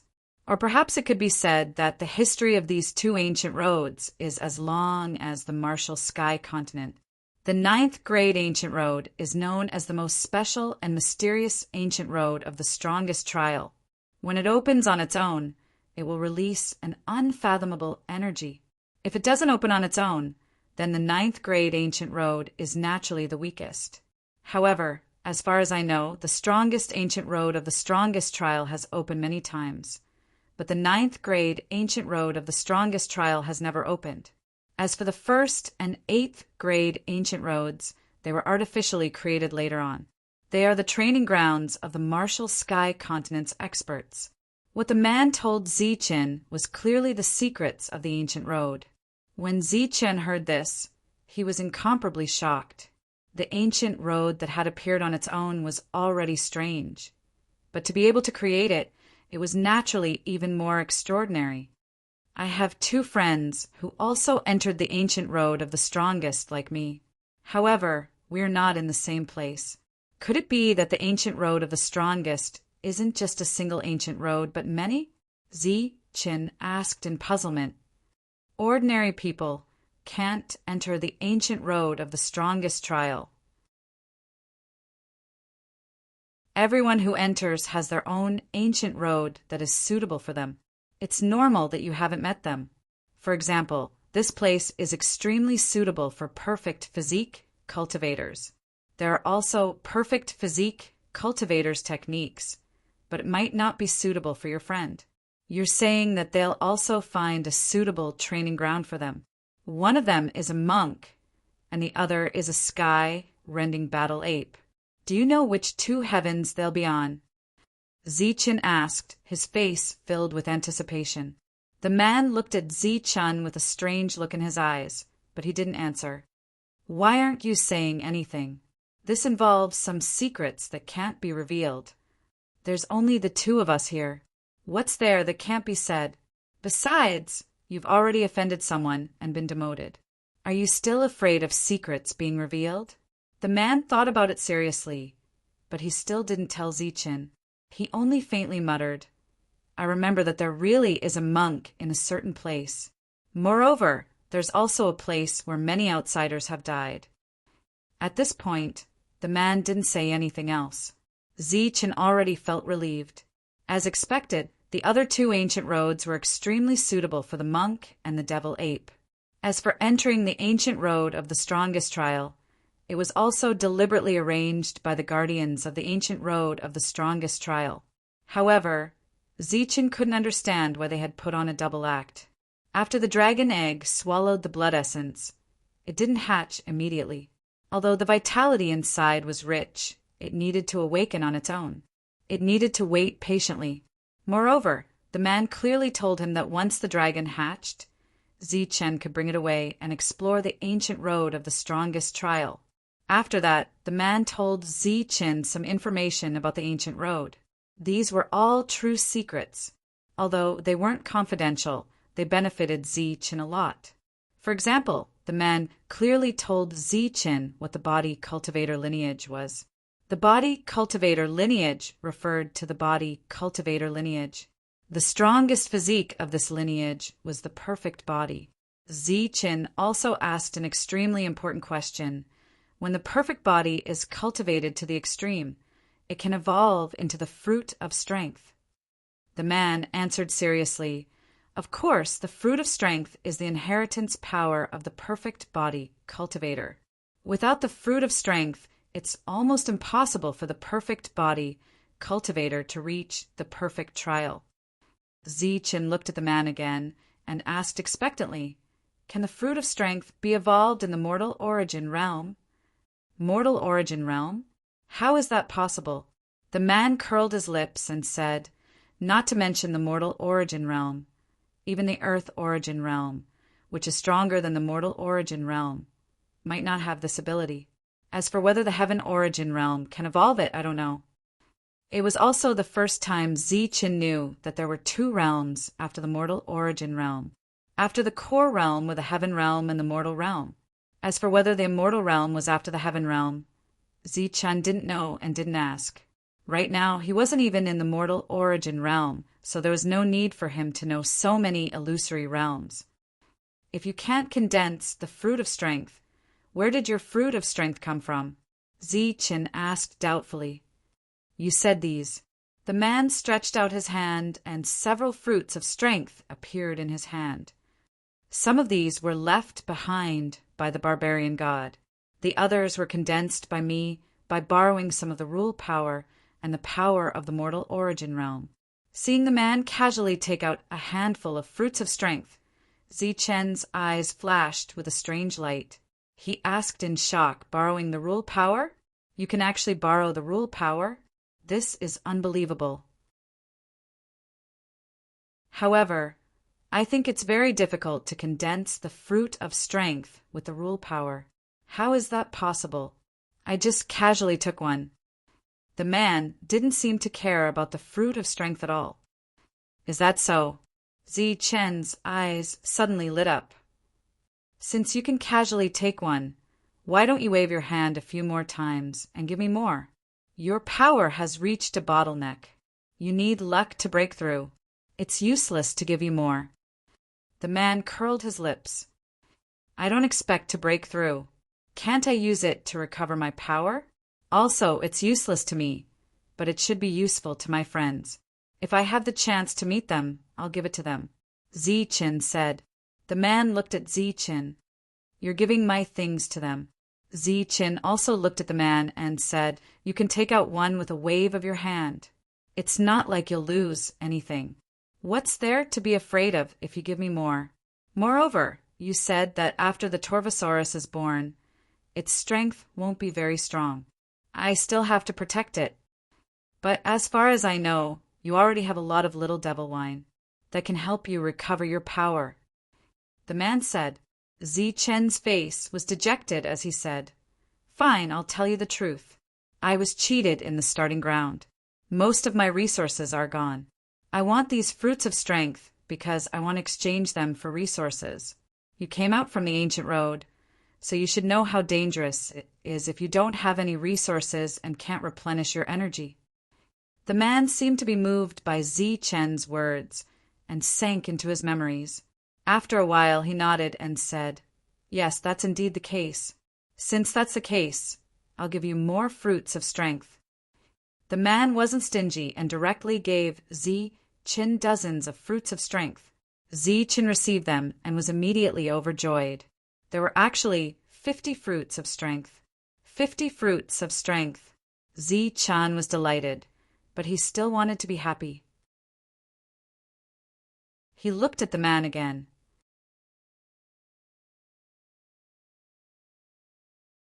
Chapter 819. When Zi Chen heard that he was going to bleed again, he staggered and almost fell. His face suddenly changed, and he shouted, Oh no! I forgot something important. You have to let me leave now. The man looked at Zi Chen mockingly and asked, What is it? I almost killed Qin Meng. That bastard is very cunning. I am afraid that he will harm the ravens and the black race. I have to go back and kill him. Zi Chen looked anxious.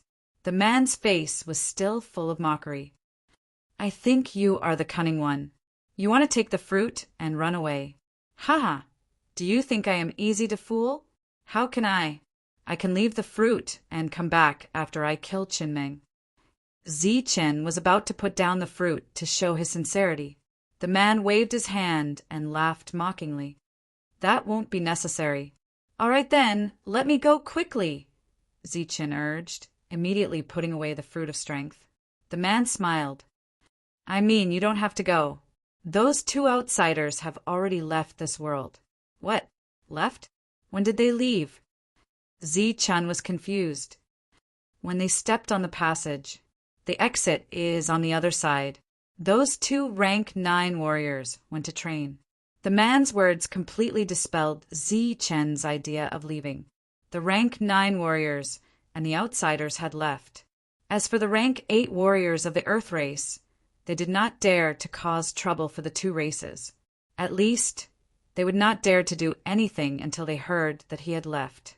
Without a reason to leave, Zi Chen could only continue to bleed. This time it was the same as last time. He did not stop until he had used up all of his essence blood and needed his own essence blood. Afterwards, the weakened Zi Chen had to refine the fruit of strength to recover.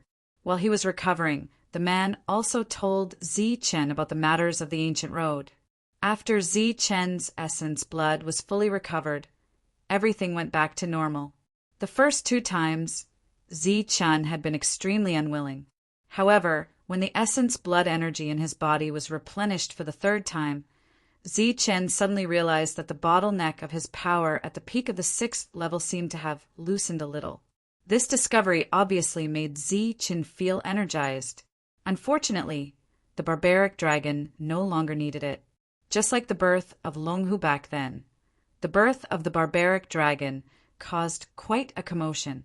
Glaring green light filled the entire world as a dense and viscous divine aura permeated the air, after which the eggshell that was formed from energy instantly shattered and turned into pure energy that was devoured by the barbaric dragon that broke out of the eggshell. This was a dragon with a length of nearly 10 meters. It was as thick as a barbarian's bull. Its whole body was covered with shining green scales. It had a majestic dragon head, long dragon whiskers, a pair of divine deer horns, and 5 claws.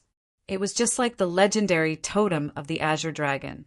The barbaric dragon that was born roared towards the sky. Its loud and clear dragon roar resounded throughout the heaven and earth. It has finally appeared. Seeing the Torvosaurus, the man's eyes flickered with excitement, because it had absorbed his essence blood. The Torvosaurus was not much different from Longhu. As soon as it was born, Zichen could sense its soul aura. Moreover, their souls were already connected. When the Torvosaurus looked at Zichen, it was filled with intimacy. With the birth of the Torvosaurus, the restrictive spell collapsed instantly. The forbidden sky domain disappeared, and the small world disappeared. 2 people and 1 dragon appeared in the depths of the barbaric dragon mountain range. The forest here was lush, and ancient trees towered into the sky. The aura of the Torvosaurus was released. The aura that belonged to a superior being made all the savage beasts tremble from the bottom of their souls. Their bodies prostrated and trembled. Seeing the Torvosaurus soaring in the sky, the man let out a sigh of relief. It has finally appeared. It has also fulfilled one of my wishes. Hearing this, Zichen felt something was wrong and asked, "Don't tell me you want to leave." With the birth of the Torvosaurus, there is no meaning for me to stay here. It is time for me to leave. Weren't you demoted? Don't tell me you can still leave. Zichen looked at the man in confusion. The man pointed at the Torvosaurus and said, "This can be considered as a merit. The merits offset the demerits. I can return now." Then what will happen to the barbarian world when you return? You are their barbarian god. You have already completed the trial. There is no need for the barbarian god here. Furthermore, I am not the barbarian god.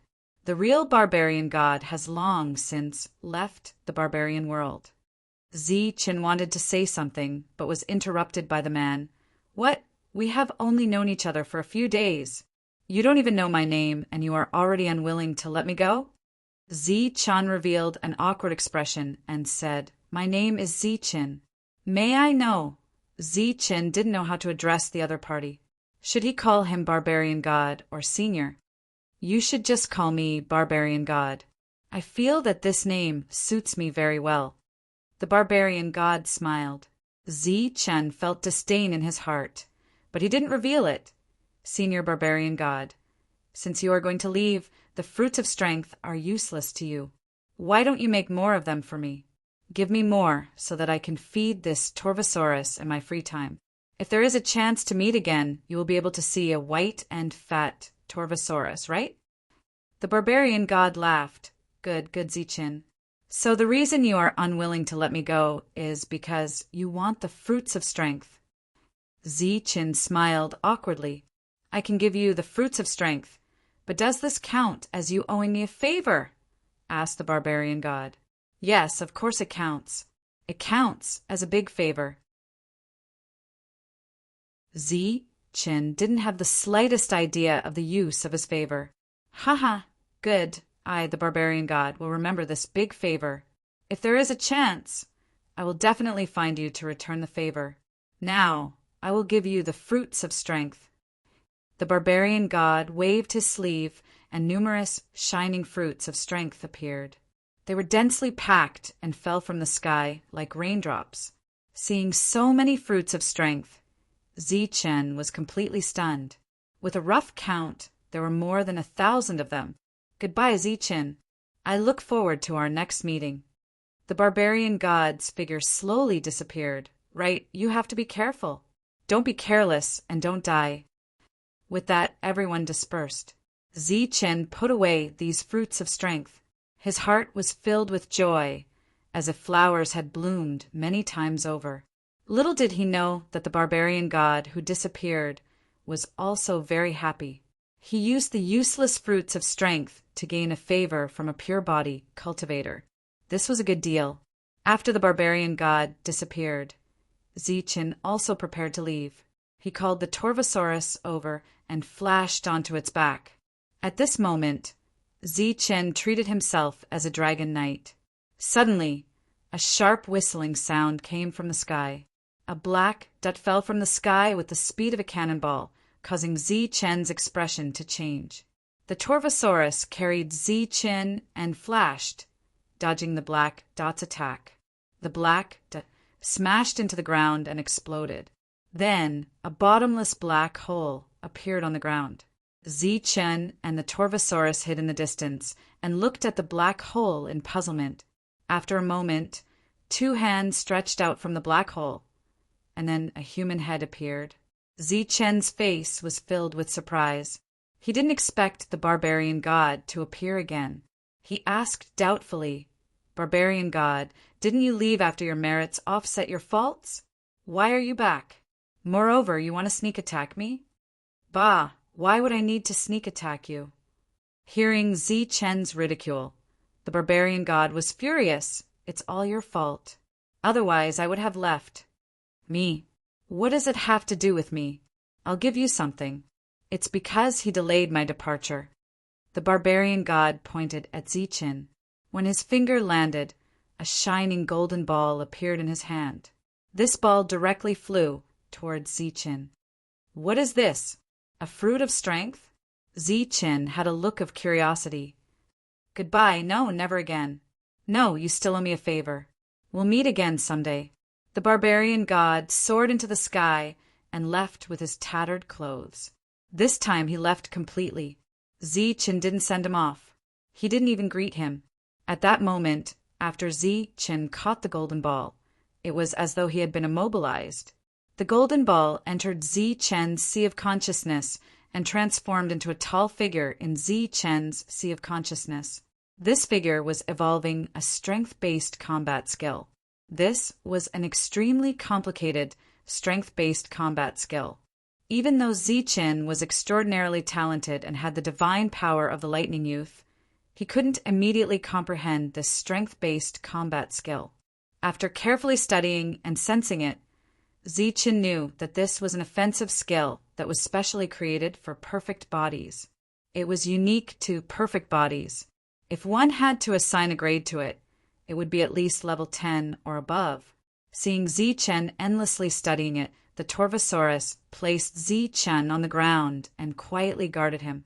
As for Chen, it took him a total of 10 days to comprehend it. In these 10 days and nights, Chen had only comprehended a small portion of this strength-type battle skill. However, just scratching the surface allowed Chen to feel his strength increase by several folds. This feeling was similar to using elemental energy to execute the Lightning Clan's combat skill. 10 days later, Chen opened his eyes and saw the Torvosaurus staring at him with its eyes wide open. Chen smiled and gently patted the Torvosaurus' head. Following that, a man and a dragon soared into the sky and headed towards the outer region. Everywhere they passed, beasts would submit and prostrate themselves in respect. Chen didn't immediately leave the Torvosaurus mountain range. Instead, he went to look for the savage beasts that had left earlier. The storm had passed, and these savage beasts should have returned. When these savage beasts saw the Torvosaurus and felt its terrifying aura, they were all terrified to the extreme. Following that, they all gathered together according to Chen's instructions. Chen waved his sleeve, and 2 places appeared in the air like a mirror. One was the Wood Clan, and the other was the Raven Clan. Chen pointed at the 2 places and said, "Soon the people from these 2 places will gather together. If there is any danger, you will all help after receiving the signal. I don't need you to help me multiple times. Just one time will be enough."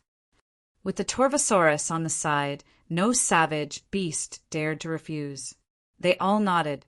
Following that, Chen gave each savage beast a jade pendant. He stated that if the jade pendant broke, it meant that the two clans were in trouble. Seeing the savage beasts accept the jade pendants, Chen sat on the Torvosaurus and headed towards the outer region. Chen first went to the Raven clan. When Chen didn't return, the Raven clan were worried sick. However, when they saw Chen riding the Torvosaurus, they were all stunned. "Hey, you just happened to be in the Raven clan." When he saw the Torvosaurus, he was so shocked that he couldn't say a word. Moreover, the moment the Torvosaurus appeared, all the savage beasts in the clan went into a prostrating state.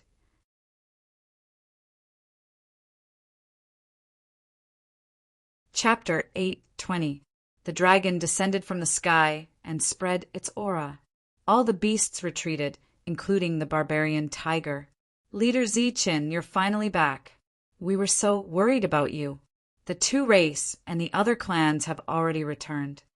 Wu Man went up to greet him. It was not difficult to see the joy on the other's face, but there was also a trace of uncontrollable shock. "The barbarians didn't come looking for trouble, right?" Chen asked. The dragon flew to the side and scared the other beasts away. Wu Man shook his head and said, "No, they took the initiative to take a detour when they were still some distance away from us." Chen nodded and said, "I'm done here. I'll leave soon. But before that, tell the Black Tribe to move here." "You're leaving?"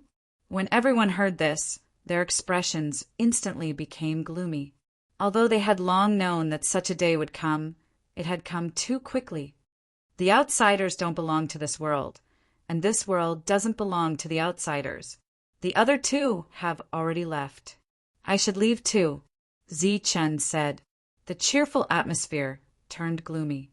Haya knew that his persuasion was useless, so he stopped and asked, "Do you want to move now? I'll go back and tell them." "You come with me. You don't need to move. Just gather everyone." As soon as he finished speaking, Chen brought Haya and flew in the direction of the Black Clan. For Chen, who could fly, 100 miles was not far, so he left the barbaric dragon there. The dragon was left there. It attracted the attention of many barbarians from the Black Tribe. They were all shocked. He didn't need to deliberately increase his speed to cover a distance of more than 100 miles. Chen arrived in less than a minute. Such extreme speed made Heya's eyes widen in amazement. After arriving, Chen put Heya down and asked him to gather all the barbarians. "Call all the barbarians back, then stay in your rooms. Remember, no matter what you hear, don't come out." Haya did as he was told by Chen. About half an hour later, all the people from the Black Tribe were called back. They followed Chen's instructions and returned to their rooms. At this moment, only Blackcliff and Chen were left outside of the Black Tribe. Light flashed in Chen's hand, and the purple gold gourd appeared. As the lid of the gourd was opened, an illusory light was released. Chen held the bottom of the gourd with his right hand, with the mouth of the gourd facing down. With the activation of his spiritual thoughts, the psychedelic light from the mouth of the gourd suddenly grew larger and longer until it completely covered the stone house. Under Blackcliff's shocked gaze, Chen shouted, "Collect!" Amid the rumbling sound, the stone house and its foundation left the inside and flew toward the purple gold gourd. As it flew, the stone house became smaller until it entered the purple gold gourd. Such a big stone house was taken away by a small gourd just like that. Blackcliff was dumbfounded. He was extremely shocked. Just like that, Chen collected the stone houses one by one. Rumbling sounds continued to ring out. When the thousands of houses of the Black Clan had been collected, Heya discovered that the purple gold gourd was still as big as before. There was no change at all. "Follow me." After taking away all the stone houses, the Black Tribe's territory was now empty. Chen pulled Blackcliff, who was almost petrified, back to the Raven tribe. A few miles away from the Raven tribe, Zichun released the stone houses in the area reserved for the Black tribe. Boom! Boom! Amidst the loud rumbling sounds, the stone houses fell down and their foundations drilled deep into the ground. This rumbling sound was comparable to an earthquake. It startled the Raven tribe barbarians. When they came to see Zichun pouring out so many stone houses from a small gourd, they were all stunned. The Black tribe's relocation took less than a day. When the Black tribe received the signal, they walked out of their houses with faces full of amazement. To them, this was a miracle that was worth spreading for generations to come. The Black tribe moved a few miles away from the Raven tribe. Under Zichun's witness, the Black tribe and the Raven tribe became the most sincere allies. That night, everyone sang and danced, ate large pieces of meat, drank freely, and indulged. Zichun only let the two tribes form an alliance, but did not merge. This was a very deep meaning. Wu Man and Heya understood, so they did not ask much. The next day, Zichun called Heya and Wu Man and gave each of them a token. What is this? The two of them overindulged last night, so their spirits were not very good. When they received the token, their faces were full of confusion. This is a life-saving thing. It can only be used once. Remember, unless the tribe is facing a life and death situation, do not use it. Zichun warned them and then told them the truth. What? There is an army of savage beasts coming to help. After hearing Zichun's words, the two of them were completely stunned. They didn't expect that Zichun had already found a group of savage beast allies for them without anyone noticing. After telling them everything, Zichun said that he would leave in a few days. The two chiefs said that they would like to see Zichun off, but Zichun refused. On the third day, before dawn, Zichun left the room. As if they knew that Zichun was leaving, Manhu and Manyo were already waiting outside. Zichun gently patted their heads and strode to the open space. The sleeping Torvosaurus had already opened its eyes. Right after Zichun stepped on its back, it soared into the sky. The dragon soared into the sky and quietly left. Just as Zichun's figure disappeared from the horizon, all the barbarians of the two tribes came out of their rooms and looked in the direction where Zichun disappeared. They silently wished him a safe journey. Zichun signaled the dragon to go in a straight line. On the same day, many barbarians of the two tribes saw an outsider leaving on the dragon's back. Just as the sky brightened up, Zichun arrived at the depths of the region. From afar, he could already see the tall statue of the god of berserkers that represented the god of berserkers' true form. Compared to the other statues, the pressure emanating from this one was indeed much stronger. Moreover, about 100 meters away from the barbarian god statue, Zichun saw a large stone house. He spread out his spiritual sense and felt a dangerous aura from the stone house. When Zichun approached, an old man came out of the stone house. The old man raised his head and saw Zichun, then he saw the dragon. His eyes were filled with surprise.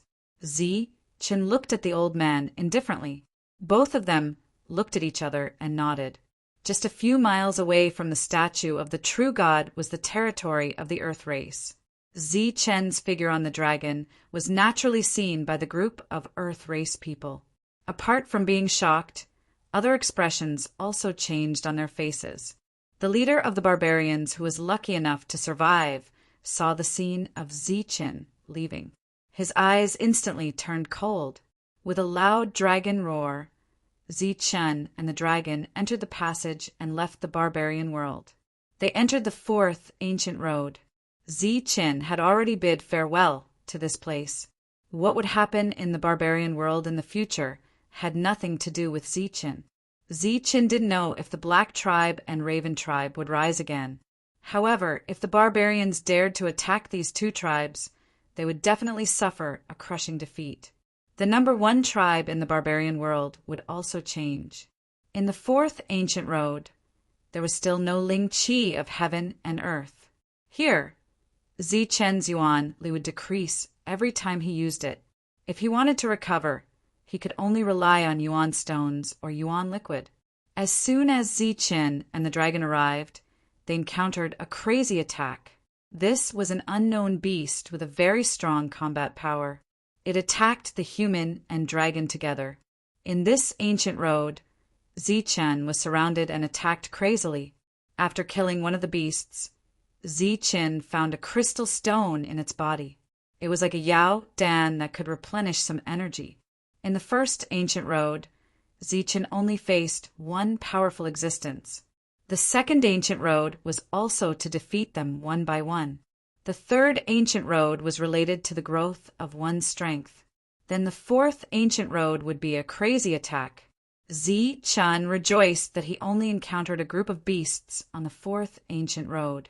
If the situation was reversed, Zi Chen wouldn't have a chance to survive on this ancient road. In this place, the consumption of Yuan Li and strength was almost impossible to estimate. Zi Chen drank the monkey wine to recover his strength. As for the blood vitality pill that recovered Yuan Li, it was even more painful for Zi Chen to swallow. If one had to use simple words to sum up this ancient road, it would be a battle of attrition. During this period, injuries were unavoidable. Serious injuries were also normal. The number of supreme pills was also decreasing. In this place, there was no day or night. Zi Chen didn't know how long he had been fighting. In short, when he arrived at the exit of the fourth ancient road, Zi Chen was already exhausted. However, he didn't dare to stop and rest. He didn't dare to take another breath. Grabbing the dragon that was riddled with wounds, he stepped into the fifth ancient road. After that, the human and dragon faced each other in battle. In the endless battle, Zi Chen's comprehension of battle skills was also deepening. His strength and Yuan Li were also improving. Time passed by. Zi Chen relied on the human and dragon to forcefully break through the fifth ancient road. The resources on his body had decreased once again. The ancient road journey was filled with danger. Before he reached the first and ninth ancient road, Zi Chen's resources had already decreased by a lot. However, as he continued to fight, Zi Chen also grew in battle. As his resources decreased, Zi Chen became more frugal. In the process of growth and frugality, Zi Chen's unique fighting style was formed. This fighting style was cultivated by the majority of people who explored the ancient roads. That was to kill with one strike. Zi Chen didn't waste any extra energy. Every strike was a powerful one. Every strike was a sure kill strike. If his strike didn't hit, he would immediately flee. Because if he couldn't kill or injure his opponent with one strike, any number of attacks would be useless. Zi Chen had broken through the sixth and seventh ancient roads. During this period, the human and dragon would always encounter fatal threats. By the time he had broken through 7 or 8 ancient roads and reached the ninth, Zi Chen had already spent a total of 9 years. After 9 years, Zi Chen had broken through the first 9 ancient roads and reached the first gathering point. This was the gathering point of the ancient roads. There was a guardian here, and this was also a small trading area. The danger on the first ancient road was already very low. After several years of fierce battles, Zi Chen could finally relax.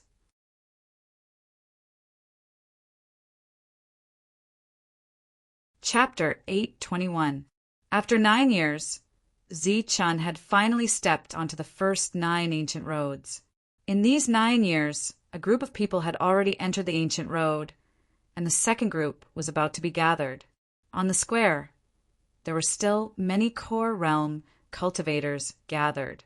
Some of them had already been here for years. The teleportation array suddenly lit up, and a violent and powerful aura appeared. Behind this violent aura was a turbulent airwave that turned into a gust of wind that blew in all directions.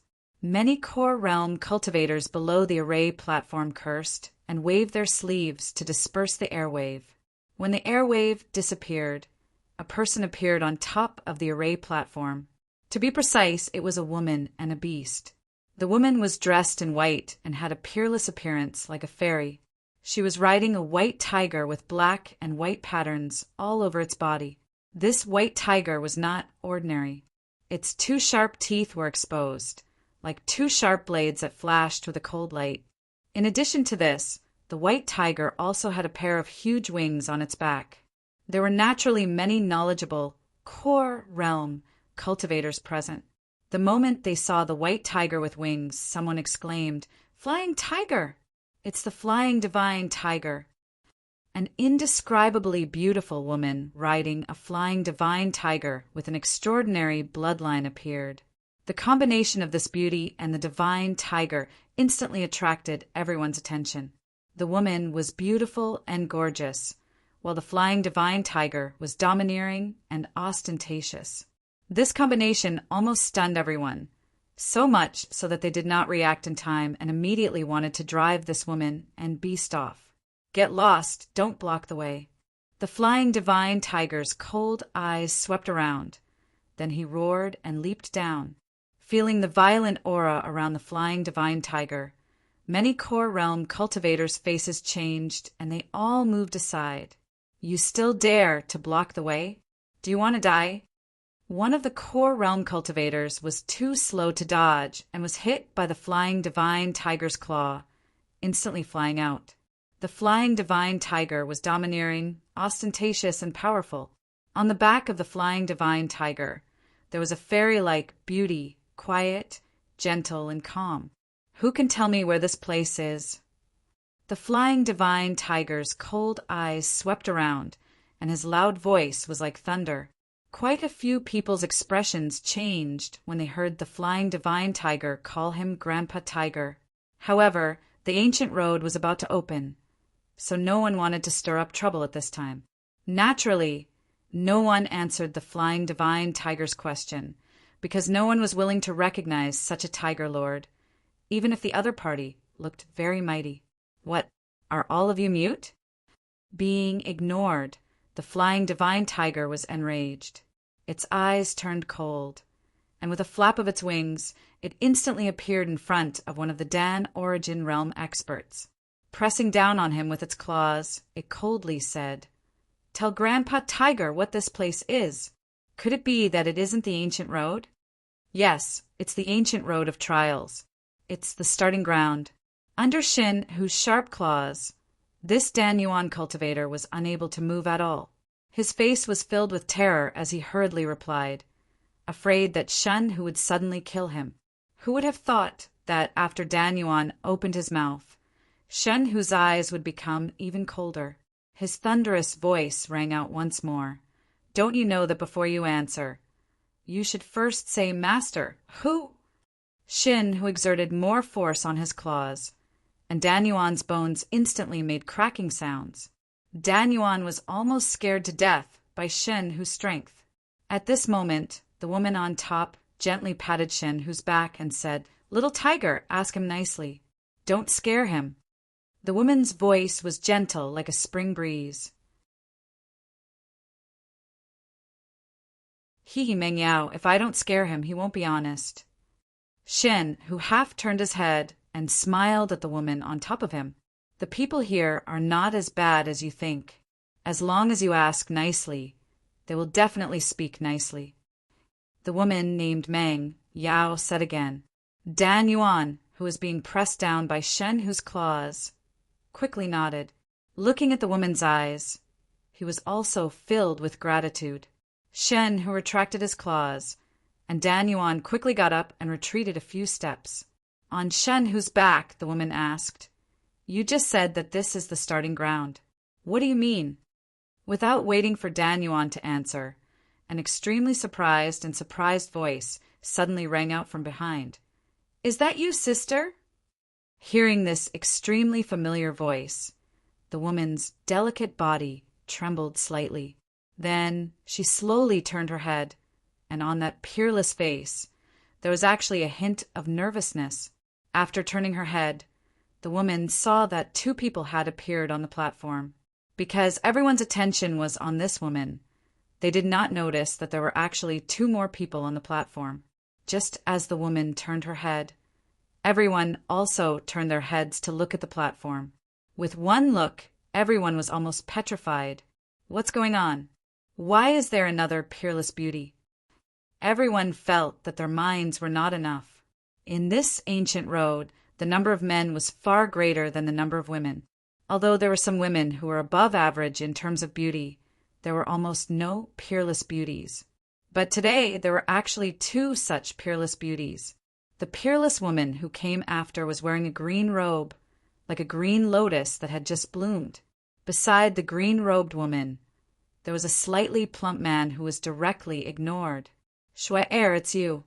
The woman in white turned around. After seeing the green-robed woman, she let out a low cry. Her gentle voice also began to tremble. "Sister, it's really you." The woman named Shwe-er's face was also filled with surprise. Then, she directly rushed towards the white-robed woman. The two of them hugged in the air, their faces filled with excitement. Seeing this scene, many cultivators felt extremely regretful. They all thought that it would be great if they could be between the two of them. Xue Lin and Su Mengyao, these two sisters who came from a barbarian land, finally met here after decades of separation. If Zichen had come 9 years later, he would definitely have been able to see the two of them. With two beauties present, even the flying divine tiger was ignored, not to mention the ordinary-looking little butterball. This Lu Qin from the Lu family walked down the platform alone. It seemed that he had long been used to being ignored after wandering around with Xue Lin for so long. The two of them had not seen each other for decades. Now that they met again, they naturally had endless things to say. But at this moment, with so many pairs of eyes looking at them, the two of them could not say much. After a while, Su Mengyao asked, "Is he still alive?" Xue Lin's eyes dimmed. She gently shook her head and said, "I don't know. There has been no news of him." Around them, hearing their conversation, everyone was dumbfounded. Him? Which him? Obviously, it was a man. But which guy could get the attention of two beauties at once? In an instant, everyone began to feel jealous. The two of them who were just happy to see each other became gloomy. At this moment, a voice suddenly came from afar. "You two are Xue Lin and Su Mengyao, right?" This was an unfamiliar voice. Hearing it, the two of them immediately turned around and saw a one-eyed, one-legged man. "Hey, little guy, how do you know my Mengyao's name? Tell me the truth, or I'll tear you apart." Xinhu coldly looked at the approaching tavern owner and bared his teeth. The sudden appearance of the tavern owner was already very surprising, but after hearing Xinhu's roar, everyone's face turned strange. Calling a powerhouse who had passed through the ancient road a little guy, this Xinhu was simply courting death. "Hee, you're the little guy. Flying Xinhu, your bloodline is not bad. But you must be placed on the strongest ancient road in order to transform." The tavern owner smiled faintly and patted Xinhu's head. Xinhu was extremely arrogant before, but in the next moment his eyes were filled with fear. As for the others, they even had a gloating expression on their faces. Obviously, this sentence was the death sentence for Xinhu. "Senior knows us." Su Mengyao noticed Xinhu's abnormality, and a light flashed in her gentle eyes. The tavern owner shook his head and said, "No, but 9 years ago, before entering the strongest ancient road, a little guy left something for you two. He said that he would give it to you when you came." 9 years ago, a person. Su Mengyao was startled, then quickly asked, "Senior, may I ask who he is? What is his name?" The tavern owner did not immediately answer Su Mengyao's question. Instead, he said, "I still have to take care of the tavern's business. I just took some time out. Why don't you two come with me to the tavern and we can talk over there?" Okay. The two looked at each other and nodded. At this moment, their eyes were filled with excitement, because they had already vaguely guessed who the person who left them something was. In the tavern, Shuai Lin and Su Mengyao sat in their seats, with a large glass of wine in front of them. Obviously, the tavern owner was quite generous, giving them large glasses. But the two had no time to drink. They were just eager to know if that person was the one in their hearts. "Senior, is the person you're talking about a man or a woman, and what is his name?" Shuai Lin asked anxiously as soon as they sat down. The tavern owner smiled and said, "If I say it's a woman, you too will be very disappointed." "A woman." The two were startled, their faces full of confusion and disappointment. "Hee, I guessed it would be like this, so I'll tell you the truth. That little guy is a man, and his name is Zichen." The tavern owner laughed. "Zichen, it's really Zichen." The disappointment and confusion on the two's faces were immediately replaced by ecstasy. They were very excited. "Senior, what does this Zichen look like? What happened when he came here?" Shuai Lin couldn't wait to ask, afraid that she would be happy for nothing. "He's a good-looking guy, but he's a troublemaker. He came with 3 people, and he even dared to beat up the ancient road guardian," the tavern owner said. At this moment, there were naturally other people in the tavern. Hearing this, their expressions immediately changed. Then they immediately drank the wine in their glasses and left quickly. Their expressions were as if they had seen a snake or a scorpion. Su Mengyao and Shuai Lin still didn't understand what the ancient road guardian meant. They were only concerned about some things about Zichen, so they asked many more questions. If Zichan was here at this moment, he would definitely see that his treatment couldn't compare to the two's. Because the two's questions had already exceeded the amount of yuan liquid Zichen had given, and the tavern owner was also generous and didn't mention anything about the reward. It seemed that beauties were treated very well wherever they went. After the two spent the shortest amount of time to understand everything about Zichen and the ancient road, their excited expressions were replaced by worry. It seemed that Zichen's situation was worrisome.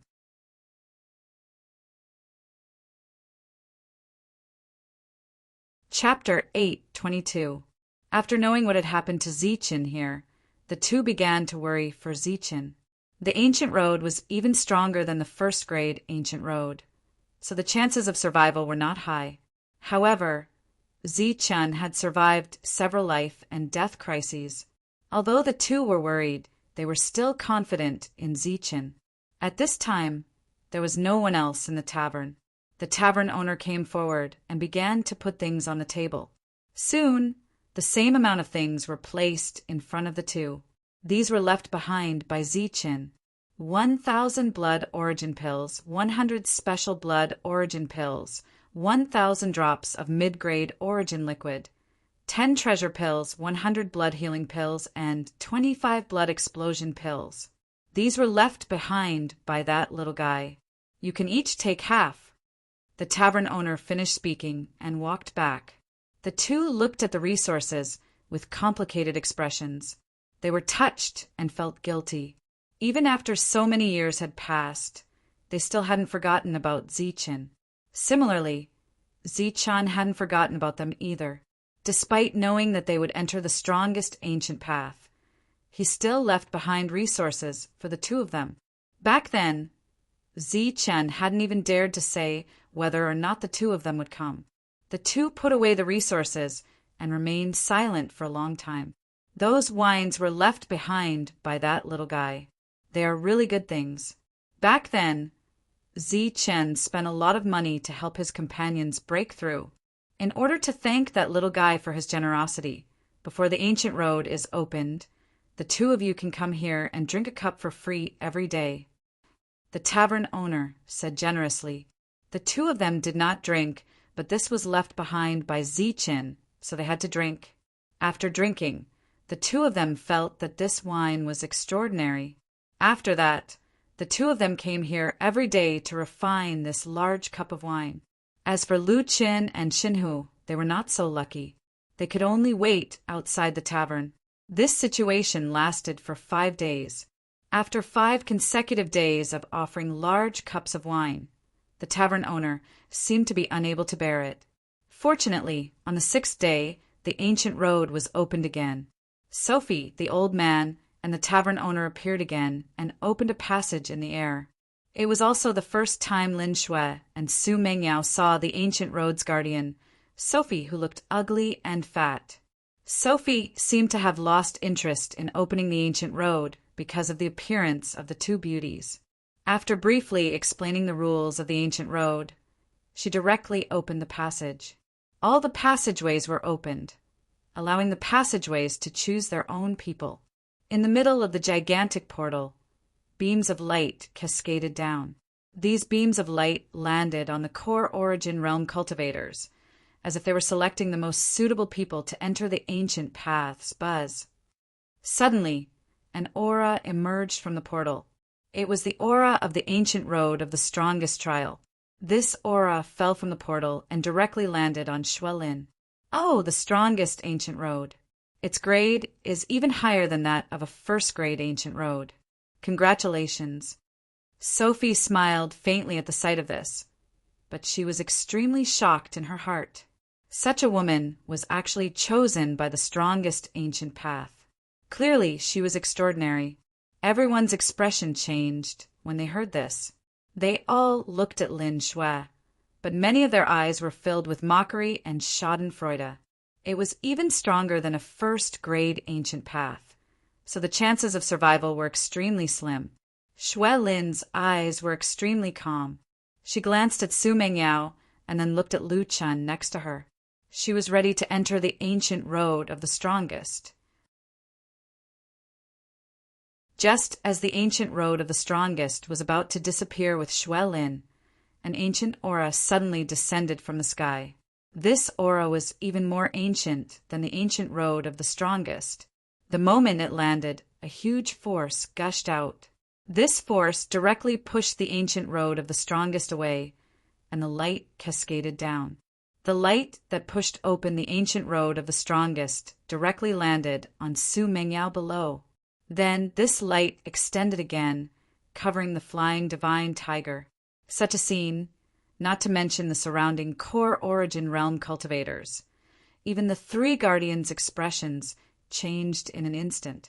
The tavern owner exclaimed in disbelief, "This is a 9th-grade ancient road. Oh my God, it actually appeared by itself." The old man was also shocked. It is indeed a 9th-grade ancient road. It is known as the most mysterious ancient road. During this time, as the guardian of the ancient road, Sophie's perception was the clearest. This mysterious aura from the 9th-grade ancient road was so vast. Her eyes fell on Su Mengyao. Looking at this unbelievably beautiful woman, she was so shocked that she couldn't say a word. Swoosh! The next moment, the light cascaded down from the 9th-grade ancient road shrank. Su Mengyao and the flying divine tiger disappeared. The 9th-grade ancient road opened by itself. The 3 guardians were completely stunned, but the others were puzzled. They didn't understand why the 3 guardians were so excited. Wasn't this the weakest 9th-grade ancient road? The 9th-grade ancient road opened by itself, taking Su Mengyao and the flying divine tiger away. Then the strongest ancient road opened, taking Xuelin away. At this point, everything was on the right path. The others entered the 1st and 9th-grade ancient roads. During this time, Lu Chen was lucky enough to enter the 5th-grade ancient road. Rays of light flashed, and many core origin realm cultivators entered the ancient roads. Soon, only the 3 guardians were left, but the 3 of them were still in shock. There were guardians on the ancient roads, and the entire ancient road was under the control of humans, except for 2 kinds of ancient roads. One was the path of the strongest trial by fire. No one knew what would happen inside, and no one could monitor the entire process. There were only a few ancient paths that could be opened, and only then could they be explored. The other was the 9th-grade ancient road. The number of times this ancient road was opened was extremely limited. Since ancient times, no one had opened any of the 9 ancient roads. It could be said that everything that happened on the 9th grade ancient road was unpredictable, undetectable, and unforeseeable. After everyone left and the ancient road closed, the tavern owner pondered for a moment and asked, "A 9th grade ancient road has appeared. Should we report it?" Sophie didn't answer. She looked at the old man. The old man pondered for a moment and shook his head. "Forget it. If the other party enters the 5th grade ancient road alive, they will naturally know. If he unfortunately dies midway, it's useless to tell them." The two nodded. They felt that the old man's words made sense. The tavern owner sighed. "Zi-Chun, this little fellow, is indeed extraordinary. His 3 confidants all have extraordinary backgrounds, and their aptitudes allowed them to enter the path of the strongest trial. His friends are also extraordinary." Speaking of Zi-Chin, Sophie nodded in agreement. "Zi-Chin is indeed extraordinary, but I don't know if he has reached that place. Speaking of which, it's the first time I've met a body cultivator who has obtained a perfect inheritance." The old man said, "No matter whether he succeeds or not, we have already done what we should do. Everything will be up to fate." Then the old man looked at Sophie and said, "If that little guy successfully exits the ancient road, I don't know if he will come and find trouble with us. Who knows? But even if he comes, I'm not afraid of him. Can't he just run away if he can't win?" Sophie said disdainfully, "Hee, that little guy knows the ThunderClan's techniques. He is known as the fastest in the world. Even if he is not in his complete state, he is still extremely fast. It's hard for you to run away." The old man shook his head and laughed. At this moment, the 3 of them were talking about Zi-Chin. He had just brought the Torvosaurus out of the 8th ancient road and arrived at the 9th ancient road. As soon as they arrived, the 2 of them collapsed on the ground. After 9 years, Zi-Chin finally felt the spiritual energy of heaven and earth that he had not felt for a long time. He opened his mouth and greedily absorbed the spiritual energy of heaven and earth. He was so moved that he was about to cry. He finally felt the spiritual energy of heaven and earth. After catching his breath, Zi-Chen hurriedly sat down cross-legged to recover the elemental energy in his body and the strength in his body. To be honest, if it wasn't for his perfect physique that had reached the peak of level 6, Zi-Chan wouldn't have been able to make it here alive. There was spiritual energy of heaven and earth in the ancient road, but it wasn't very dense. In order to save some resources, Zi-Chan relied on absorbing the spiritual energy of the outside world to replenish his elemental energy. This time, it took him a total of 7 days to replenish his elemental energy. After 7 days, Zi-Chan finally reached his peak state. The Torvosaurus also used these 7 days to have a good sleep and completely recovered. Before they came, the Torvosaurus strength was around level 6. During these few years, it had grown once and reached level 7. The combat strength of a level 7 Torvosaurus couldn't be underestimated. Just the strength of its body was comparable to Zi-Chen's perfect physique. Other than that, the energy contained within the dragon crystal was also extremely terrifying. During these few years, Zi-Chen had saved the Torvosaurus several times, and the Torvosaurus had also saved Zi-Chen. It could be said that one man and one dragon had supported each other to reach this point. This is the first 9 ancient road. There should be a place for trading. Follow me and find it. Zi-Chen gestured for the Torvosaurus to get up. He then took large strides forward. As for the Torvosaurus, it followed Zi-Chen and circled at a low altitude. During the battles along the way, Zi-Chen understood that walking was much safer than flying in the air. But after walking for several hours, Zi-Chen still didn't find any traces. Not to mention human traces, Zi-Chen didn't even see a single building. If it wasn't for the fact that this place had heaven and earthling chi, Zi-Chen would definitely have thought that he had gone the wrong way. For hours later, Zi-Chen began to fly at a low altitude. After flying for several thousand miles, Zichen finally saw a building. Seeing the building, Zichen didn't reveal any excitement on his face. That was because these buildings were all dilapidated. Moreover, after the baptism of time, these buildings had already weathered away. Just the slightest tremor would cause the entire building to turn to dust. No one has set foot here for at least several tens of thousands of years. Is there still anything to trade here? Zichen's face was clearly filled with doubt. After that, Zichen continued forward. Along the way, he found many more buildings, but they were all undoubtedly dilapidated. As Zichen flew past, these buildings turned to dust one after another. Seeing this deathly silent place, Zichen's expression became more and more unsightly. In these 9 years, he had nearly exhausted all of his resources.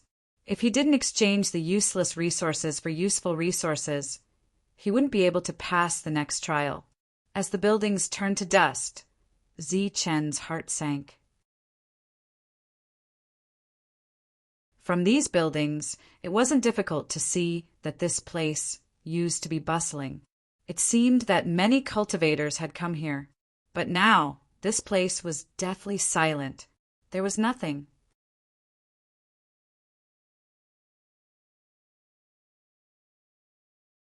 Chapter 8:23. Flying at a low altitude for several thousand li, Zichen finally found a building that hadn't been eroded by the wind. It was a stone house. It wasn't very tall, and there was a faint energy radiance circulating on the surface of the stone house. This was a seal that prevented the stone house from being eroded by the wind. After approaching the stone house, Zichen sensed that there were energy fluctuations within the stone house, as well as life fluctuations. There's someone here. There's actually someone here. Zichen, who had already given up hope, was reignited in his heart. If there were people, there would be resources. With resources, the road of trial would be a lot easier. Although he didn't dare to say that he had 100% chance of passing, at the very least, he would have a higher chance of survival. Zichen's figure descended, and the Torvosaurus also landed not far away. Zichen pushed open the door and entered, and was instantly dumbfounded. This room wasn't very big. Aside from a stone table and 2 stone stools, there was only a stone bed. The life aura was on the stone bed, but it wasn't a person. To be more precise, it wasn't a complete person, but a skeleton that possessed the flame of life. This was a human-shaped skeleton, and it was quietly lying on the stone bed. There were only bones left of the skeleton, and there wasn't a trace of flesh on its body. The source of the life aura was within its skull, and there was a ball of soul fire that wasn't even as big as a fist. The soul fire was burning, and it emitted a weak life aura. It seemed like it was in a deep sleep. Just as Zichen pushed open the door and entered, the other party seemed to have sensed something. The soul fire burned even more vigorously, and the life aura also became denser. Zichen was instantly stunned when he saw this scene. He didn't expect to see such a scene. A spiritual sense spread out from the burning soul fire. This spiritual sense's essence was extremely high, but it was extremely weak at the moment. Zichen was completely capable of erasing it. The spiritual sense swept across Zichen's body, and then it asked blankly, "You're a trial taker?" The other party's voice was very ancient, but through the spiritual sense, Zichen was able to sense the other party's meaning. Thus he nodded and said, "Yes, I just arrived at the ancient road. Previously, I used up a lot of resources, so I want to exchange some resources here." After he finished speaking, Zichen's face was filled with bitterness. The other party was already in such a state. It was obvious that there were no resources for him to exchange for. The soul flame in the skull burned brightly, and the previously muddle-headed skeleton seemed to be completely awake. Startled, he exclaimed, "A trial taker! It really is a trial taker. I can't believe I've been waiting for a trial taker. What did you just say? Ancient Road 19? You only took 19 to reach this place." Zichen nodded and said, "That's right. It's the first trading ground on the first 9 ancient paths. However, It seems that I've come too late. That's right. You're too late. There's no one here anymore. They've all left. The voice from the soul flame turned gloomy. I saw a lot of weathered buildings earlier. Were there people who lived here before? But they've all left. Where did they go? Zichen asked. This used to be an extremely prosperous ancient road. Many trial takers would come here to exchange for resources. However, something happened to the ancient road, and no trial takers came here for thousands of years. It gradually declined, and in the end, the resources here were no longer enough to sustain everyone's survival. Thus, they all stepped onto the ancient road and left, the soul flame said. What about you? Why didn't you leave with them? Zichen was puzzled. I'm the guardian of this ancient road. Guarding here and serving trial takers is my mission. If I leave, this ancient road will be completely abandoned. The skeleton's answer filled Zichen's heart with admiration. The skeleton's current state was also caused by the exhaustion of its spiritual power and the loss of its life force. Young man, you're the only trial taker to reach this place in all these years. Moreover, you're a trial taker who reached here in 19. I'll give you a choice now. A special choice. Special choice? Zichen was puzzled. Yes, it's a very special choice, but also a great opportunity. The ancient road is extremely long and filled with all kinds of dangers. If you had come a little later, I might have disappeared on my own. I can't guarantee that there won't be any surviving guardians on the ancient road. If there aren't any, it means that there won't be any resources left. Your journey on the ancient road will be even more dangerous. Under such circumstances, you'll be lucky if you can keep your life. Wanting to break through to the human origin stage is just a dream. Right now, you have a chance to turn a fish into a dragon. It can help you break through to the human origin stage. As long as you stay here and guard this place, I can help you break through to the human origin stage immediately. I'll guard this place forever. I'm sorry, but I can't agree. Faced with such a great opportunity, Zichen didn't hesitate at all and immediately rejected it. The temptation of breaking through to the human origin stage was indeed great, but the price he had to pay was so great that Zichen couldn't bear it. Zichen could imagine that even if he broke through to the human origin stage, he would still be waiting for death here silently. You don't need to spend your whole life here. 1,000 years is enough. Stay here for 1,000 years, and I'll use the authority of the ancient road's guardian to help you improve your cultivation. During this period of time, you can fully comprehend this stage without affecting your potential. After 1,000 years, you can choose to leave. Zichen had only cultivated for a mere 100 years. 1,000 years was too long a time. Moreover, if he had to stay here for 1,000 years, Zichen was afraid that others couldn't. Wang Xian, Oi's status was unknown, and Lin Shui and Su Mengyao were very likely to come to this training ground. Therefore, Zichen had to hurry to the ancient road and wait for them. Breaking through to the human origin stage was great, but unfortunately it wasn't Zichen's ultimate goal. Zichen didn't hesitate and decisively rejected the temptation. A low sigh came from the soul fire. All right then, I won't force you. I don't have any extra resources to exchange with you. There's only a bottle of aged wine under the bed. You can take it. Zichen found a bottle of wine under the bed. There were yuan energy fluctuations on it, and it was obviously in a sealed state. Zichen thanked the soul fire. Thank you for your gift, Senior. I wonder what I can do to help you. The soul fire let out a bitter laugh. I've been here for so many years that even I have forgotten the years. Tens of thousands of years, hundreds of thousands of years. I've long grown tired of it. Now that I've waited for you, I've completed my mission. There's nothing left here, and there's no need for this place to exist. Go. After you leave, this place will disappear forever. The soul fire sighed. Zichen nodded, his eyes filled with admiration. He then bowed deeply to the soul fire. As he bowed, a ray of light shot out from the soul fire and landed in between Zi Chen's eyebrows. Zi Chen didn't notice this scene. After bowing, Zi Chen took away the bottle of wine. Since it was sealed for so long, it was obviously extraordinary. No matter how bad it was still better than the monkey wine. When they left, I warned them that they could leave, but they had to leave some things behind. This place will never open again, so those things are useless. You can go and look for them. If you find them, you can take them all. Just as he was about to close the stone door, the soul fire transmitted its voice again. Thank you for your advice. Zi Chen thanked it again, and then closed the stone door. After that, Zi Chen walked towards the weathered ruins in the distance. He was afraid that the Torvosaurus would be careless and damage things. Zi Chen signaled the Torvosaurus to follow him.